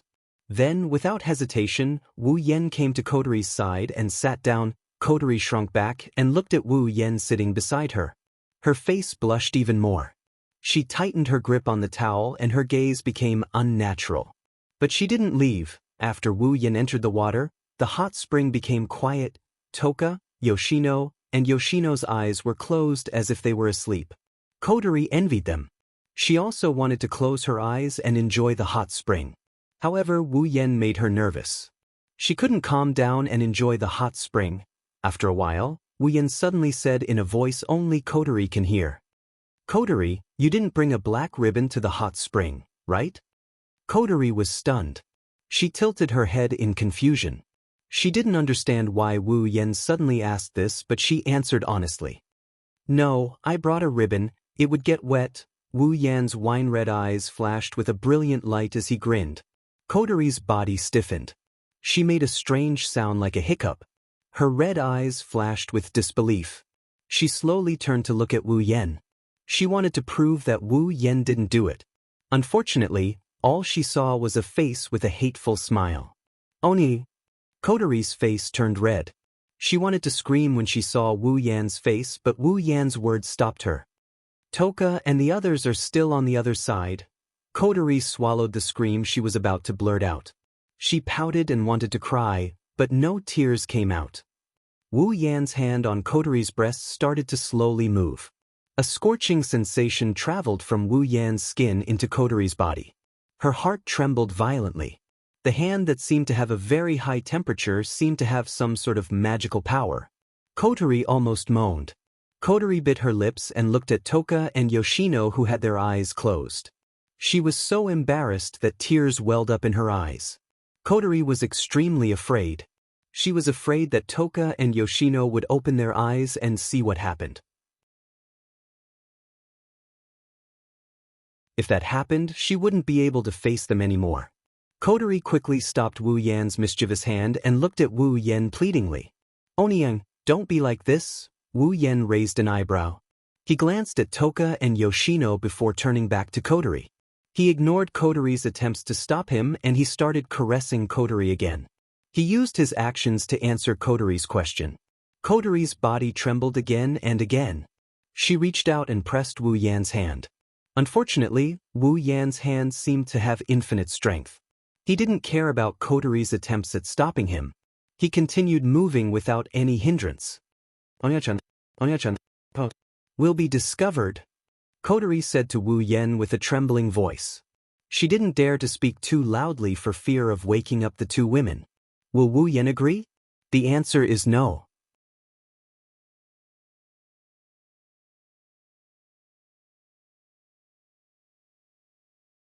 Chapter 455. Kotori is filled with regret. Why did she agree to come to the hot spring last night? If she didn't agree, she wouldn't be treated like this. Kotori is using all her strength to press down on the hand under the hot spring. She's trying to stop the hand from invading her body. However, it was as if all her strength was non-existent. She was completely ignored by the other party. Under the suppression of all her strength, the big hand was not affected at all. It moved freely as if it was nothing. It touched Kotori's body from front to back, from top to bottom. Kotori's heart seems to stop for a moment every second. She's gasping for air as if she can't breathe in fresh air. The quiet hot spring is filled with soft panting sounds. Every time she gasped for breath, her strength would decrease by a notch. The strength in her hands would decrease as well. Towards the end, Kotori's hands that were pressed against Wu Yan's palms can only be described as a pair. Kotori's pretty face is as red as a peach. Her forehead is secreting fine beads of sweat. As she gasps for breath, the beads of sweat slowly slide down her face and the tip of her nose, dripping into the hot spring. The air above the hot spring is filled with a faint body fragrance. Feeling her strength leaving her body, a strange desire is gradually attacking her. Kotori lowered her head and gasped for breath. From time to time, she'll let out a soft murmur. Her red eyes are starting to water. Wu Yan shook his head and laughed. He started looking forward to Kotori's reaction. If Kotori's already in such a sorry state when he touched her breasts, what would happen if he touched other parts of her body? Thinking of this, Wu Yan can't help but lick his lips. His hand's movement suddenly turned into a hand. Kotori's smooth body is now completely in his palm. Kotori clenched her teeth, trying her best to endure the strange feeling in her body. This feeling made Kotori panic because this is the first time she's felt this kind of desire. Kotori panted and looked at her big brother. She wanted to beg for mercy, but every time she tried to speak, her voice would turn into a heart-wrenching moan. Kotori didn't dare to open her mouth anymore. She could only use her eyes to express her pleas. But Kotori didn't know that her eyes were the most attractive part of her body. Her eyes were filled with confusion and pleading. Anyone who wasn't on guard against her face couldn't help but feel short of breath. Wu Yan quickened his pace and increased the intensity of his thrusts. Kotori's heart is filled with hatred. How can her brother treat her like this? It's fine if you take away her first kiss and she won't blame you for touching her. But I'm begging you, how can you ignore me and watch me embarrass myself like this? I should have changed to a black ribbon. Kotori doesn't know that Wu Yan is only bullying her in her sister mode. After all, a soft girl is easy to bully. As for the commander mode, Wu Yan doesn't have the guts to tease her yet because he doesn't want to die. Thus, Wu Yan can only take it slow, starting from sister mode. When the time comes, he will push Kotori down and she will have no choice but to accept the fact that she is in commander mode. This is why every time Wu Yan has bad intentions, he'll either take away her black ribbon or ask her if she has one. One has to admit that this method is very effective. At the very least, the sister mode Kotori can't refuse Wu Yan. She can only let Wu Yan do whatever he wants. As time passed, Wu Yan gradually grew dissatisfied. Narrowing his eyes, Wu Yan calmed himself down and started moving his hand upwards. Kotori's eyes widened, and her face was filled with panic. She sensed that the scorching hand was moving to a place that she absolutely couldn't accept. Her heart was pounding so hard that it could be faintly heard in the air above the hot spring. It was not hard to imagine how tense Kotori's emotions were. Please don't. Kotori can't speak anymore. She can only scream madly in her heart as the hand gets closer. She hopes that a certain kind werewolf can hear her. Unfortunately, Wu Yan doesn't know how to read minds. Finally, Wu Yan's hand covered the most private part of the Kotori. With a gentle flick of his finger, Kotori's tightly shut lips let out a moan. The sound is so pleasant that it made Wu Yan's blood boil. That one flick turned into a lot of flick. Ugh! A deadly electric current ran back and forth in Kotori's body, engulfing every cell in her body. Then, the deadly electric current turned into a deadly orgasm. Kotori raised her head with her mouth wide open. Her eyes flickered with the most erotic light. Looking at Kotori's expression, Wu Yan held his breath. He couldn't help but reach out with his other hand. Ignoring Kotori's flustered expression, he removed the towel from her body. When the white towel was removed from her body, Kotori's body was revealed. The pair of white bunnies he saw in a hurry in Wu Yan's bathroom entered Wu Yan's eyes. Oni-chan. Kotori couldn't help but cry out. Her body was completely exposed in front of Wu Yan. She was extremely embarrassed. However, Wu Yan's hand didn't stop moving. Kotori felt like she was in an abyss of fire. She couldn't save herself. She could only watch as her body writhed in front of Wu Yan's eyes. Finally, Kotori is within Wu Yan's grasp. Wu Yan couldn't wait any longer and he started rubbing Kotori's body. While rubbing Kotori's body, he bit down on one of her ears. Kotori let out a seductive moan. Her face was as red as water. She placed her hands on Wu Yan's upper and lower arms, but she couldn't exert any strength. From the outside, it looked like Kotori was the one driving Wu Yan's hand. Kotori kept moaning. The luxury called rationality was slowly collapsing.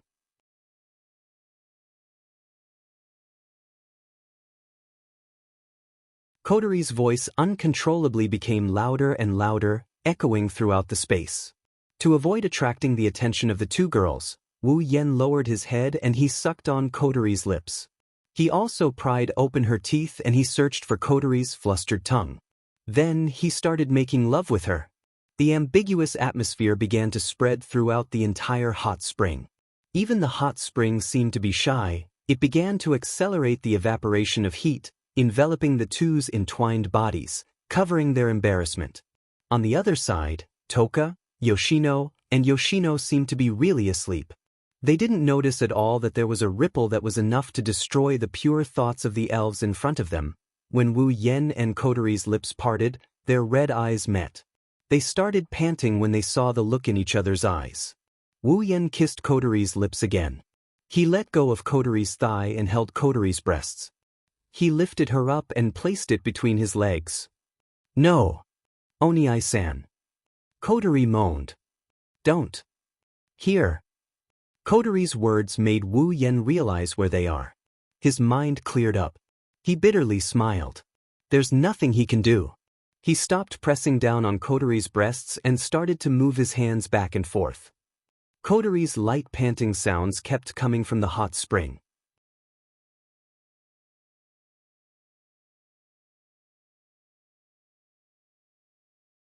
Chapter 456. Hot Spring Hotel. At a certain moment, the door of the hot spring was finally opened. 10 Fragrance and Si-Wen Nai walked out of the hot spring with a towel wrapped around their bodies. There was still some mist around their bodies and there was a strong sense of satisfaction on their faces. So comfortable. Toka sniffed and smiled happily. Hot spring is really good stuff. Yoshino by the side also repeatedly nodded her small head. One could see a trace of joy in her large blue eyes. For Yoshino, who was temporarily unable to properly express her emotions, this kind of expression was already an extremely happy expression. Oh, where's Shido? Yoshino waved her rabbit hands, reminding the two elves who were immersed in the hot spring world not to forget a certain someone. Toka was shocked. Yeah, where's Shido? Siyu tilted her head in confusion. She blinked her big eyes, full of question marks. It was obvious that 10 Fragrance had asked the wrong person. Thus, the two sprites, one big and one small, immediately began to stare at each other. He should still be in the hot spring. Yoshino said. She covered her mouth and secretly smiled. So little Toka doesn't care about Shido anymore. Yoshino must tell Shido this fact. Shido will be very sad and then ignore little Toka. 10 Fragrances immediately turned pale with fright. He shook his head frantically and shouted, "Of course not. Shido won't ignore me." Yeah, Shido won't ignore little Toka." Yoshino's words pierced Toka's heart. But this time, it was you, little 10 Fragrances, who left Shido behind. Yoshino thinks Shido will be very sad. Toka's eyes were full of tears, she said to Yoshino. But didn't Yoshino also leave Shido behind? Shido will also ignore Yoshino. Yoshino was stunned. Then her little face started to become nervous. Her eyes were filled with tears. Yoshino's heart jumped. She didn't want to scare Yoshino. She changed her tone. "We're all in the same hot spring. Why didn't you notice, Shido?" Toka opened her mouth. She tilted her head and said seriously, "I forgot." Yoshino lowered her head and said weakly, "Me too. These 2 elves are so natural that they broke through the sky. More importantly, it's not too late to remember Wu Yen, but you forgot about Kotori." Both Toka and Yoshino seemed to be scared by Yoshino's words. Toka quickly said, "I'll go find Shido." The 4 Kano nodded. The 2 spirits turned around, and when they were about to enter the hot spring, Wu Yen appeared before them. He slowly walked out of the hot spring with a smug look on his face. He looked like he just ate something good. Anyone who saw him would know that he's in a good mood. His body and mind are at their best. Under Toka and Yoshino's surprised gaze, Wu Yen said to Yoshino in a bad mood, "I say, Yoshino, is it fun to bully Toka and Yoshino?" Yoshino giggled. Yoshino didn't want to bully Yoshino. Yoshino only wanted to bully Toka. Toka suddenly realized, it's like she just realized she was being bullied, but the truth is, she just realized she was being bullied. She angrily looked at Yoshino and said, "So you've been bullying me? Who told Toka to be so fun?" Yoshino said while waving her hand. Her tone is asking for a beating. "That it's not good to quarrel." Si Ning withdrew the shitonai in her hand a little and softly said. That gentle voice caused 10 Incense's anger to involuntarily subside. Wu Yen laughed and shook his head. "These 2 elves are being bullied by a doll. If they really cared about me, they would have come to me from the start." Bang! Suddenly, a foot kicked Wu Yen from behind. It landed on Wu Yan's waist. Wu Yen didn't expect someone to attack him. He was completely unprepared. The sudden kick landed on his waist, causing him to spit out a mouthful of saliva. He flew through the air in a parabolic arc before crashing into the ground. His toes twitched a couple of times before he went limp and couldn't get up anymore. "Shido, Oniai-chan." Shi Xiang and Si Wen Nai couldn't help but exclaim. They turned to look at the owner of the foot and couldn't help but be stunned. "Kotori, why did you suddenly kick Shido?" Toka looked at Kotori. Yoshino was also anxious. Kotori's state is too strange. His red eyes were actually suffused with a black light. His face was so gloomy that it seemed as though water was about to drip from it. His body was constantly trembling, as though he was enduring something. However, there was a misty mist in his black eyes. His gloomy face was suffused with a red flush. If this state was not strange, what was it? On the ground, Wu Yen struggled to get up. He looked at Kotori's head. Wu Yen despaired. The white ribbons on Kotori's head have turned black. Commander mode. Kotori narrowed her red eyes. A fierce glint flashed in her eyes. Under the bath towel, her long white legs strode towards Wu Yen. Each step is followed by a heavy thud. It's like she's stepping on everyone's heartstrings. Toka and Yoshino hugged each other. They're trembling.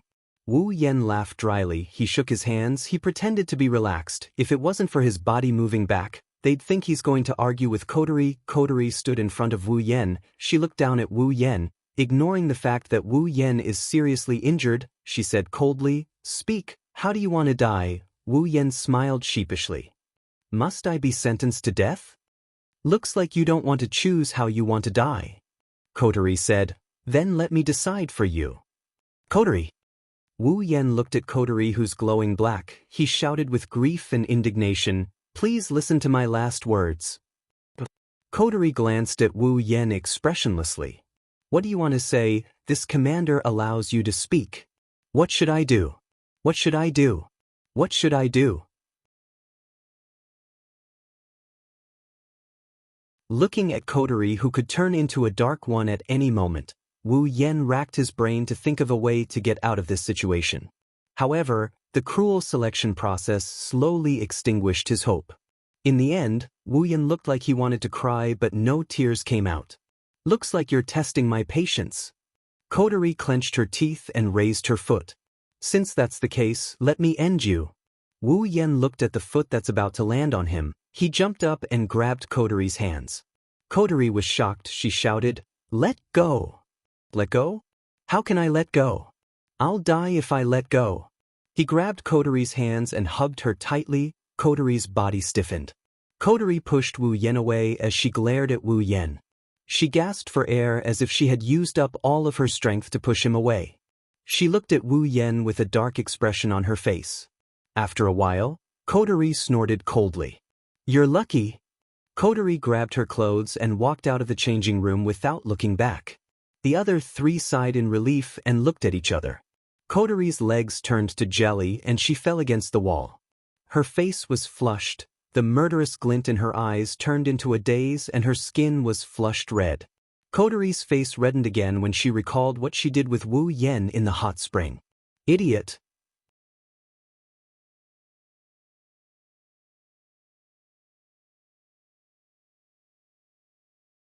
Chapter 457. The sky had darkened, and the night had surrounded the entire sky in darkness. The stars were slightly glowing, embellishing the black sky, making the color not so monotonous. Unfortunately, perhaps because it was a little superfluous, the moon did not appear in this beautiful scene. In the distance, a luxurious car drove over at an average speed, and soon stopped at the door of Wu He's house. All the doors were opened in a moment, and a man and 3 women also got out of the car, closed the door, and came to the gate. These 4 people were naturally Wu Yan's group who came back from the hot spring hotel. Then I'll go back first. Murasame Ling-in said to everyone with a pair of eyes wrapped in dark circles. It had to be said that this time, Murasame Ling-in sacrificed a lot. Not only did she act as a driver, but she also didn't go to the hot spring. This was only secondary. More importantly, when Wu Yan's group was comfortably enjoying the hot spring, Murasame Ling-in was entertaining herself in the hot spring hotel alone for several hours, which was admirable. It wasn't until Murasame Rain drove away that everyone retracted their gazes. However, Yoshino raised his head and looked at the sky. There was a strange color in his big blue eyes. The big eyes reflected the scene of the night. The little starlight at this time seemed to enter Yoshino's big eyes, flashing frequently, which looked very beautiful. Catching a glimpse of this scene, Wu Yan, who was about to enter Wu He's house, stopped, looked at Yoshino sideways, and asked in confusion, "What's wrong?" Hearing Wu Yan's voice, Yoshino seemed to be awakened. She took back her eyes that looked up at the sky, and said with a little embarrassment, "That is very beautiful." Beautiful? Wu Yan raised his head and looked at the distant sky. Indeed, the night sky at this time was very beautiful, but such a scenery was relatively common. Compared with those real beauties, such as the beautiful scenery between the sky and the sea that he saw last time at the seaside of the Whirlwind Butler world, there was still some gap. Of course, Wu Yan did not say anything because of this. He could more or less guess why the 4 bunnies were behaving like this. Squatting down, Wu Yan touched the beautiful hat on Siyunai's head and said, "Haven't you seen it?" Please. Being touched by Wu Yan on the head, Yoshino seemed to enjoy it very much. Her eyes narrowed slightly, and a happy blush appeared on her face as she whispered, "Yeah, I've never seen it before." Upon hearing this, not only Wu Yan, but even Toka and Coterie, who was still in commander mode, turned to look at the 4 genii at the same time with a pitiful expression on their faces. Yoshino is the spirit of ice and water. Every time it descends to this world, it will bring along a sky full of rain because of its special ice and water spirit power. Because of this, if Yoshino were to raise its head to look at the sky in the past, it would only see the same rain and clouds. Up until now, everyone still remembered that after Yoshino's power was sealed last night, when she woke up the next day, her face that always carried a bashful expression, when she saw the blue sky, just what kind of brilliant expression appeared on her face. From a certain point of view, Yoshino was really pitiful. Looking at Yoshino's blushing face, Wu Yan smiled and scratched Yoshino's nose. He said dotingly, "In the future, there will be a lot of time to see it." Yoshino raised his head and smiled. He nodded his little head. The crowd was able to sense that Yoshino's mood seemed to have become very happy. Thus, smiles involuntarily appeared on the crowd's faces. After rubbing Yoshino's head again, Wu Yan stood up and glanced at the door. He hesitated for a bit but didn't choose to enter. Instead, he turned to Kotori. "I say, Kotori, aren't you going to switch back to sister mode?" Wu Yan asked out of curiosity. To prevent Shiori from getting involved in unnecessary trouble, Kotori has always been reluctant to act like a commander in front of Shiori.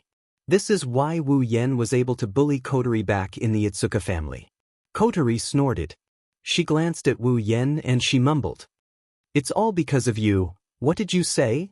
Kotori's voice was so soft that even Wu Yan couldn't hear it.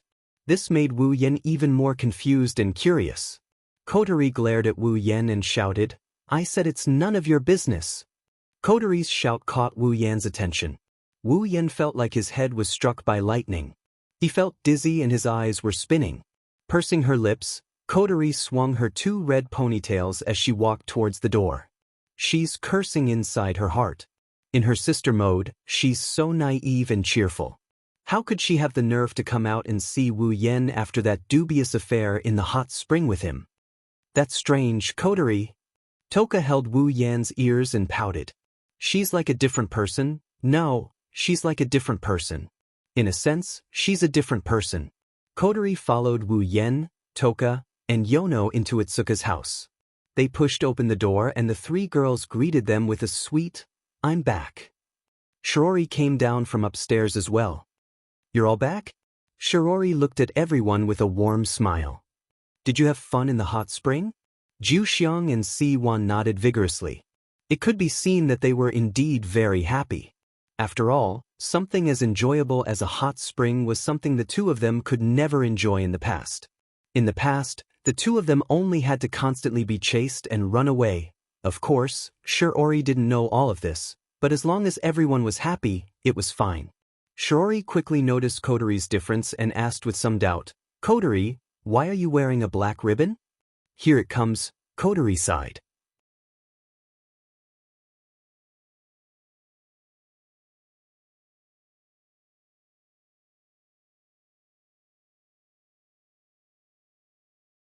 Chapter 458. The next morning, Wu Yan's house had a peaceful morning as usual. Aside from the girls being dissatisfied with Wu Yan's habit of sleeping in instead of cooking, nothing else happened. Of course, that's only for the girls. Due to some unknown reason, Kotori has been in commander mode since yesterday, even when she's sleeping. Normally, this would be inconceivable. Since Kotori is in commander mode, Wu Yan, who used to be the one to wake up in the morning, got to wake up by force this morning. After all, commander mode Kotori isn't as nice as sister mode Kotori. She'll call out "Oni-ai-chan" a few times and get bullied by Wu Yan. For Kotori, waking up Wu Yan is a piece of cake. She only needs to pull his blanket and kick his feet to wake him up. When he wakes up, he's no longer on the warm sheets, but on the cold floor. If Shiori wasn't still at home, Kotori would have ordered Wu Yan to make breakfast. After all, Kotori has always coveted Wu Yan's food. Then, after sending the 4 kunai to Fraxinus, Murasame Rain took care of them. Everyone left home and went to school separately. Tiangong City, Duralai Zen High School. Meng Meng's homeroom teacher stood on the podium and looked around at the students below. She nodded her head in satisfaction, then she opened her arms cutely and said with a smile, "Good morning, everyone. Today, there will be a transfer student coming." Hearing this, the students looked at each other, not knowing what to say. Some time ago, there was already a Itsuka Shido and a Night Blade God Toka in the class. Now, in just a few days, there was another transfer student. Since when were there so many transfer students?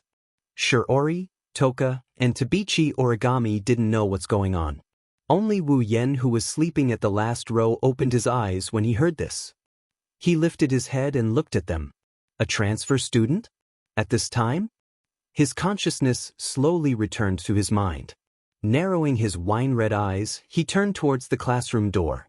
He bitterly laughed inside. The transfer student after Toka, in the original work, other than her, who else could it be? Come in. As the homeroom teacher's voice rang out, the voices of everyone in the class weakened. Under everyone's gazes, the classroom door was slowly opened. The sound of footsteps echoed throughout the silent classroom. The person slowly walked up to the podium and revealed his true face to everyone. For a moment, the students who were originally waiting for a good show widened their eyes and were speechless when they saw the person's true face. Her long black hair was tied into 2 long braids and stretched out in front of her chest. She had long bangs on her forehead, but the length was completely different. The hanging bangs covered her entire left eye, leaving her right eye a wine-red color. It was smooth like a pearl under the black Duralayakan high school uniform. A pair of black silk stockings were on her feet, making her look very charming. After writing his name on the blackboard, he turned around and smiled at everyone. My name is Toka Kurumi. That's right. The newcomer is the Time Fairy. Toka Kurumi. The Toka Kurumi who almost swallowed Wu Yan a few days ago. Seeing the beautiful Toka Kurumi on the podium, everyone in the classroom came back to their senses when they heard Toka Kurumi's voice. Everyone instantly fell to their knees before Toka Kurumi's beauty and screamed in surprise. Tokasaki Kurumi didn't seem to care about the students' reactions. She scanned the classroom with her wine-red right eye until she saw Wu Yan sitting at the back of the class with an expressionless face. Tokasaki Kurumi's eyes lit up and she flashed a sweet smile. Another wave of wolf-like howls erupted from the class. Hearing the cheers in the classroom, Wu Yan couldn't help but bitterly smile. He looked at the dignified and elegant Toka Kurumi. Who would have thought that such an existence would be a fairy who personally killed more than 10,000 people? If he didn't remember the battle with Toka Kurumi a few days ago, Wu Yan wouldn't have believed that Toka Kurumi was such a crazy fairy. Toka Kurumi's lips curled up as she retracted her gaze from Wu Yan. She smiled and said, "By the way, I am a fairy." The loud cheers came to an abrupt end. Everyone was a little stunned as they looked at Shikisaki Kurumi, who was standing on the podium as if he was talking about something insignificant. They looked at each other and froze on the spot. Wu Yan, who was sitting in the back row, bitterly smiled. As for Toka and Origami, their mouths were wide open. A drop of cold sweat dripped down the teacher's forehead as he looked at the silent classroom and dryly laughed. That's a really rich self-introduction. The form teacher wiped her forehead. She was a little dumbfounded. Why were the 3 transfer students in her class so good? In order to prevent Tokasaki Kurumi from saying anything else, the homeroom teacher quickly said, "Then, please take an empty seat. Before that, can you wait?" Tokasaki Kurumi interrupted the homeroom teacher. The homeroom teacher froze on the spot and forced a smile. "What's the matter?" he asked.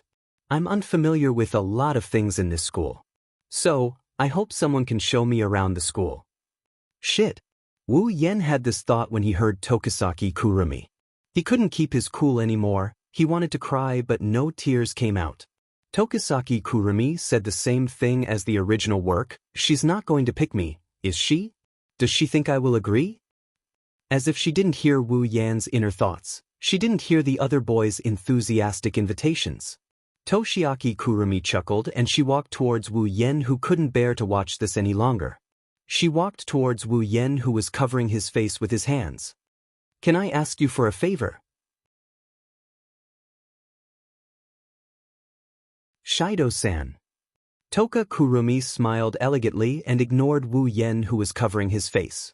Her voice echoed in the classroom and made everyone's jaws drop, including Toka and Shirori. Time seemed to have stopped at this moment. Not long after, the crowd boiled over. The girls whispered to each other and pointed at Wu Yan while the boys had a dark cloud hanging over their heads. They looked very gloomy and their gazes at Wu Yan looked like they were about to spit fire out of them. Who would have thought that a normal and unremarkable student like Shido would be able to attract the attention of a goddess? That guy. Toka, who was originally a bit lazy, suddenly became alert. She looked at Tokisaki Kurumi with hostility and gritted her teeth. Why is it Shido? Could it be? Is it someone you know? Shirori nodded doubtfully.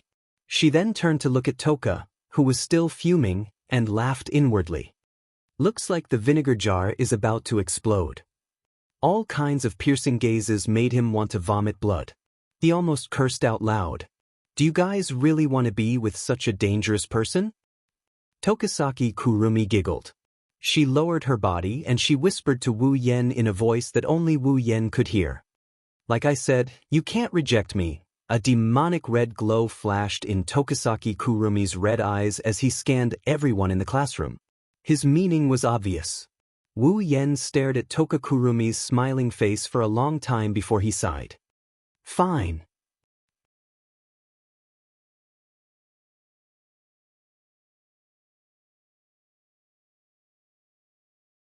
Chapter 459. In the sky above Tiangong City, in Fraxinus, Ratatoskers members are in a mess in the command room. They're looking at Tokisaki Kurumi, who's sitting in Tortsuki Zen High School's second-year class 4. Their eyes are filled with disbelief and confusion. Even Kanazuki Kyuhei, Rain Murasame, and Yuki Chinyu are the same. At some point, the door to the command room opened by itself. Kotori, who was in commander mode, finally walked in. Her presence was like a tranquilizer. Everyone's faces lit up with joy as they calmed down a little. One had to admit that Kotori was indeed very authoritative in Ratatosker. Commander! Kanazuki Kyuhei, Rain Murasame, and Yuki Chinyu heaved a sigh of relief when they saw Kotori. She's like Ratatosker's pillar of support. They're all relieved when she's here. What's the situation? Kotori walked to the commander's seat and sat down. She said with a heavy expression. Her red eyes stared at Shikisaki Kurumi on the screen. No one knows what she's thinking about. Nothing important has happened so far. Tokisaki Kurumi doesn't seem to want to show off in Tortsuki Zen High School. Kanazuki Kyuhei reported. He's confused as well. He doesn't understand why Tokisaki Kurumi would come to his door. Kotori opened a pearl and put it in her mouth. That Tokisaki Kurumi, if I'm not mistaken, she's here for Shido, right? That should be the case. Yuki Chinyu said calmly. He's the one in charge of assisting his captain. No one knows Wu Yen better than him. Of course, other than Kotori.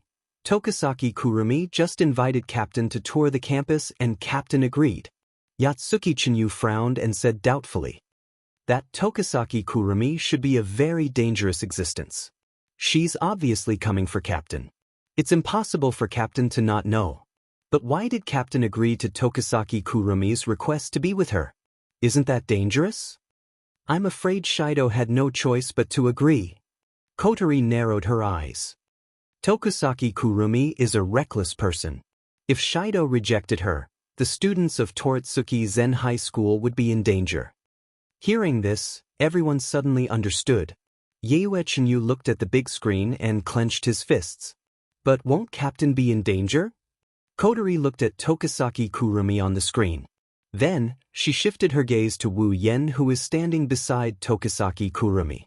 She asked him in a low voice. Shido, what are you planning to do? Kotori thought for a moment and turned to Yuki Chinyu. Have you contacted Shido? I did. Chinyu gritted his teeth. Captain told me to inform Commander that since Tokisaki Kurumi didn't make a move immediately, he shouldn't make a move now. Captain, you shouldn't act rashly. Observe the situation before deciding what to do. Kotori nodded. Shido's choice is correct. With that, Kotori stood up and shouted to everyone in the command room, everyone, prepare for battle. If anything happens to Shido, you are allowed to activate the battle mode. Yes. Everyone was shocked. Ratatosker's main goal was to save the elves, so this so-called battle mode had never been activated before. The only reason it existed was because of the AST. But now, it was allowed to be activated for a single elf.